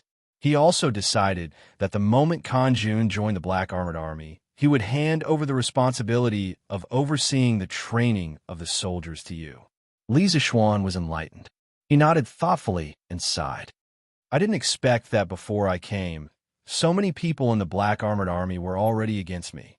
But from the looks of it, Zhang Shige should be on General Duan's side, while 2nd Battalion Lieutenant Sun Tao and 3rd Battalion Lieutenant Zhang Kanyan should be on General Chiu's side."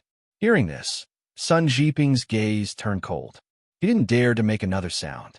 There were definitely issues regarding factions in the military, but everyone had a tacit understanding. No one would openly speak of it like Li Zishuan. This was a taboo, and once it was heard by outsiders, it was very likely that it would become a source of gossip. However, from this, it could be seen that Li Zishuan really treated him as a trusted aide. Otherwise, he wouldn't have said such things in front of him. Ahem. All right, I understand now. Jiping, you can continue. Li Zishuan also realized that he had lost his composure. He coughed dryly and waved his hand. Sun Jiping straightened his face and continued. 2nd Battalion Lieutenant Sun Tao was originally a general of the Black Armored Army. After the expansion of the Black Armored Army, he was appointed as the 2nd Battalion Lieutenant. This person is arrogant and unruly. During the day, Duan Jishuan had introduced Li Zishuan to the generals of the different battalions. However, the introduction back then was too rough. Now, with Sun Jiping's explanation, Li Zishuan had a rough understanding of the other 4 battalions of the Black Armored Army. At the very least, he had a rough understanding of their personalities. 1st Battalion Lieutenant Xianxia was a man of few words. However, he fought bravely and belonged to the practical faction. In terms of factions, Xianxia was on Duan Jishuan's side. 2nd Battalion Lieutenant Sun Tao was an arrogant person. Now that he had been appointed, he was a little arrogant and belonged to Qiu Xingong's faction. 3rd Battalion Lieutenant Zhang Kongyan was a smiling tiger. Qiu Xingong's faction was a military general. He welcomed everyone with a smile. However, it was hard to say if he would stab someone in the back. Li Zishuan felt that this kind of personality was more suitable to be an official and not a military general. 4th Battalion Lieutenant Luda was a man of few words. His faction was unclear. However, he was resolute in his work and was strict in his management of the army. The soldiers under him were also very hard-working in their training. As for the 5th Battalion Lieutenant Sun Jiping, Li Zishuan already had a good understanding of him. From these introductions, Li Zishuan had a rough understanding of the power distribution of the Black Armored Army. He also had a rough idea of who he should put in important positions and who he should be wary of in the future. I understand now. After thinking about it for a while, Li Zishuan looked at Sun Jiping and smiled. It's all thanks to you. If not for you, it would have been impossible for me to understand the situation within the Black Armored Army without 3 to 5 days. And in these 3 to 5 days, we could do a lot of things. You're too kind, sir. Sun Jiping quickly clasped his fist. Regarding the training of the soldiers of each battalion, I have some ideas after today's visit. Li Zishuan suddenly said, the current training method of the Black Armored Army should still be the same as before. In my opinion, the current training method only focuses on form and not intention. Sun Jiping's interest was piqued. He asked, Sir, what do you mean by that? Li Zishuan smiled and explained, what I mean is that the current training method of the Black Armored Army is too focused on form. Whether it is the military drill or the riding and archery assessment, these can only improve the soldier's individual skills. However, can these skills be used to fight on the battlefield? No. If the Black Armored Army wants to be the #1 heavy cavalry of the Tang Empire, it should be focused on killing and breaking through enemy lines. I can't feel any killing intent from the current Black Armored Army. At most, they're like a group of tigers that are locked in a cage and trained all day long to perform. This is not what I want to see. I believe His Majesty doesn't want to see this either. Therefore, there must be a change. Sun Jiping frowned. After thinking for a while, he nodded and said, I seem to have the same feeling too. May I ask, how should we change? Chapter 1744. Rome wasn't built in a day. Our Tang Empire's cavalry has been using this training method for a long time. If we suddenly make a big change, I'm afraid there will be a lot of opposition, especially in the Black Armored Army. There are many people who don't like me. Therefore, I plan to try out the change in the training method on a small scale. Since he had decided to make Sun Jiping his trusted aide, Li Zishuan had nothing to hide from him. His gaze darkened as he spoke bluntly. Sun Jiping pondered for a moment and understood what Li Zishuan wanted to say next. Therefore, he cupped his fists and said, I'm willing to open the way for you and be the vanguard. Sun Jiping was grateful that Li Zishuan trusted him so wholeheartedly. He didn't want to form a clique in the Black Armored Army, but he also understood the principle of where there are people, there will be conflicts. If he didn't form a clique, others would do so and isolate him from the other guards. Therefore, it was better to hold on to Li Zixuan. Not only could he stabilize his position in the Black Armored Army, but he could also help Li Zixuan to control the entire Black Armored Army as soon as possible. Good. Hearing this, Li Zixuan couldn't help but feel very happy. He looked at Sun Jiping and said firmly, "Since you trust me so much, then I won't let you down. Don't worry, the training methods that I'm going to propose are all carefully thought out and tested. Although I don't dare to say that they're the best in the world, but they're definitely many times better than the current training methods." "Oh, right. Jiping, you are now the lieutenant of the Wu Battalion. Are the soldiers under your command disciplined?" He was worried that Sun Jiping had just joined the Black Armored Army. Even if he became the lieutenant of the Wu Battalion, his subordinates might not be obedient to him. Sun Jiping smiled confidently and said, "You can rest assured about this. As long as you don't violate military orders, my words are still effective in the Wu Battalion." Before coming to the Black Armored Army, Sun Jiping was a member of the Imperial Guard. He definitely had the qualifications. Moreover, his martial arts strength was also quite good. If not, he would not have been appointed by Duan Jixuan as an adjutant of the Wu Battalion. Of course, the most important thing was that the soldiers of the Wu Battalion were all new recruits who had just joined the Black Armored Army. Otherwise, no matter how experienced Sun Jiping was, it would be hard for him to convince them. Li Zixuan nodded and said, "Since that's the case, I'm relieved. Tomorrow, I will summon all the generals of the 5 battalions to my tent for a discussion, and I will tell them about my modified training method. I don't care about other people's opinions, but you have to stand on my side. At worst, I will start with the trial in the Wu Battalion, and after some results, even if other people are against it, they will still have to follow my new training method." Seeing Li Zixuan's solemn vow, Sun Jiping cupped his fists and said, "This general obeys." "Hey, Xianxia, let me tell you, the water in the well is really King cool. Why don't you?" At this moment, Cheng Chumo and Yuchi Baolin entered the tent, carrying wooden buckets. When they saw Sun Jiping sitting inside, Cheng Chumo couldn't help but be taken aback. A moment later, he reacted and dryly coughed. "Ahem, Field Officer Sun is here?" And Sun Jiping stood up and nodded. He then looked at Li Zixuan and cupped his fists. "If there's nothing else, this general will take his leave. And go ahead." Li Zixuan nodded and said. Sun Jiping then turned and left. Xiaoxian, why is Sun Jiping here?" After Sun Jiping left, Cheng Chumo immediately came over and asked curiously. Li Zixuan rolled his eyes and pointed at the wooden box on the table. "There, he was worried that you two didn't have enough for dinner, so he brought you some food." "What? There's such a good thing?" Cheng Chumo's eyes suddenly lit up. Without any explanation, he rushed to the table next to him and opened the food box.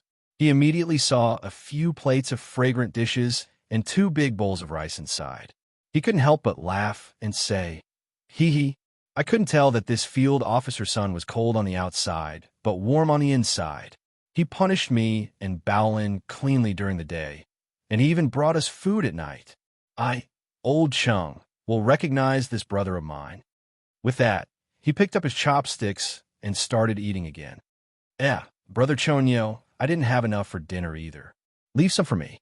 Yuchi Baolin saw this and quickly came over. Speaking of which, if he didn't take the initiative at this time, Cheng Chumo probably wouldn't even leave him a bowl of rice. Faced with these 2 buffoons, Li Zixuan could only smile helplessly.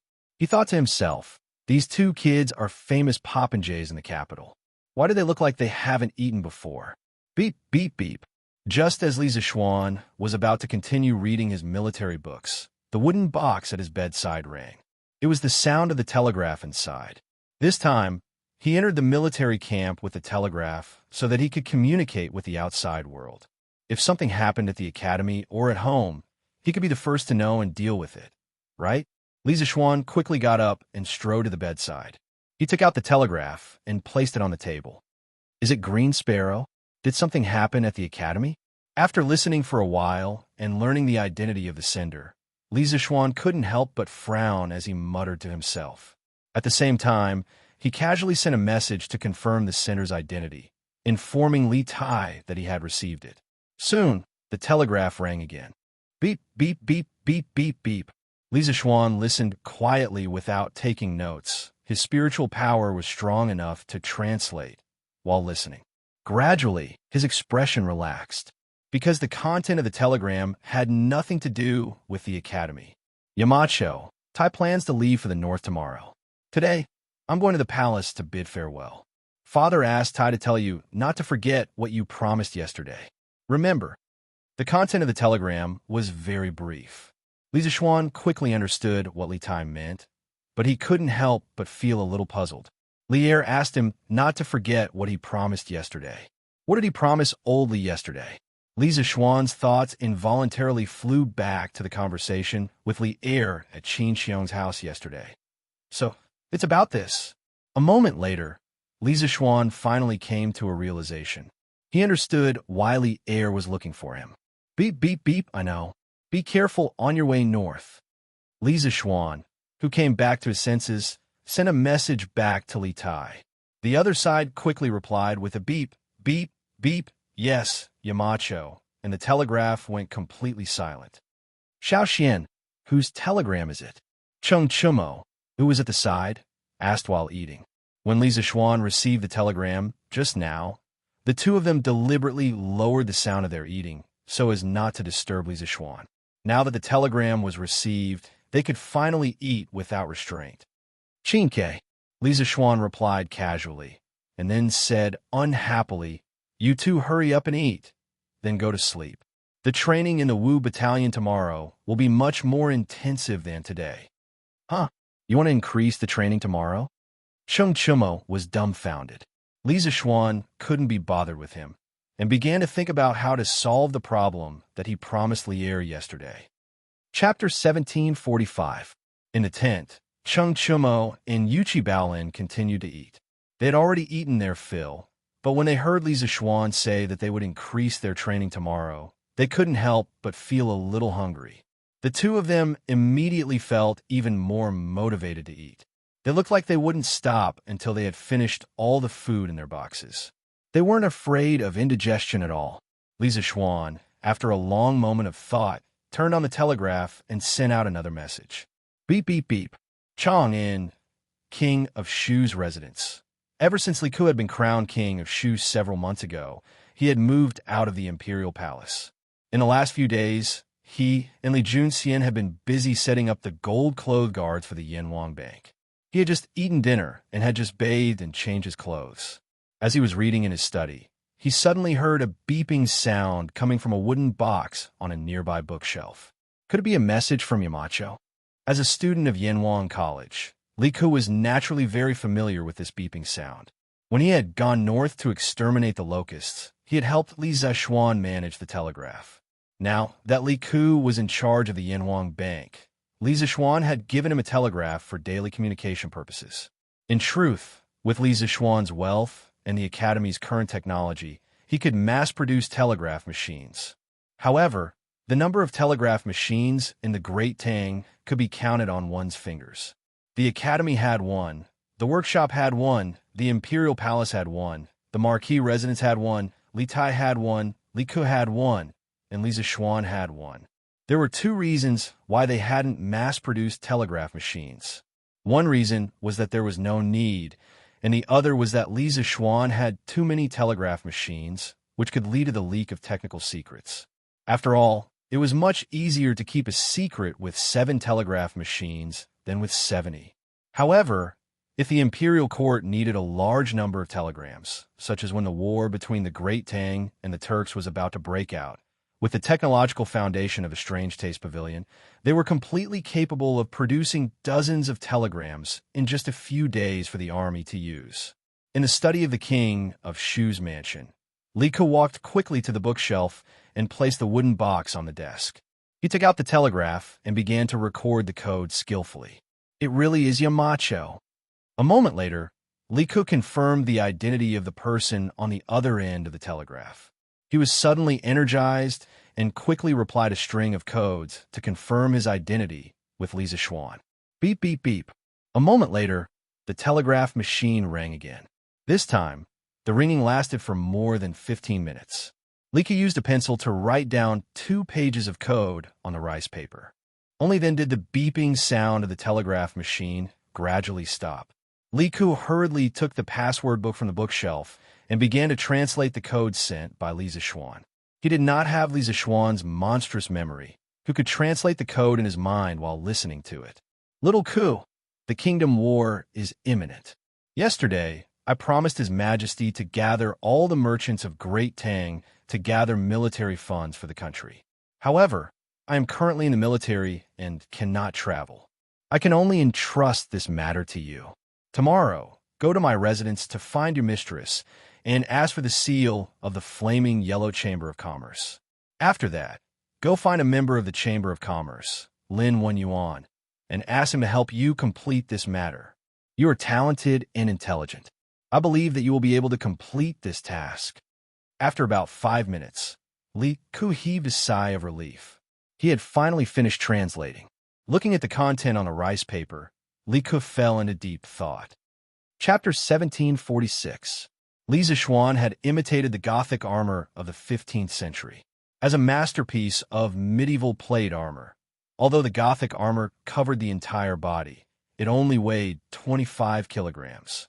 There were no steel plates in the joints or inside the shoulder pads, allowing the limbs to move more freely. In the era of cold weapons, the Gothic armor was invincible in terms of defensive power. Speaking of armor, the heavy cavalry of Europe had to be mentioned.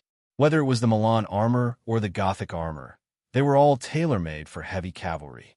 Knights in the Middle Ages were basically heavy cavalry. They had been trying their best to wear thicker and heavier armor. A complete set of medieval knight armor could protect the knight from his teeth to his toes. It was as if the knight was encased in a metal bucket or sealed in a specially designed can. This was the true definition of armed to the teeth. Their strong mobility and agility gave them great tactical and strategic significance. As the pinnacle of the cold weapons era, the heavy cavalry was the pinnacle of cavalry. With a strong defense and a fearsome impact, this type of troop could be considered the ultimate force on the battlefield. Generally speaking, once a general decided to send the heavy cavalry into the battlefield, it meant that the war had reached the most critical moment. Generally speaking, even if the knights were constantly in a rain of spears, it was not necessarily that dangerous. This armor could be said to be airtight in terms of defense. No matter how the wind blew or the rain fell, it would not move. For knights, the real danger did not come from direct confrontation. For example, the rain of arrows shot by the enemy archers or the spear formation of the infantry. The arrows shot by the archers often had a hard time penetrating the armor of the knights. Even if they did, they would at most scratch the surface of the skin. Once during the Crusades, the English knights were ambushed by the Arabs. The Arabs shot arrows from afar, but the only defense the English knights could make was to raise their shields and maintain a tight formation. The spears used by the infantry were usually made of wood. The knights could easily break these cheap spears with their momentum. In reality, as long as they were on horseback, the heavy cavalry in heavy armor could not be defeated in a direct confrontation. On the battlefield, they were like an armored tank, able to move unhindered and rampage. They were practically invincible. This was also why Li Zixuan had chosen to create a new set of plate armor for the Black Armored Army. The Black Armored Army was the most elite heavy cavalry of the Tang dynasty. If they were equipped with the toughest armor of the medieval era, as long as they were properly trained, the 5,000 Black Armored Army would be able to quickly adapt to the new equipment. By then, they would be practically invincible. When that time came, the Turkic Wolf Cavalry would definitely not be a match for the Black Armored Army. Unless the 5,000 Black Armored Army were exhausted or lost their rations, these 5,000 heavy cavalry would definitely be an invincible existence in this era. But then again, it wasn't as if they were invincible just by wearing the new armor. To a soldier, advanced equipment was just an external source of strength. Whether or not they could fully utilize this external source of strength depended on scientific training. Li Zishuan was currently combining the training methods of the medieval era with the Black Armored Army's training manual. During the day, Li Zishuan had been observing the Black Armored Army's training for the entire day. He had a rough understanding of the training methods of the Black Armored Army. In summary, there were only 2 points: military formation training and equestrian training. Li Zishuan felt that this was far from enough. He wanted to improve the training methods of the Black Armored Army. Heavy Cavalry Training Manual. At 5:45 a.m., physical fitness training. All soldiers will wear their armor and run 10 li. Those who fail to complete it in half an hour will be fined 5 li. Those who fail to complete the 5 li within 15 minutes will not be allowed to have lunch. At 7 o'clock a.m., martial arts training. All soldiers will be armed with wooden spears and battle in their armor. A martial arts competition will be held every 7 days. Those who come in first will be rewarded handsomely. At 9 o'clock a.m., arm strength training. The training includes, but is not limited to, push-ups and pull-ups. There will be 100 push-ups and 15 pull-ups. Those who fail to complete the training will be given additional training every day. Those who fail to complete the training after 5 days will be expelled from the Black Armored Army. After lunch, all soldiers will rest for an hour. At 5 o'clock p.m., formation training will be held. This includes individual formation training and military posture training. The formation training will last for 2 hours. At 5 o'clock p.m., cavalry training will be held. All soldiers will wear their armor and horse armor. They will practice the art of charging. Everyone will follow orders and be in sync. Those who do not meet the requirements will be given additional training on the same day. The cavalry training will last for 3 hours. At 5:45 p.m., equestrian archery training will last for an hour. At 7 o'clock p.m., all soldiers will have lunch. At 5:45 p.m., all soldiers will wear their armor and run 10 li. Those who fail to complete the training in half an hour will be fined 5 li. After that, they will rest in their tents. Joining the army? Forgive me for being blunt. Since the establishment of the Black Armored Army, there has never been such a ridiculous training method. What the hell is push-ups? Or pull-ups?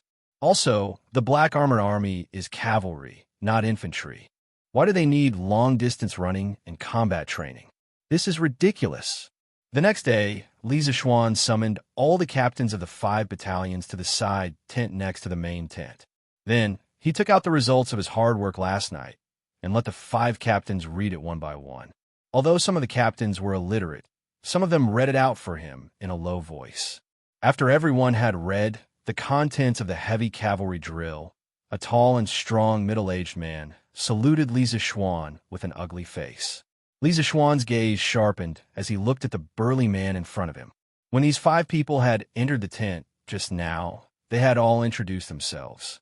Li Zishuan naturally knew the identity of this person. He was the 2nd Battalion's lieutenant, Sun Tao. Li Zishuan had expected this guy to be the first to speak up. Sun Tao was a staunch supporter of the Hill Protector faction, while Li Zishuan was on Duan Jishuan's side. Speaking of which, it was all thanks to Sun Jiping telling him about the factions within the Black Armored Army last night. Otherwise, he would have been caught off guard in this situation. Captain Sun has never seen these training methods. How can you be so sure that they are useless to the Black Armored Army? Just because you don't understand something doesn't mean it is useless. There are too many things in this world that you haven't seen. Since Li Zishuan was sure that this guy was a staunch supporter of the Hill Protector faction, he didn't hold back. He sneered and mocked Sun Tao. Chapter 1747. In the tent, Sun Tao was enraged by Li Zishuan's blatant mockery. He was a veteran who had been in the Black Armored Army for 7 to 8 years. Who would dare to disrespect him? Even Duan Jishuan rarely spoke to him in such a tone. Now that he was being mocked by Li Zishuan, a brat who had just joined the army, how could he tolerate it? He immediately exploded. His face was red with anger, and his eyes were wide open as he glared at Li Zishuan. No matter how useless this general is, I have been in the army for more than 10 years. I have even been in the Black Armored Army for 8 years. In terms of military experience, I'm afraid I'm not inferior to Sir Consul. Am I? Tit for tat. The atmosphere in the tent suddenly froze. Li Zixuan looked at Sun Tao with a smile, while Sun Tao looked at Li Zixuan angrily. The two of them did not give in to each other's gazes. It could be said that they were at daggers drawn. Speaking of which, Sun Tao had originally planned to maintain a harmonious relationship with Li Zixuan on the surface. Even if he did not want to deal with Li Zixuan on the surface, he did not want to fall out with Li Zixuan on the surface. After all, other than the fact that he was a consul, Li Zixuan's background in the imperial court was too powerful. However, Li Zixuan's mockery just now made Sun Tao completely lose his mind. What did he mean by there are many things that he has not seen? He was, after all, a veteran in the army. What right did Li Zixuan, a rookie, have to criticize a veteran like him? He admitted that he was indeed inferior to Li Zixuan in other aspects. However, in terms of military experience, he would never bow down to Li Zixuan. For Li Zixuan to say that he was incompetent in this aspect was a great insult to him. For this reason, he did not mind falling out with Li Zixuan openly. After all, he had the upper hand and was not afraid of Li Zixuan secretly taking revenge. After all, Qiu Shinggong was backing him up. Sun Jiping saw the tense atmosphere and couldn't help but tighten his grip on the sword at his waist. No matter what, he would definitely stand firmly on Li Zixuan's side.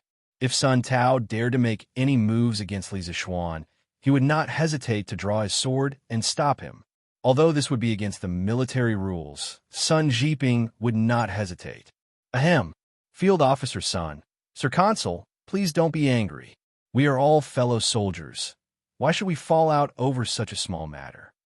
Just as the temperature in the tent dropped to freezing point, another middle-aged officer standing beside Sun Tao stepped forward. He first patted Sun Tao's arm, and then smiled at Li Zixuan. Sir Consul, you may not know this, but Field Officer Sun has been in the Black Armored Army for 8 years. Although he may not be an experienced veteran, he has at least been through dozens of battles. Field Officer Sun is usually an upright person and does not know how to be flexible with his words. If he offends the consul, I hope that the consul will forgive him. You. In the tent, Sun Tao was enraged by Li Zixuan's blatant mockery. After all, he was a veteran who had been in the Black Armored Army for 7 to 8 years. Who around him dared to disrespect him. Even Duan Zixuan rarely spoke to him in such a tone. Now that he was being mocked by Li Zixuan, a brat who had just entered the army, how could he tolerate it? He immediately exploded. His face was red and his eyes were wide open. He glared at Li Zixuan and said, "Humph. No matter how incompetent I am, I have been in the army for more than 10 years. I have even been in the Black Armored Army for 8 years. In terms of military experience, I am afraid that I am not inferior to the consul." Tit for tat. The atmosphere in the tent suddenly froze. Li Zixuan looked at Sun Tao with a smile, while Sun Tao looked at Li Zixuan angrily. The two of them did not give in to each other's gazes. It could be said that they were at loggerheads. Speaking of which, Sun Tao had originally planned to maintain a harmonious relationship with Li Zixuan, this parachuted recruit, on the surface. Even if they didn't want to deal with each other in secret, he didn't plan on falling out with Li Zixuan on the surface. After all, other than his identity as a recruit, Li Zixuan's background in the imperial court wasn't too powerful. However, Li Zixuan's mockery just now made Sun Tao completely lose his mind. How could it be called, there are many things that he has not seen? He was, after all, a veteran in the army. What right did Li Zixuan, a new recruit, have to criticize him, a veteran? He admitted that he was indeed inferior to Li Zixuan in other aspects. However, in terms of military experience, he would definitely not lower his head to Li Zixuan. Li Zixuan saying that he was not good in this aspect was a great insult to him. For this reason, he did not mind falling out with Li Zixuan on the surface. In any case, he was in the position and was not afraid of Li Zixuan secretly taking revenge. After all, Qiu Shinggong was supporting him. Sun Jiping, who was at the side, saw the tense atmosphere and could not help but tighten his grip on the sword at his waist. No matter what, he would definitely stand firmly on Li Zixuan's side. If Sun Tao dared to make any moves against Li Zixuan, he would not hesitate to draw his sword and stop him. Although this move would violate the military rules, Sun Jiping still did not hesitate. Cough, cough. Field Officer's son. Sir Consul, please do not be angry. We are all fellow soldiers. Why should we harm our relationship over such a small matter? Just as the temperature in the tent dropped to freezing point, another middle-aged general standing beside Sun Tao stepped forward. He first patted Sun Tao's arm, then smiled and cupped his fist towards Li Zixuan. Sir Colonel, you may not know this, but Field Officer Sun has been in the Black Armored Army for 8 years. Even if I can't say that I have experienced hundreds of battles, I still have at least dozens of them. Field Officer Sun is usually an upright person and doesn't know how to be flexible with his words. If he has offended the colonel, please forgive this lowly one's offense. You. In the side tent, Sun Tao was enraged by Li Zixuan's blatant mockery. He was a veteran who had been in the Black Armored Army for 7 to 8 years, who around him did not respect him. Even Duan Zixuan rarely spoke to him in such a tone. Now that he was being mocked by Li Zixuan, a brat who had just entered the army, how could he tolerate it? He immediately exploded. His face was red and his eyes were wide open. He glared at Li Zixuan and said, "Humph. No matter how useless I am, I have been in the army for more than 10 years. I have even been in the Black Armored Army for 8 years. In terms of military experience, I am afraid that I am not inferior to Sir Consul." Tit for tat. The atmosphere in the tent suddenly froze. Li Zixuan looked at Sun Tao with a smile, while Sun Tao looked at Li Zixuan angrily. The two of them did not give in to each other's gazes. It could be said that they were at daggers drawn. Speaking of which, Sun Tao had originally planned to maintain a harmonious relationship with Li Zixuan on the surface. Even if he did not want to deal with Li Zixuan on the surface, he did not want to fall out with Li Zixuan on the surface. After all, other than his identity as a consul, he did not want to offend Li Zixuan on the surface. However, Li Zixuan's mockery just now made Sun Tao completely lose his mind. What did he mean by "there are many things that he has not seen"? No matter what, he was still a veteran in the army. What right did Li Zixuan, a new recruit, have to criticize a veteran like him? He admitted that he was not as good as Li Zixuan in other aspects. However, in terms of military experience, he would definitely not lower his head to Li Zixuan. Li Zixuan saying that he was not good in this aspect was a huge insult to him. For this reason, he did not mind falling out with Li Zixuan on the surface. After all, he was in the position and was not afraid of Li Zixuan secretly taking revenge. After all, Qiu Xingong was supporting him. Sun Jiping, who was at the side, saw the tense atmosphere and could not help but tighten his grip on the sword at his waist. No matter what, he would definitely stand firmly on Li Zixuan's side. If Sun Tao dared to make any moves against Li Zixuan, he would not hesitate to draw his sword and stop him. Although this move would violate military rules, Sun Jiping still did not hesitate. Cough, cough. Field Officer's son. Sir Colonel, please don't be angry. We are all fellow soldiers. Why should we harm each other over such a small matter? Just as the temperature in the tent dropped to freezing point, another middle-aged officer who was standing beside Sun Tao stood out. He first patted Sun Tao's arm, and then smiled at Li Zixuan as he clasped his fist and said, "Sir Colonel, you may not know this, but Field Officer's son has been in the Black Armored Army for 8 years. Although he may not be an experienced veteran, he has at least experienced dozens of battles. Field Officer's son is usually an upright person and does not know how to be flexible in his words. If he offends you, please forgive me. You." In the tent, Sun Tao was enraged by Li Zixuan's blatant mockery. He was a veteran who had been in the Black Armored Army for 7 to 8 years, who around him did not respect him. Even Duan Zixuan rarely spoke to him in such a tone. Now that he was being mocked by Li Zixuan, a brat who had just joined the army, how could he tolerate it? He immediately exploded. His face was red and his eyes were wide open. He glared at Li Zixuan and said, "Humph. No matter how useless I am, I have been in the army for more than 10 years. I have even been in the Black Armored Army for 8 years. In terms of military experience, I am afraid that I am not inferior to Sir Colonel. Tit for tat. The atmosphere in the tent suddenly froze. Li Zixuan looked at Sun Tao with a smile, while Sun Tao looked at Li Zixuan angrily. The two of them did not give in to each other's gazes. It could be said that they were at daggers drawn. Speaking of which, Sun Tao had originally planned to maintain a harmonious relationship with Li Zixuan on the surface. Even if he did not want to deal with Li Zixuan on the surface, he did not want to fall out with Li Zixuan on the surface. After all, other than his identity as a colonel, he did not want to offend Li Zixuan on the surface. However, Li Zixuan's mockery just now made Sun Tao completely lose his mind. What did he mean by, there are many things that he has not seen? No matter what, he was still a veteran in the army. What right did Li Zixuan, a new recruit, have to criticize a veteran like him? He admitted that he was indeed not as good as Li Zixuan in other aspects. However, in terms of military experience, he would definitely not bow down to Li Zixuan. Li Zixuan said that he was not good in this aspect. To him, it was a great insult. For this reason, he did not mind falling out with Li Zixuan on the surface. Anyway, he was in the position and was not afraid of Li Zixuan secretly taking revenge. After all, Xianxia was backing him up. Sun Jiping, who was at the side, saw the tense atmosphere and could not help but tighten his grip on the sword at his waist. No matter what, he would definitely stand firmly on Li Zixuan's side. If Sun Tao dared to make any moves against Li Zixuan, he would not hesitate to draw his sword and stop him.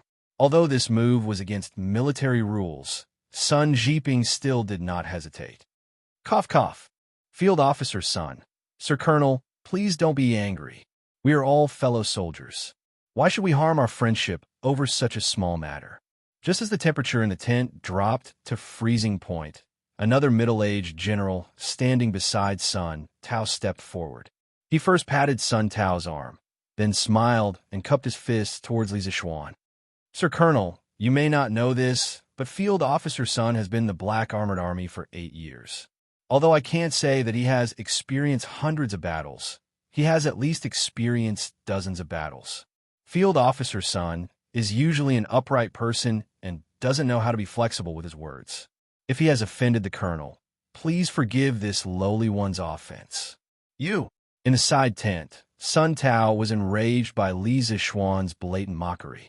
He was a veteran who had been in the Black Armored Army for 7 to 8 years, who around him did not respect him. Even Duan Zixuan rarely spoke to him in such a tone. Now that he was being mocked by Li Zixuan, a brat who had just joined the army, how could he tolerate it? He immediately exploded. His face was red and his eyes were wide open in anger. He looked at Li Zixuan and said, "Humph. No matter how useless I am, I have been in the army for more than 10 years. I have even been in the Black Armored Army for 8 years. In terms of military experience, I am afraid that I am not inferior to Sir Colonel." Tit for tat. The atmosphere in the tent suddenly froze. Li Zixuan looked at Sun Tao with a smile, while Sun Tao looked at Li Zixuan angrily. The two of them did not give in to each other's gazes. It could be said that they were at daggers drawn. Speaking of which, Sun Tao had originally planned to maintain a harmonious relationship with Li Zixuan, this parachuted recruit, on the surface. Even if he didn't want to deal with Li Zixuan in the dark, he didn't plan on falling out with Li Zixuan on the surface. After all, other than his identity as a recruit, Li Zixuan's background in the imperial court wasn't too powerful. However, Li Zixuan's mockery just now made Sun Tao completely lose his mind. What did he mean by, there are many things that he has not seen? No matter what, he was still a veteran in the army. What right did Li Zixuan, a new recruit, have to criticize a veteran like him? He admitted that he was not as good as Li Zixuan in other aspects, but in terms of military experience, he would definitely not lower his head to Li Zixuan. Li Zixuan saying that he was not good in this aspect was a huge insult to him. For this reason, he did not mind falling out with Li Zixuan on the surface. After all, he was in the position and was not afraid of Li Zixuan secretly taking revenge. After all, Xianxia was backing him up. Sun Jiping, who was at the side, saw the tense atmosphere and could not help but tighten his grip on the sword at his waist. No matter what, he would definitely stand firmly on Li Zishuan's side.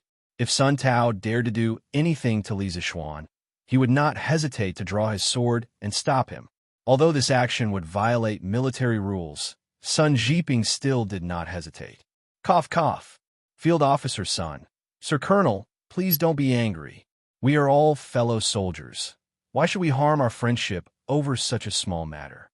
Just as the temperature in the tent dropped to freezing point, another middle-aged officer who was standing beside Sun Tao stood out. He first patted Sun Tao's arm, and then smiled at Li Zishuan. He clasped his fist and said, Sir Colonel, you may not know this, but Field Officer Sun has been in the Black Armored Army for 8 years. Although he may not have experienced hundreds of battles, he has at least experienced dozens of battles. Field Officer Sun is usually an upright person and does not know how to be flexible with his words. If he has offended the colonel, please forgive this lowly one. Chapter 1748. Push-ups are a way to train your shoulders, arms, and waist. During the training, your body needs to be in a straight line from your shoulders to your ankles.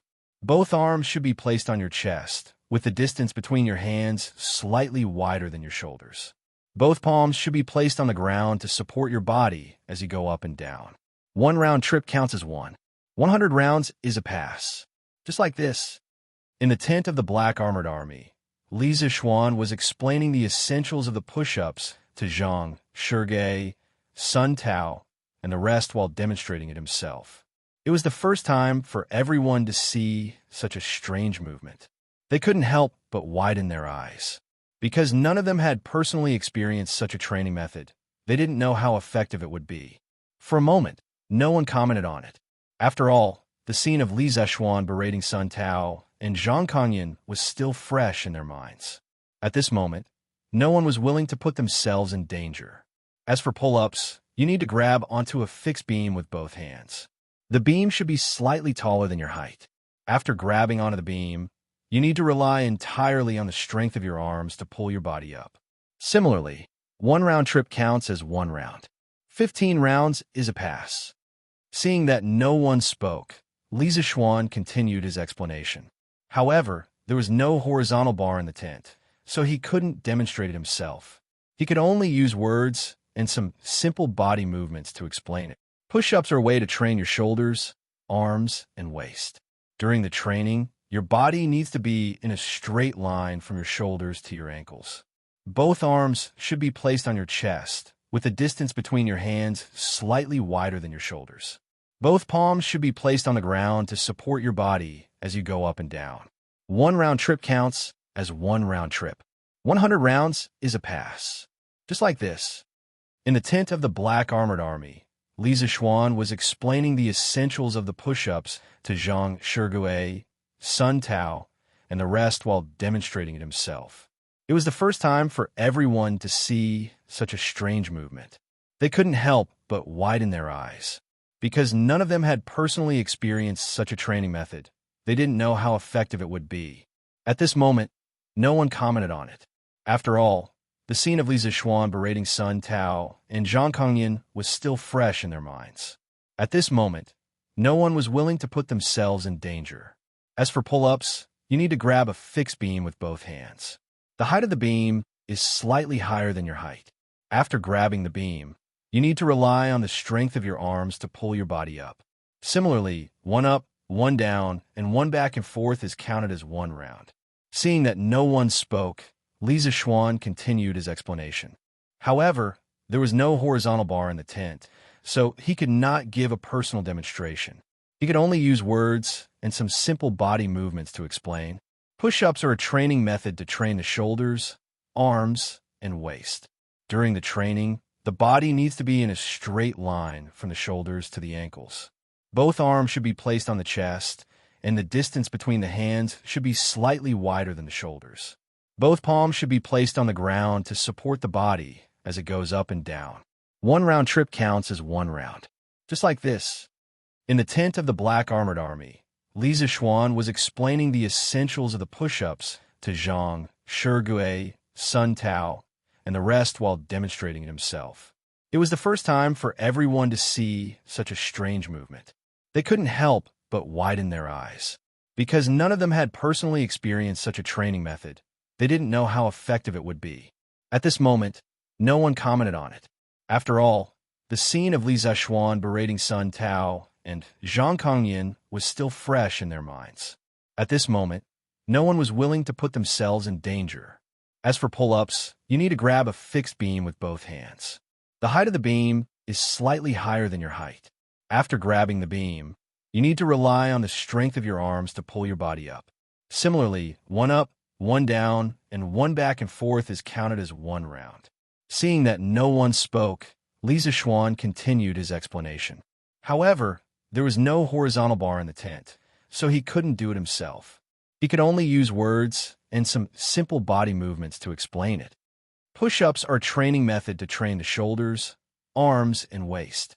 During the training, the body needs to be in a straight line from the shoulders to the ankles. Both arms should be placed on the chest, and the distance between the hands should be slightly wider than the shoulders. Both palms should be placed on the ground to support the body up and down. One round trip is counted as one round. 100 rounds is a pass. Just like this.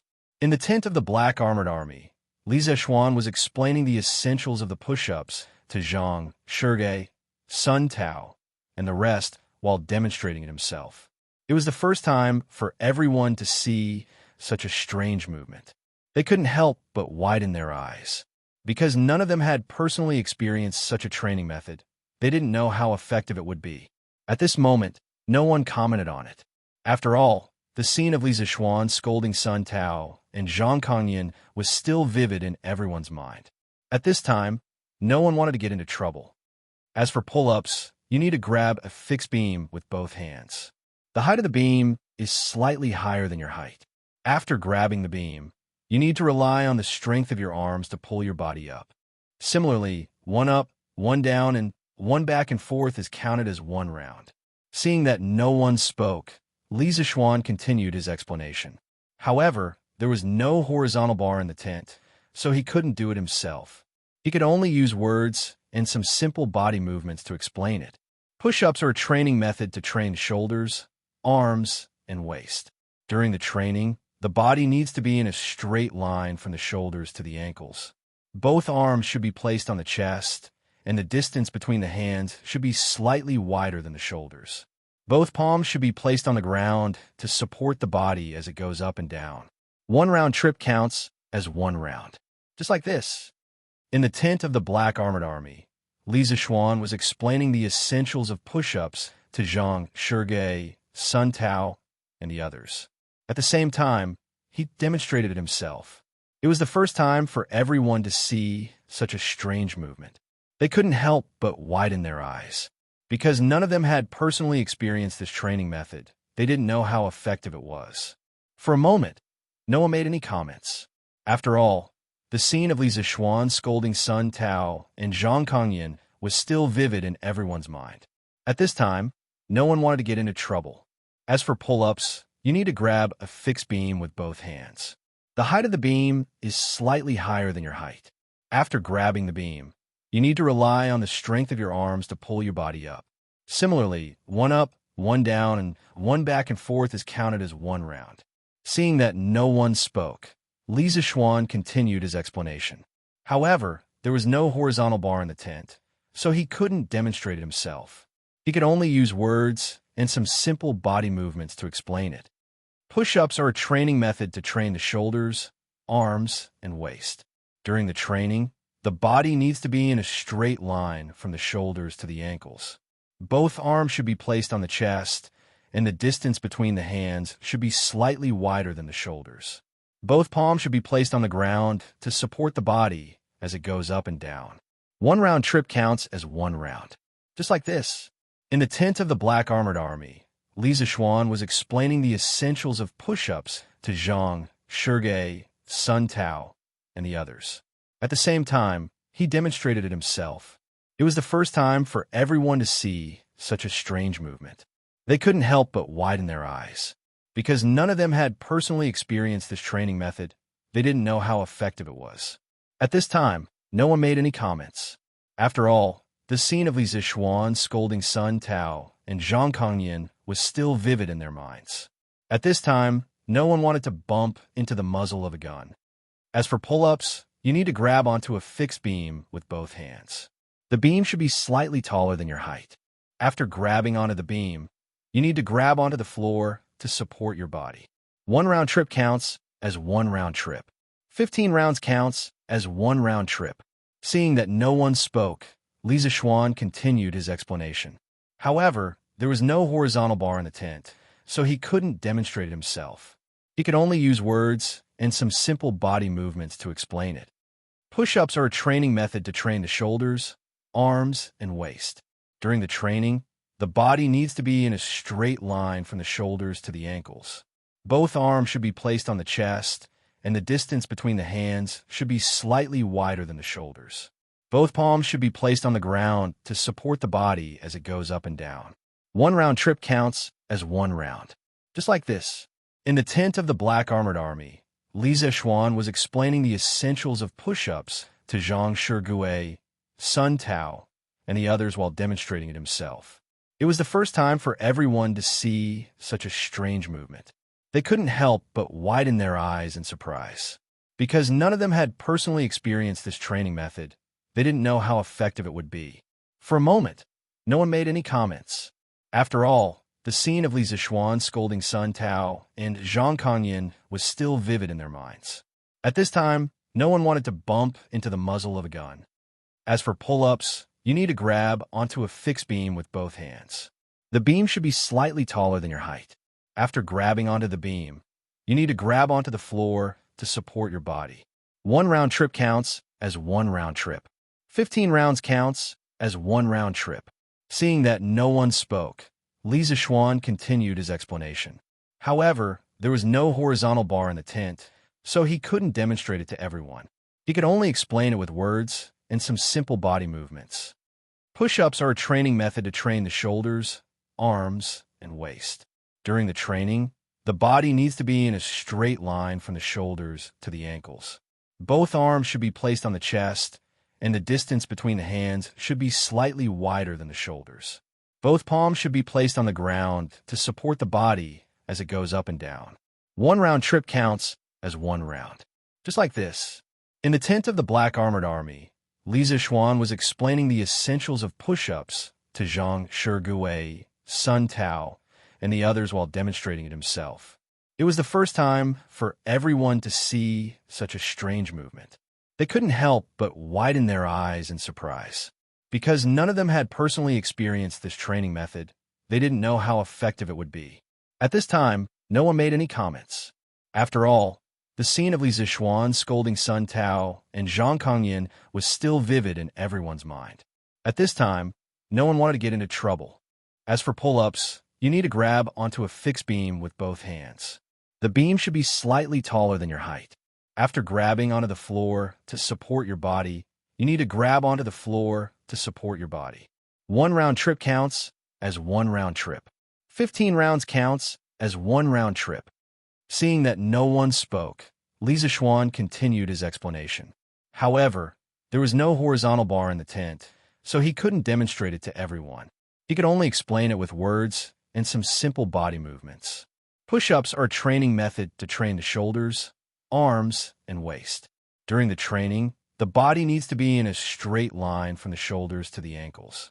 Both arms should be placed on the chest, and the distance between the hands should be slightly wider than the shoulders. Both palms should be placed on the ground to support the body as it goes up and down. 1 round trip counts as 1 round. Just like this. In the tent of the Black Armored Army, Li Zixuan was explaining the essentials of the push-ups to Zhang Shigui, Sun Tao, and the others while demonstrating it himself. It was the first time for everyone to see such a strange movement. They couldn't help but widen their eyes in surprise. Because none of them had personally experienced this training method, they didn't know how effective it would be. For a moment, no one made any comments. After all, the scene of Li Zixuan scolding Sun Tao and Zhang Kangyan was still vivid in everyone's mind. At this time, no one wanted to get into trouble. As for pull-ups, you need to grab onto a fixed beam with both hands. The beam should be slightly taller than your height. After grabbing onto the floor to support your body, you need to grab onto the floor to support your body. 1 round trip counts as 1 round trip. 15 rounds counts as 1 round trip. Seeing that no one spoke, Li Zishuan continued his explanation. However, there was no horizontal bar in the tent, so he couldn't demonstrate it to everyone. He could only explain it with words and some simple body movements. Push-ups are a training method to train the shoulders, arms, and waist. During the training, the body needs to be in a straight line from the shoulders to the ankles. Both arms should be placed on the chest, and the distance between the hands should be slightly wider than the shoulders. Both palms should be placed on the ground to support the body as it goes up and down. 1 round trip counts as 1 round. Just like this. In the tent of the Black Armored Army, Li Zishuan was explaining the essentials of the push-ups to Zhang Shigue, Sun Tao, and the others while demonstrating it himself. It was the first time for everyone to see such a strange movement. They couldn't help but widen their eyes in surprise. Because none of them had personally experienced this training method, they didn't know how effective it would be. At this time, no one made any comments. After all, the scene of Li Zishuan scolding Sun Tao and Zhang Kanyan was still vivid in everyone's mind. At this time, no one wanted to get into trouble. As for pull-ups, you need to grab onto a fixed beam with both hands. The beam should be slightly taller than your height.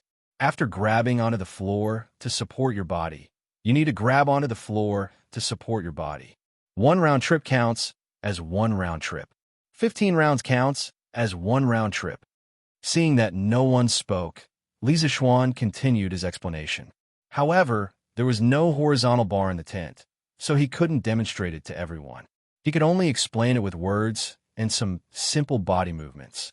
Chapter 1749.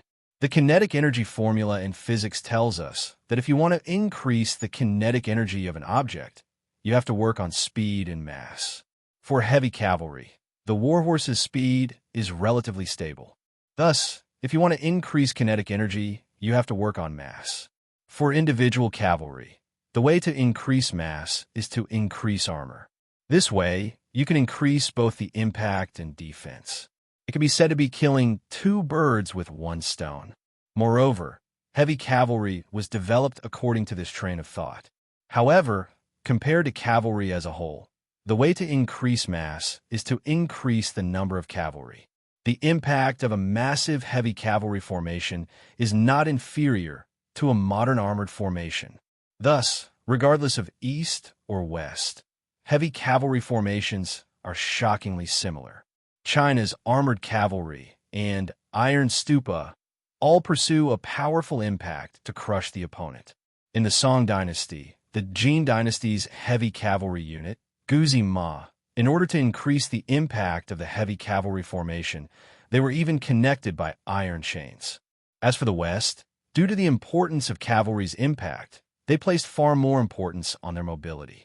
Thus, the greatest characteristic of heavy cavalry tactics is their cohesion. Cavalry battles are the same as infantry. Both sides are arranged in a neat formation to charge at each other. In order to demonstrate this simple tactic, maintaining a neat formation is extremely important for heavy cavalry. This is extremely rare in light cavalry tactics. The heavy cavalry group charging tactic was the key for an army to form a powerful first assault force. Under normal circumstances, the attacking side would use the heavy cavalry formation to directly tear apart the opponent's first or second defensive formation, providing the conditions for the following troops to join in the battle. As early as the 8th century AD, the heavy cavalry of the Carolingian dynasty started using cavalry formation to charge. Ever since the fall of the Roman Empire, Charlemagne established the Carolingian army with heavy cavalry as the core. In every battle, they have performed well. The Carolingian cavalry was the first recorded unit to use heavy cavalry to charge. The classic charging action is to hold the javelin horizontally, using the warhorse's speed to imbue the javelin with great impact, causing great damage to the opponent. Therefore, a strong shoulder and arm strength was absolutely necessary for a heavy cavalry. Of course, in addition to this, heavy cavalry also had to have a certain level of close combat skills.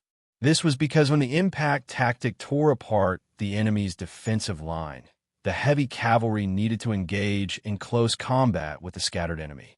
Regarding this point, the Western heavy cavalry history was especially crazy. According to records, during the Middle Ages in France, where heavy cavalry tactics were prevalent, one of the qualifications for a knight was to fight with a wild boar barehanded without any armor. Only by killing the wild boar could one pass. This was also the reason why the cavalrymen of Abba tried their best to avoid close combat with the Crusaders. Due to the almost crazy pursuit of individual combat skills, the Western heavy cavalry used a large number of competitions to maintain combat skills when there was no war. This kind of competition later developed into an important social activity, an important means to win honor, solve disputes, and even attract the opposite sex. Li Zishuan had referred to the charging tactics of the Western heavy cavalry in the Middle Ages and combined them with the current situation of the Tang Empire. He had come up with a training manual for the Black Armored Army. It might not be the best, but it was definitely the most suitable for the current Black Armored Army. Chapter 1750. Good. Since Zhiping trusts me so much, I won't let you down. In the tent of the Black Armored Army, Sun Zhiping stepped forward and took the lead in accepting the new drill. Although this was a prearranged scene, Li Zishuan still clapped his hands excitedly and said, "From today onwards, all the soldiers of the Wu Battalion will start training according to the new drill. I will supervise and guide the whole process. I believe that in less than half a month, the results will be seen." "Yes, sir." Sun Zhiping clasped his fist and said loudly. Li Zishuan glanced at Sun Zhiping and Sun Tao and Zhang Kangyan and said, "2nd and 3rd battalions will train according to the previous method. After half a month, we will see the results of the Wu battalion's training. Then you two can decide if you want to accept the new drill. Even though I won't force you on this matter, I still have to remind the two of you that the Black Armored Army has only been expanded for a short period of time. The training will affect the reputation of the Black Armored Army over the past decade. The war 2 months later will affect the survival of the Great Tang. I hope that the two of you won't mix your personal feelings with this matter and ruin the reputation and glory of the Black Armored Army over the past decade." Li Zishuan's words clearly had a hidden meaning. Sun Tao and Zhang Kangyan's expressions froze when they heard this, their faces filled with embarrassment. But at this time, they couldn't say anything because this kind of matter would only make things worse. Li Zishuan looked at Zhang, Shirgui, and Luda. These two didn't belong to any specific faction and should be able to persuade them. He thought for a while and said, "General Zhang, Lieutenant Liu, what's your decision?" In the tent, everyone's eyes focused on Zhang, Shirgui, and Luda.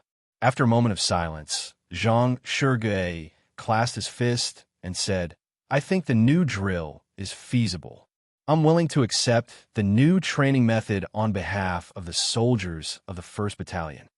As one of the earliest generals of the Black Armored Troops, Zhang Shirgui was still able to differentiate between the importance of the situation. Although most of the soldiers in the A Battalion were veterans of the Black Armored Troops, they were all wearing the new plate armor and wielding vanadium steel horse lances. Different equipment would lead to different training methods and battle strategies. Zhang Shirgui thought about it seriously and realized that if the Black Armored Troops wanted to quickly adapt to the new equipment, they would have to follow Li Zishuan's training methods. That was why he stood out to support Li Zishuan. Good. Li Zishuan's spirit shook as he nodded approvingly. Seeing that Zhang Shirgui had expressed his stance, Luda also bowed to Li Zishuan and clasped his fist. "I'm willing to accept the new training method on behalf of the soldiers of the 4th Battalion." Luda was considered a veteran of the Black Armored Army. However, the 4th Battalion under him were almost all new recruits who had just joined the Black Armored Army. New recruits and new equipment. If they wanted to quickly develop their combat strength, they had to use the new training method. Of course, the most important thing was that Luda had always respected Zhang Shirgui. Since Zhang Shirgui had agreed to the new drill method compiled by Li Zishuan, then what was there to hesitate about? As long as it could help the soldiers of the 3rd Battalion increase their combat strength, there was nothing that Luda couldn't agree to. He wasn't loyal to Qiu Xingong, nor was he loyal to Duan Jixuan. He was only loyal to Li Er. Seeing that Lu De had also stood out to express his willingness to accept the new drill method, Li Zixuan couldn't help but be overjoyed. Before this, he had already prepared for the worst, which was that only Sun Jiping stood out to support him. The other four strongly opposed the new drill method, but he didn't think that the final result would far exceed his expectations. Out of the 5 captains, 3 of them were actually willing to support him. How could he not be overjoyed? Good.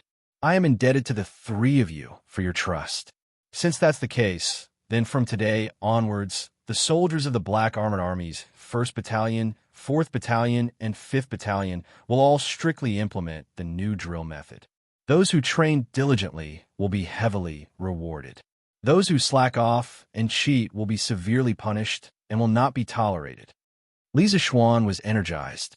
Looking at the crowd, he spoke with full vigor. As you wish. Zhang Shigui, Lu De, and Sun Jiping clasped their fists and replied in unison. Good. Then everyone will follow your own plans and return to the barracks to arrange the training for the soldiers. Li Zixuan waved his hands and ordered them to leave. The main thing was that it was getting late and the soldiers should be training. Yes. The 5 of them each had their own thoughts as they clasped their fists and left. Half an hour later, all the soldiers of the Black Armored Army gathered on the drill ground once again. A day of training had begun, but today's training was a little different. All soldiers of the 1st Battalion, attention, turn to the left, run 5 laps around the drill ground. If you don't finish within half an hour, you will be punished with 2 extra laps. In the past, at this time, the soldiers of the Black Armored Army would start their training in formation. But today was different. Following Zhang Shigui's series of orders, all the soldiers of the 1st Battalion were stunned. Run 5 laps around the drill ground? What's going on? Why do we have to run today? But we are all wearing armor right now. How are we going to run? The Black Armored Army's drill ground took up a huge area. 1 lap was at least 2 miles long. 10 laps would be more than 10 miles long. Logically speaking, 10 miles of running wasn't a difficult task for the soldiers of the Black Armored Army. But they were all wearing heavy armor right now. How are we going to run? Hence, the soldiers of the 1st Battalion looked at each other, not knowing what to do next. What are you all standing there for? Do you think it's too long? Everyone, record down. If you don't finish the 5 laps in half an hour, you will be punished with 2 extra laps. If you don't finish after 2 laps, you'll not be allowed to eat lunch. Zhang Shigui's face was cold as he shouted loudly in the face of the soldiers' discussion. Yes, the soldiers were startled, and they hurriedly started to run. The soldiers of the Black Armored Army weren't alone.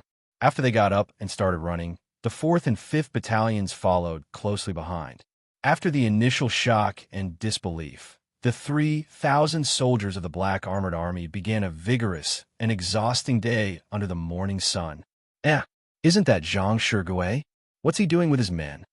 Qiu Xingong, who had just finished his breakfast and came to the drill ground to observe the training, saw the 3,000 soldiers running around the drill ground. He couldn't help but frown and ask curiously, "Go and call Zhang Kangyan over." After thinking for a moment, Qiu Xingong ordered his personal guard behind him. It was a little unrealistic to ask someone to call Zhang Shigui over directly. Firstly, Zhang Shigui wasn't on his side. Secondly, Zhang Shigui's seniority and status in the Black Armored Army was not lower than his. If he sent someone to call Zhang Shigui over, Zhang Shigui would probably ignore him. Hence, he could only call his little brother Zhang Kangyan. "Yes, sir." The personal guard cupped his fists and left. Chapter 1751. General, I heard you were looking for me? On the side of the Black Armored Army drill ground, 3rd Camp Lieutenant Zhang Kangyan ran over to greet Qiu Xingong. Qiu Xingong nodded. Perhaps he realized that this wasn't the place to talk. After all, the soldiers of the Black Armored Army were still training. He turned around and led Zhang Kangyan toward the tents outside the drill ground. As he walked, he asked, "What's up with the AD and V camps today? Why didn't they follow the usual practice?" At this time, Zhang Kangyan wiped the sweat on his forehead and hurriedly replied, replying to the general, "Adjunctly made a new training manual last night. Zhang Shigui Lu De, and Sun Jiping are now leading the soldiers to train according to the new training manual. New training manuals? Qiu Xingong was stunned when he heard this. Then he suddenly had a bad premonition, so he quickly asked, "What new training manual?" Li Zixuan just joined the army for a day. How could he come up with new training manuals? Tell me what the new training manuals are about. Zhang Qingyan pondered for a moment and said, "Early this morning, Adjunct Li asked all the commanders of the 5 camps to go to the side tent for a meeting. He showed us his new training manuals. The first rule of the new training manuals is long-distance running." As Zhang Kanyan explained, Qiu Xingong's face turned darker and darker. After Zhang Kanyan finished, Qiu Xingong finally couldn't hold it in anymore and exploded. "Bastard. Nonsense. The Black Armored Army is cavalry. Why would they practice long-distance running? Why would they practice martial arts? And what are these push-ups and pull-ups? I've never heard of them before. What's even more ridiculous is that Li Zixuan is a brat who doesn't know anything about military affairs. He just joined the army, and he's already causing trouble. Why would Zhang Shigui, Lu De, and the rest follow suit? No, if this continues, the Black Armored Army will be ruined by Li Zixuan. Order Zhang Shigui, Lu De, and Sun Jiping to stop running and resume their usual training." Qiu Xingong's anger was justified. Before Li Zixuan came to the camp, he had been in charge of the daily training of the Black Armored Troops. In the end, Li Zixuan had only been in the Black Armored Troops for a day, and he had already overthrown the training system that he had painstakingly built. How could he not be angry? Furthermore, in his view, Li Zixuan's new training method was completely ridiculous. If they were to continue training like this, the Black Armored Army would become the laughingstock of Great Tang. However, Zhang Kangyan did not immediately relay Qiu Xingong's order. Instead, a troubled look flashed across his face. After a moment of hesitation, Zhang Kangyan said with a troubled expression, "General, I'm afraid this is inappropriate." If one were to differentiate between civil and military, Zhang Kangyan would be more of a civil official than a military general. This fellow was extremely quick-witted. Compared to his ability in civil affairs, his military strength was simply trash. Thus, he had always been Qiu Xingong's think tank. Hearing this, Qiu Xingong frowned and said unhappily, "What's inappropriate about it?" Zhang Kangyan's brows furrowed as he explained, replying to the general. After Adjunct Li finished introducing his new training drill this morning, he claimed that he wouldn't force the battalion commanders to train their soldiers according to his drill, that it would all be voluntary. Zhang Shigui, Lu De, Sun Jiping, and the others, they all voluntarily accepted the new training drill. "General, if you order them to stop training now, I don't think they would listen." "Outrageous. Do you think they would dare to disobey my orders?" Hearing this, Qiu Xingong was instantly enraged. Zhang Kangyan immediately kept quiet out of fear, not daring to utter a single word. "Sigh, forget it. I'll go look for General Duan. Li Zixuan, this brat, this old man has really underestimated him. This old man has truly underestimated him. I can't let him continue messing around like this." After a moment, Qiu Xingong probably felt that Zhang Shigui and the rest might really dare to disobey his orders, so he sighed and changed his words. After all, Duan Jixuan had said yesterday that he would hand over the daily training of the Black Armored Troops to Li Zixuan. Even if Zhang Shigui and the rest did not listen to his orders, it was understandable. General is wise. Zhang Kangyan clasped his fist and flattered him. You and Sun Tao did well. On this matter, you can't mess around with Li Zixuan. You go and lead the training. I'll go look for General Duan." Qiu Xingong looked at Zhang Kangyan and waved his hand. "Yes, sir." Zhang Kangyan accepted the order and left. Qiu Xingong stood there for a while before walking towards the commander's tent. Half a month ago, the Black Armored Troops had entered a state of closed training. Under normal circumstances, they were only allowed to enter and not leave the camp. This included Duan Jixuan and Qiu Xingong. These days, they had been living and eating in the camp. Of course, if there was an important court meeting, they could still leave the camp to attend it. The day before yesterday, Li Zixuan had come to Chang and to visit Duan Jixuan. Coincidentally, Duan Jixuan had just finished attending the morning court meeting. Otherwise, he could only come to the camp to look for Duan Jixuan. At this moment, Duan Jixuan was staring blankly at a map in the command tent. Qiu Xingong did not wait for the guard to come in and announce his arrival, and strode in. Lawless. Simply lawless. General Duan, go and see what Li Zixuan has done. If he continues messing around like this, the black armored troops will be completely crippled. Qiu Xingong shouted at Duan Jixuan, who was sitting at the head of the table, in a flustered and exasperated manner. His loud shout immediately snapped Duan Jixuan out of his thoughts. He could not help but frown and ask, Xingong, what did Li Zixuan do to make you so angry? Qiu Xingong said angrily, This Qiu just heard that Li Zixuan summoned all the commanders of the 5 battalions to the side tent early this morning to discuss his new training manual. Jixuan, tell me, this kid has only been in the barracks for a day. What kind of training manual can he write? Isn't this nonsense? Oh, new training manual? In contrast to Qiu Xingong's angry face, Duan Jixuan's eyes lit up when he heard that Li Zixuan had written a new training manual. He asked with interest, Xingong, tell me, what is the content of the training manual that Li Zixuan wrote? To be honest, Duan Jixuan was not angry at all. Instead, he was pleasantly surprised. That's right, pleasantly surprised. According to his original expectations, after Li Zixuan entered the black armored troops, it would take at least 3 to 5 days before he could come up with any useful suggestions. He never expected that Li Zixuan would write a training manual within a day of entering the camp. This was too fast. Cough, cough. Of course, Duan Jixuan still had some doubts about the quality of the training manual. That kid's training manual is all nonsense. General Duan, listen to it first. The first rule states that the soldiers of each camp must start running 10 miles in their armor at 4 in the morning. Chapter 1752. Long-distance running with armor trains endurance, cavalry charging with hidden sharpness, and combat training for close combat. These are all good ideas. In the Black Armored Army's commander's tent, Duan Jixuan couldn't help but nod as he listened to Qiu Xingong describe the contents of Li Zixuan's new training manual. Seeing this, Qiu Xingong's face darkened. Duan Jixuan was obviously brainlessly siding with Li Zixuan. That's right. In Qiu Xingong's opinion, Li Zixuan's new training manual was ridiculous. Yet Qiu Xingong was still nodding his head. What else could he be if he wasn't siding with Li Zixuan? However, he had misunderstood Qiu Xingong. Qiu Xingong didn't know that he was in the situation. The one who was looking at things objectively from the outside was Duan Jixuan, not him.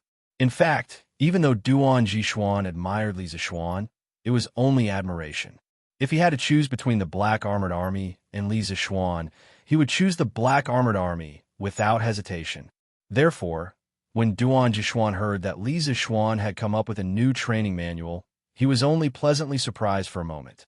Following that, he became worried. He was worried that Li Zixuan's new training manual would have some illogical aspects that would cripple the black armored troops. Luckily, Duan Jixuan felt that most of the content in Li Zixuan's training manual was pretty good. However, when he saw Qiu Xingong's old face, which was as black as the bottom of a pot, he quickly coughed and said, "Cough, cough. But what are the push-ups and pull-ups in Army Commander Li's training manual?" Qiu Xingong could only swallow his anger. He replied in a low voice, "I don't know either. I think it's Li Zixuan's playful behavior. This guy really doesn't know what's good for him.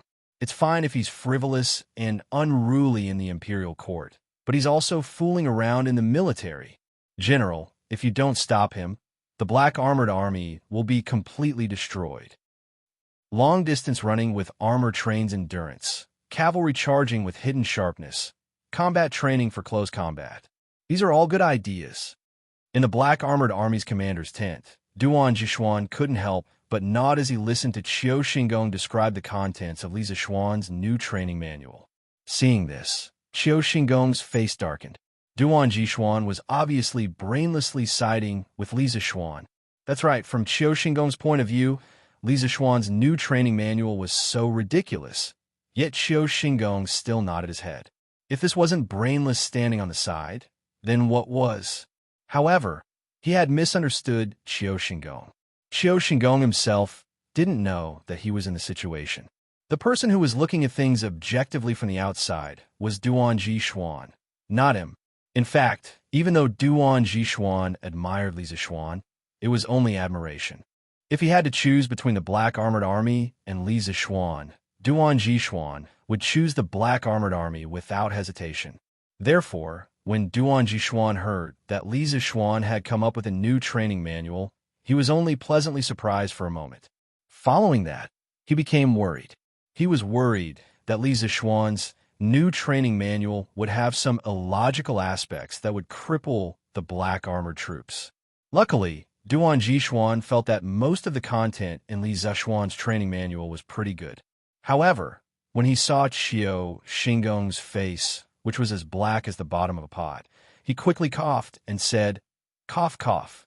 But what are the push-ups and pull-ups in Army Li's training manual?" Qiu Xingong could only swallow his anger gloomily and replied with a muffled voice, "I have no idea about that either. I think Li Zixuan is just fooling around. This guy really doesn't know what's good for him. It's fine if he's frivolous and unruly in the imperial court, but he's also fooling around in the military. General, if you don't stop him, the Black Armored Army will be completely destroyed." Chapter 1753. Greetings, Grand General.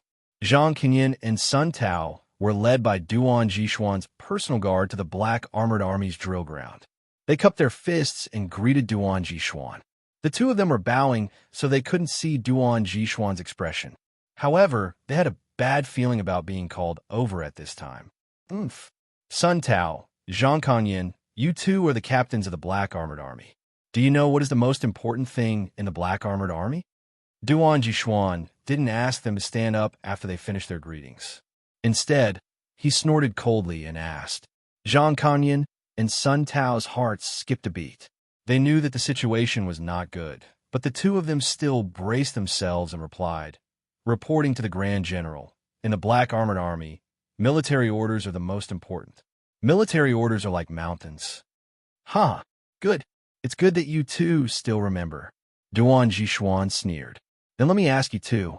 Yesterday morning, when we were at the drill ground, didn't I say that Adjunct Li will be in charge of the Black Armored Army's daily training? Adjunct Li's orders are military orders and my orders. No one, no matter what position they hold, can disobey." The two of them snapped out of their daze and roughly understood why Duan Jixuan was angry. Zhang Qinyan hurriedly bowed and apologized. "Please calm down, Grand General. You did say that yesterday. Today, because our training philosophy is different from Adjunct Li's, we disobeyed him. Please forgive us, Grand General." Different philosophy? Duan Jixuan's expression was frosty as he reprimanded them mercilessly. In the Black Armored Army, military orders are like mountains and must be obeyed. I've already said that Adjunct Li's orders are military orders. How dare the two of you disobey a military order just because of a difference in philosophy? Even if Adjunct Li's new training regimen is full of loopholes, the two of you should follow it unconditionally and not rashly criticize it. You don't have the right to do so. Duan Jixuan's words could be said to be stern. He didn't give any face to Sun Tao and Zhang Qinyan because he wanted to help Li Zixuan establish his might. Li Zixuan had just arrived at the Black Armored Army. If he, as the commander-in-chief, did not support Li Zixuan would not be able to do anything.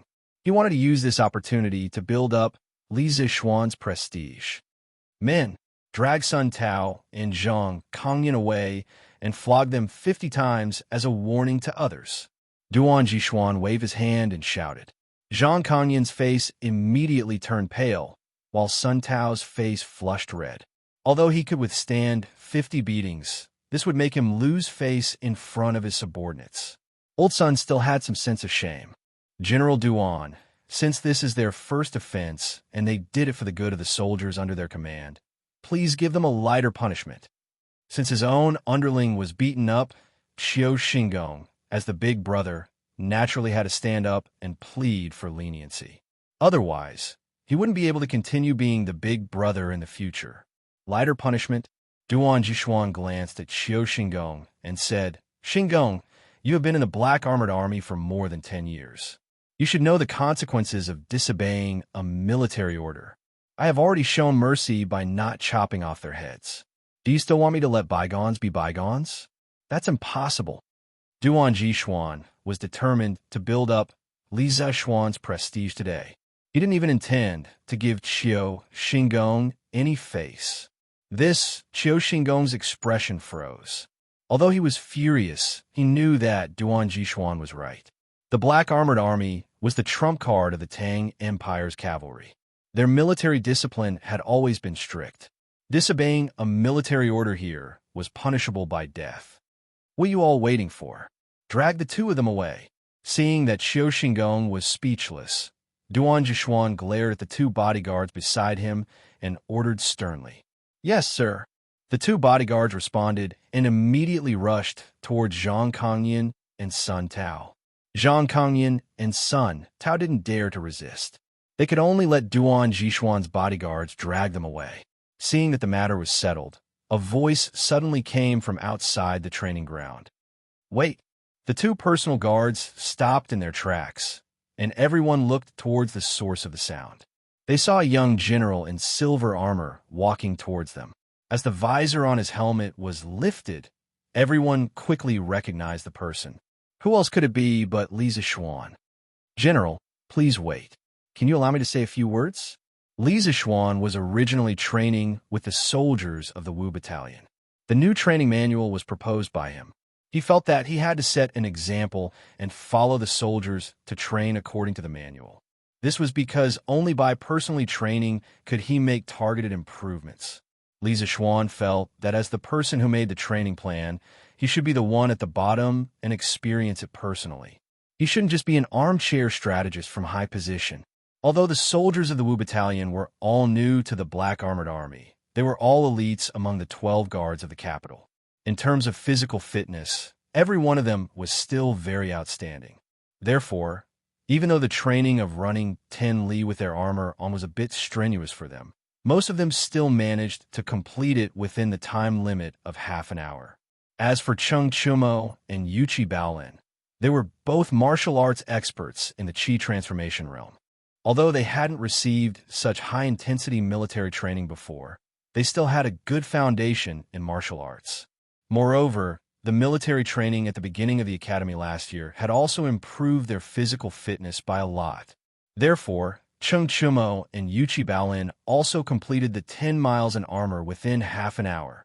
However, after the run, the two boys were as tired as dogs. They could only pant heavily and couldn't say a word. As a grandmaster, Li Zishuan naturally still had energy left after the run. After he told Sun Jiping not to let the soldiers sit on the ground to rest immediately, he left the main group and came to the drill ground. With his excellent hearing, he happened to hear the conversation between Duan Jishuan and Xiao Xingong. At this moment, seeing Sun Tao and Zhang Kangyan being dragged away by Duan Jishuan's bodyguards, Li Zishuan pondered for a moment and walked over to stop them. Oh, what do you want to say, General Li? An inexplicable look flashed across Duan Jishuan's eyes. Then, he looked at Li Zishuan with a serious expression and said. Li Zishuan looked at Zhang Kangyan and Sun Tao, then saluted Duan Jishuan and said, General, please allow me to report that Captain Sun and Captain Zhang can't be blamed for this matter. When I gathered all the generals to discuss the new drill this morning, I already said in advance that it was up to everyone whether they wanted to accept the new drill. Those who didn't want to accept it, it wouldn't be too late to accept it when the results of the new drill are seen. The generals of the Black Armored Army are all veterans who have experienced hundreds of battles. It is normal for everyone to have their own views on military affairs. Therefore, I think that it is normal for Captain Sun and Captain Zhang to disagree with my views on the new drill. I hope that the general can give them a way out and let them off. Plead for mercy?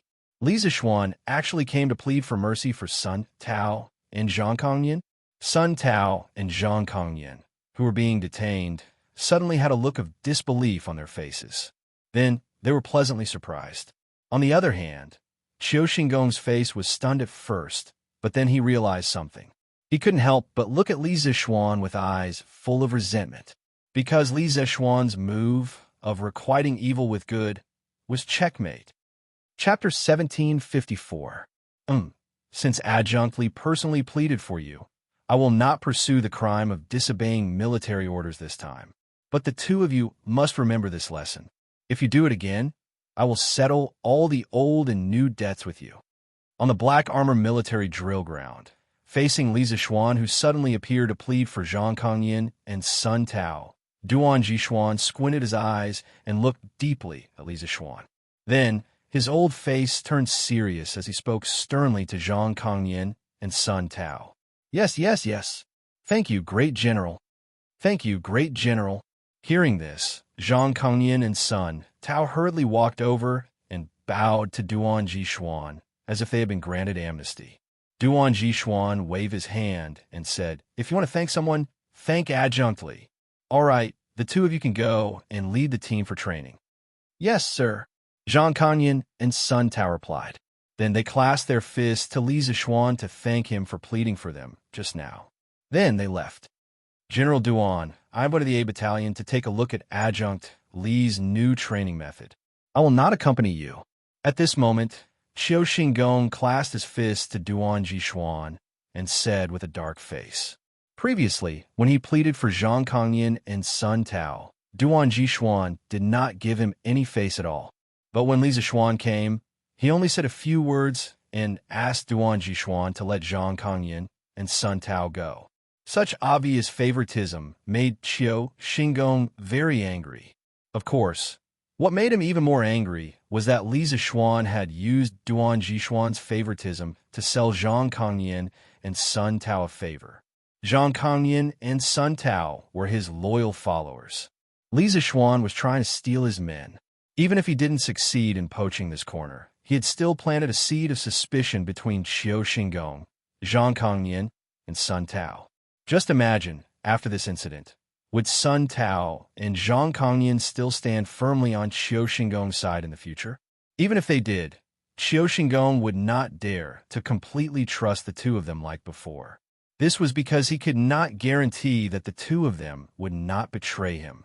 Therefore, Qiu Xingong felt as disgusted as if he had eaten **T. He couldn't stay here any longer. Duan Jixuan obviously knew that Qiu Xingong was unhappy in his heart right now, but it wasn't good for him to point it out to his face. He could only nod and say, "All right, Xingong, you could go back to your work." Qiu Xingong cupped his fists and turned around to leave, not even sparing a glance at Li Zexuan. Li Zexuan didn't mind at all. After Qiu Xingong left, he cupped his fist towards Duan Jixuan and said, "General Duan, if there's nothing else, this general will go and instruct the soldiers in their training. After all, the new drill has just been introduced today. Many soldiers, including the commanders of the various battalions, still don't know the specific movements. I can only rest assured if I watch from aside." Duan Jixuan nodded and said with a smile, "Ho-ho, good. This general still has some doubts about the contents of your drill. I'll go take a look with you." Even though Duan Jixuan was on Li Zexuan's side when it came to Zhang Kongyan and Sun Tao, Duan Jixuan still had his doubts about the new training manual. If he didn't clear up his doubts, he wouldn't be at ease to fully implement Li Zexuan's training manual in the Black Armored Army. "Good. Grand General, please." Hearing this, Li Zexuan made a sound of agreement and made an inviting gesture. He had originally planned to wait a few days before letting Duan Jixuan see the results of the drill. But since Duan Jixuan wanted to see it now, he had no reason to refuse. It was a good opportunity for Duan Jixuan to give him some advice and prevent him from going astray. Old Master, His Highness King of Shu is here." South of Chang and City, Lin family's front hall. Lin Wenyuan was having breakfast with his wife in the front hall. Suddenly, a servant rushed in and bowed to Lin Wenyuan. "What? His Highness King of Shu? Why is His Highness King of Shu here?" Lin Wenyuan was stunned. His right hand, which was holding chopsticks, couldn't help but tremble. Although he was doing well in the business world with the help of the Flame Yellow Chamber of Commerce, Lin Wenyuan was still very respectful of the imperial power. He had never thought that he would have any interaction with the imperial family one day. "Old Master, it's true. His Highness King of Shu is outside the courtyard. He said that he has something to discuss with you. The servant's face was still in shock. Obviously, Li Ku's arrival had a great impact on him. Old Master, His Highness King of Shu, is now a student of Yanwang College. My Hao is also going to Yanwang College. In that case, they could be considered classmates. Do you think that His Highness King of Shu is here to look for Hao? Madame Lin said at this time. Lin Wenyuan frowned. After a while, he nodded and said, Madame Lin is right. Min, go to the backyard and wake up that unfilial son. Wake Hao up. Come to the front yard to meet the guest. It was early in the morning. It was time for breakfast, but Lin Hao was not at the table. As for where he went, was there need to ask? He was probably still sleeping. A few days ago, the academy released the results. Lin Hao was unexpectedly admitted to Yanwang College. In the days before school started, this guy had been completely indulging. Cough, cough.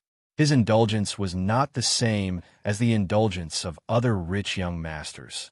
This guy took out all the novels he had accumulated in the past 6 months and read them every day and night. He went to bed very late every night, so he usually couldn't get up in the morning. Lin Wenyuan was too lazy to say anything about this. Yes, old master. A serving girl who was serving at the side hurriedly followed the order and left. At this time, Lin Wenyuan seemed to have thought of something. He instantly stood up and said angrily to the servant just now, Bastard, His Highness King of Shu came to visit. You didn't directly bring him in. How dare you stop him? Did you eat a bear's heart or a leopard's gall? Normally, people who came to the Lin mansion had to be notified, but Li Ku was different. He was a prince. Why would he need to be notified when he came to a small merchant's house? The servant hurriedly said, Old master, I wouldn't dare. His Highness King of Shu insisted that he should be notified when he came to visit. That's why I came in to report. Lin Wenyuan breathed a sigh of relief. He nodded and said, Let's go. Come with me to welcome His Highness King of Shu. Out of politeness, Li Ku wanted to report first before coming in. However, Lin Wenyuan did not dare to put on airs.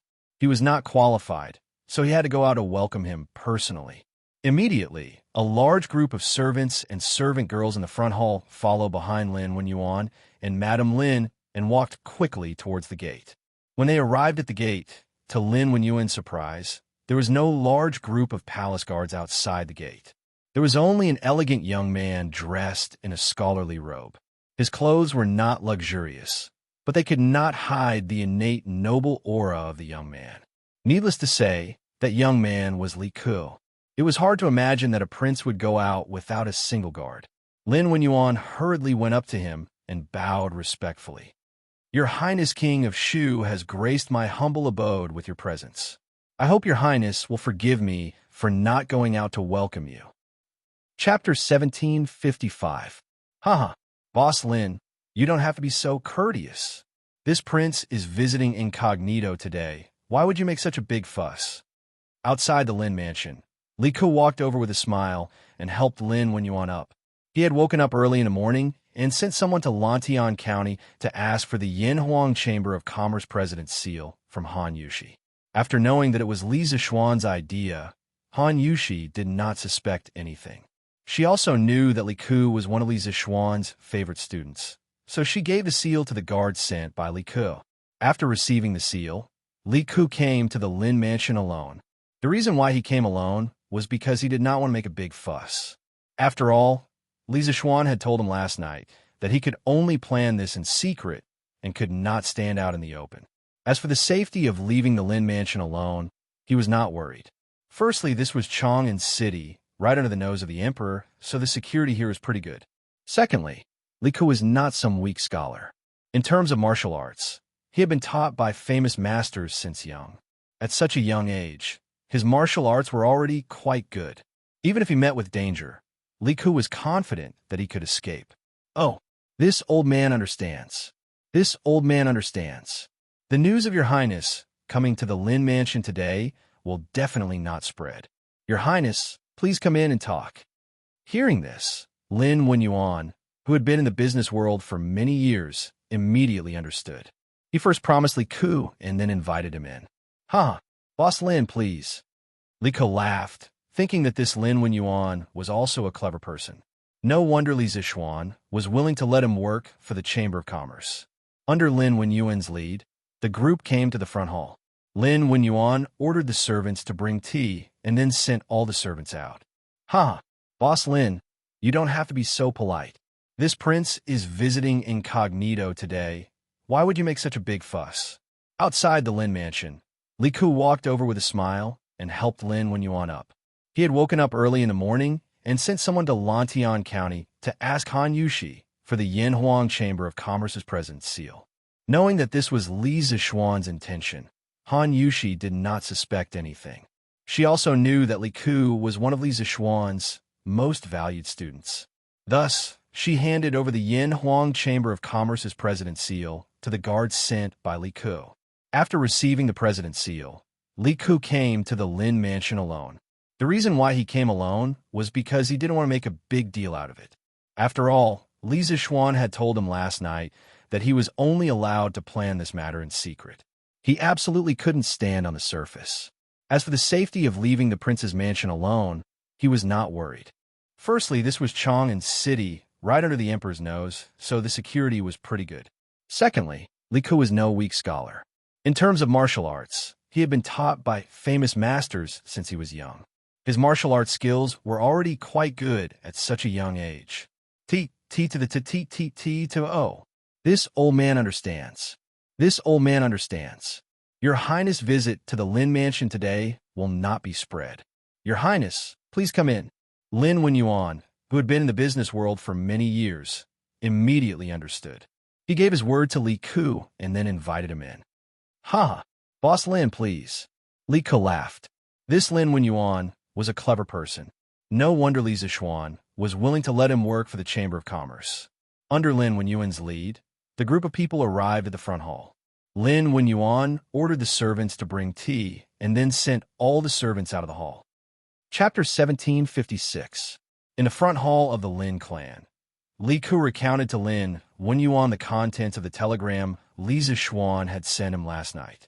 Of course, in the process, Li Ku also gave Lin Wenyuan a brief explanation of the current situation between the Great Tang and the Turks. As soon as his voice fell, Lin Wenyuan pondered for a moment, then stood up and cupped his hands towards Li Ku, saying in a deep voice, "I am indebted to Marquis and His Highness for thinking so highly of me. Although this Lin is a merchant, I also know that the rise and fall of the country is related to the happiness of my generation. Without this peace and prosperity, how can a merchant like this Lin do business in peace? I can only become a slave of a fallen country. This Lin has also heard about the imperial court's recruitment of elite soldiers the day before yesterday. After hearing your Highness's explanation today, this Lin feels that the current situation is not optimistic. Although we merchants do not receive a salary from the imperial court, the only reason we can do business in peace is because your Majesty has created peace and prosperity for the people of the realm. Now that the country is in danger, no matter what others do, as long as I can help the imperial court defeat the Turks, this Lin is willing to use up all my wealth. Marquis and your Highness have instructed me to raise military funds, so this Lin will definitely do my utmost to gather all the merchants I can to raise sufficient funds for the frontline soldiers." The merchants of this era, especially those who had experienced the 5 barbarian rebellions and the chaos of the Sui dynasty, understood just how difficult it was to obtain peace and prosperity. Without peace, let alone glory and wealth, it would be difficult to even keep one's name. Lin Wenyuan's words came from the bottom of his heart and could be said to be powerful and resonant. Li Ku couldn't help but be moved. He stood up and cupped his hands towards Lin Wenyuan. Then, he said with a sigh, "This humble prince is deeply moved by Lord Lin's righteousness. The Yamacho truly did not misjudge you." Lin Wenyuan shook his head. "Your Highness praises me too much. This old man is just a crude man. How could I bear the weight of your Highness's profound righteousness? Haha, Lord Lin is too modest." Li Ku smiled, then continued, "You're right. Then I will leave this matter to you. Later on, I will go to the Datong Daily's editorial department and ask Liu to publish a notice from the Yin Huang Chamber of Commerce calling for merchants to raise funds for the military. Old Master Lin, you will use the name of the Yin Huang Chamber of Commerce to mobilize all the personnel and resources within and outside the Chamber of Commerce. 3 days later, we will hold a donation gathering in hopes that the Chamber of Commerce will be able to raise enough funds for the imperial court. Yes, Your Highness. Lin Wenyuan cupped his hands and accepted the order. This was the first time the Lin family had accepted a mission from the imperial family. Lin Wenyuan immediately felt that he was shouldering an extremely glorious mission. If he succeeded, then the Lin family status among the common people would rise, and he, Lin Wenyuan, would become the ancestor of the Lin family. No matter what, this matter had to be done beautifully. Lin Wenyuan said to himself in his heart. Li Ke brushed his sleeves and cupped his hands to bid farewell. Yamacho's message has been delivered. I will leave the rest to Boss Lin. I still have to make a trip to the workshop, so I will take my leave now. Lin Wenyuan hurriedly said, Farewell, Your Highness. Li Ke smiled and said, No need to send me off. I came here quietly, so I will leave quietly. There is no need to make a fuss. Here, this is the Wang Residence's token.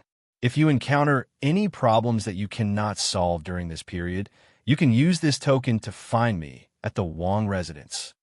As he spoke, Li Ke took out a token and handed it to Lin Wenyuan. Li Zixuan had left this matter to him, and whether this matter could be done well depended on Lin Wenyuan's ability.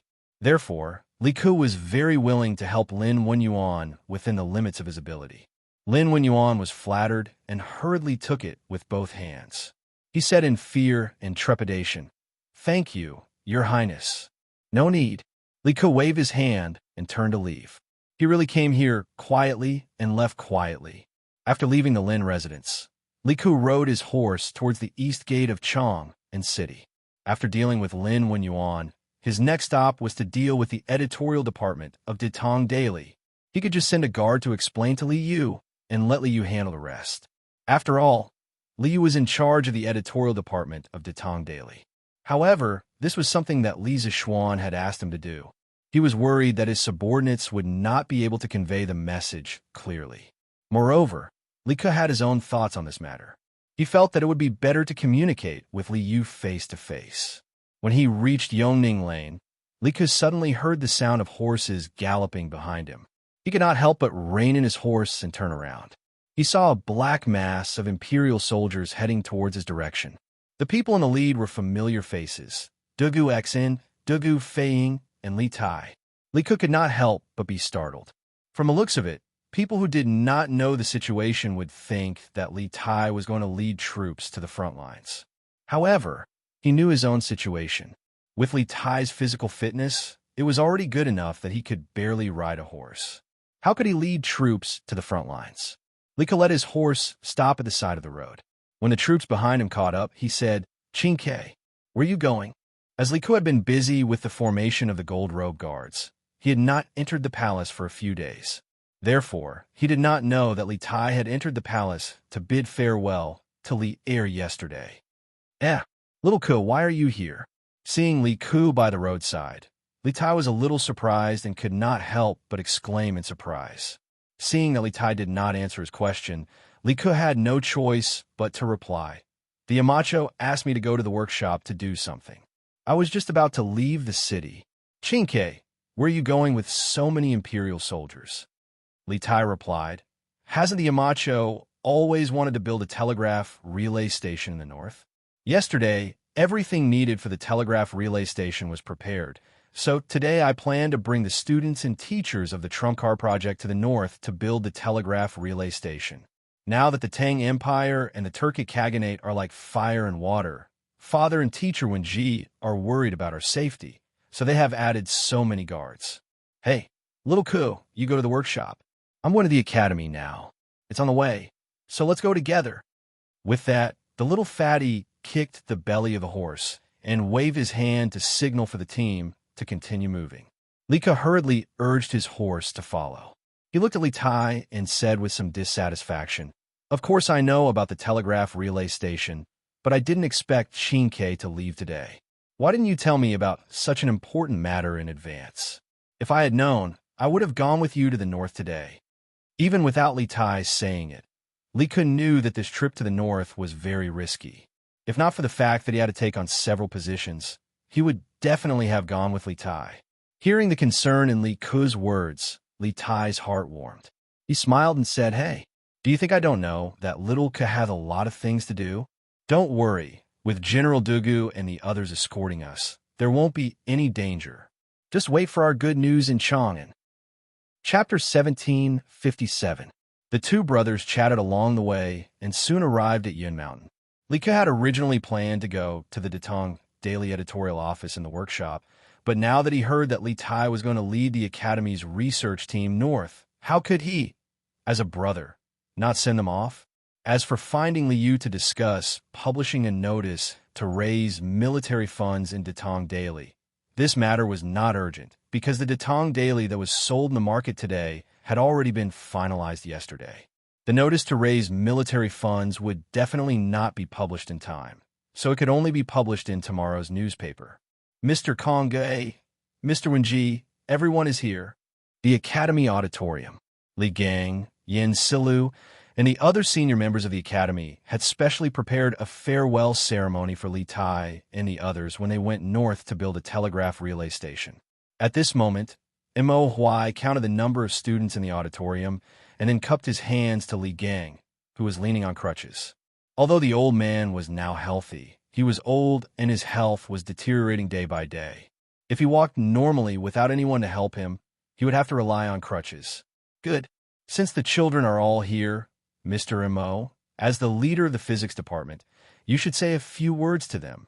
In the field of engineering, other than the mountain head, the one they respect the most is you. Li Gang's face revealed a trace of relief and worry.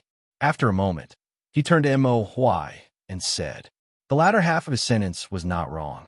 In terms of engineering attainments, other than Li Zishuan, there are few people in Yanhuan College who could compete with Mo Huai. To be precise, it was Mo Huai and Mo Lingwei.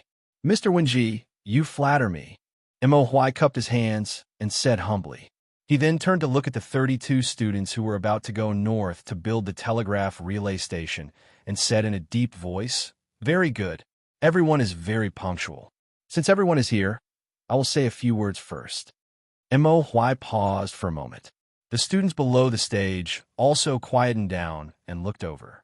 Mo Huai continued, you are all the most outstanding students of the academy, or perhaps you are teachers.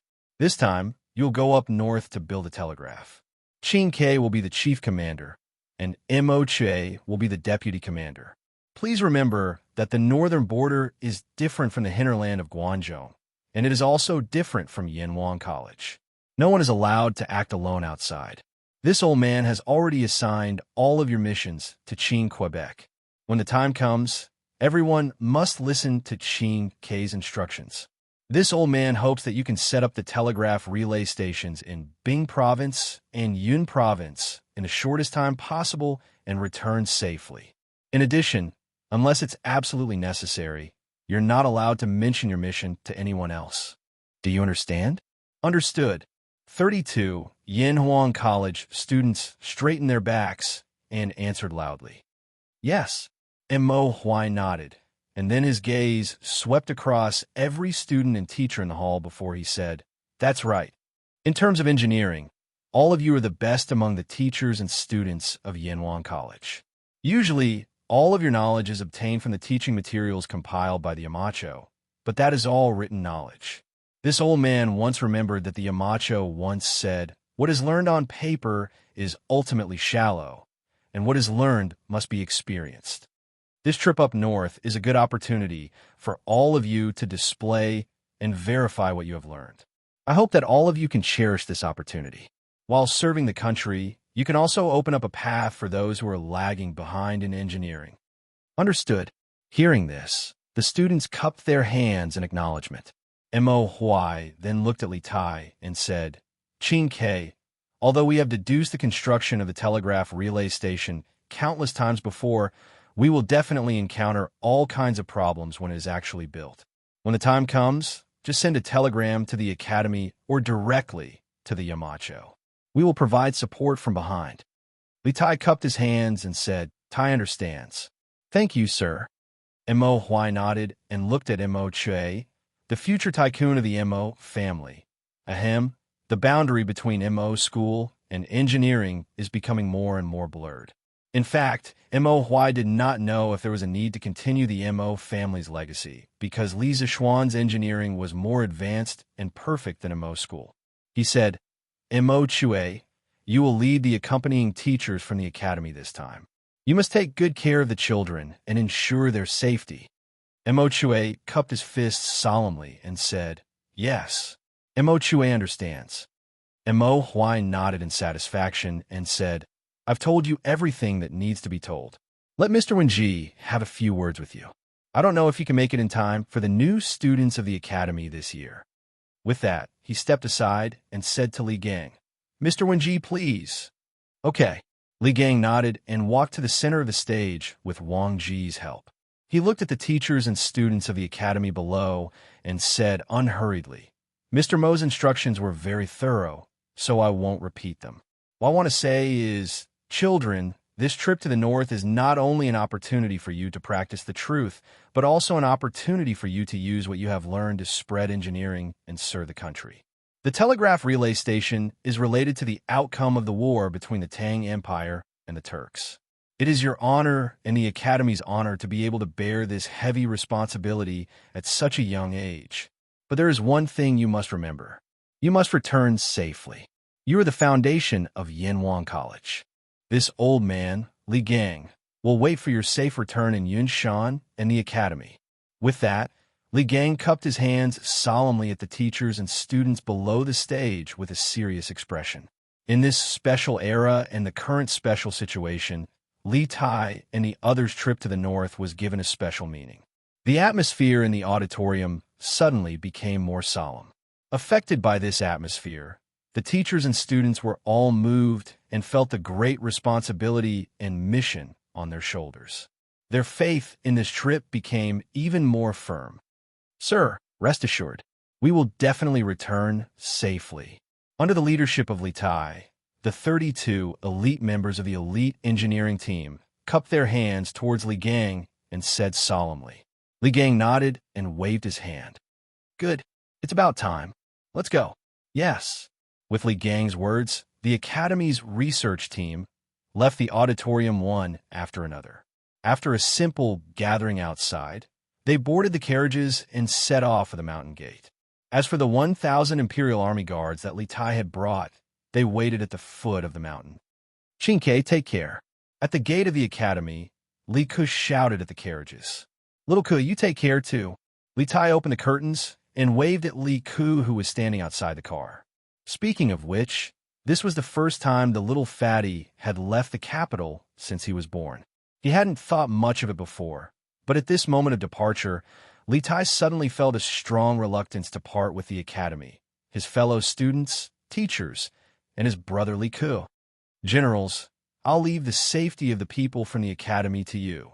Li Gang personally followed the carriages to the foot of Cloud Mountain. As the group set off, Li Gang cupped his hands at Dugu Xian and Dugu Feiying. Behind Li Gang, Mo Huai, Yin Silu, and the others also cupped their hands at Dugu Xian and Dugu Feiying. Dugu Xian hurriedly cupped his hands. Teacher Wenji's words are too serious. This is what we should do. On this trip north, we brothers will use our lives to protect their safety. Teacher Wenji, please rest assured. Li Gang nodded and cupped his hands. Then this old man will thank you in advance. Teacher is too polite. It's getting late. The army should be setting off. Teacher, we'll meet again. Dugu Xian cupped his hands in return and ordered the army to set off. We'll meet again.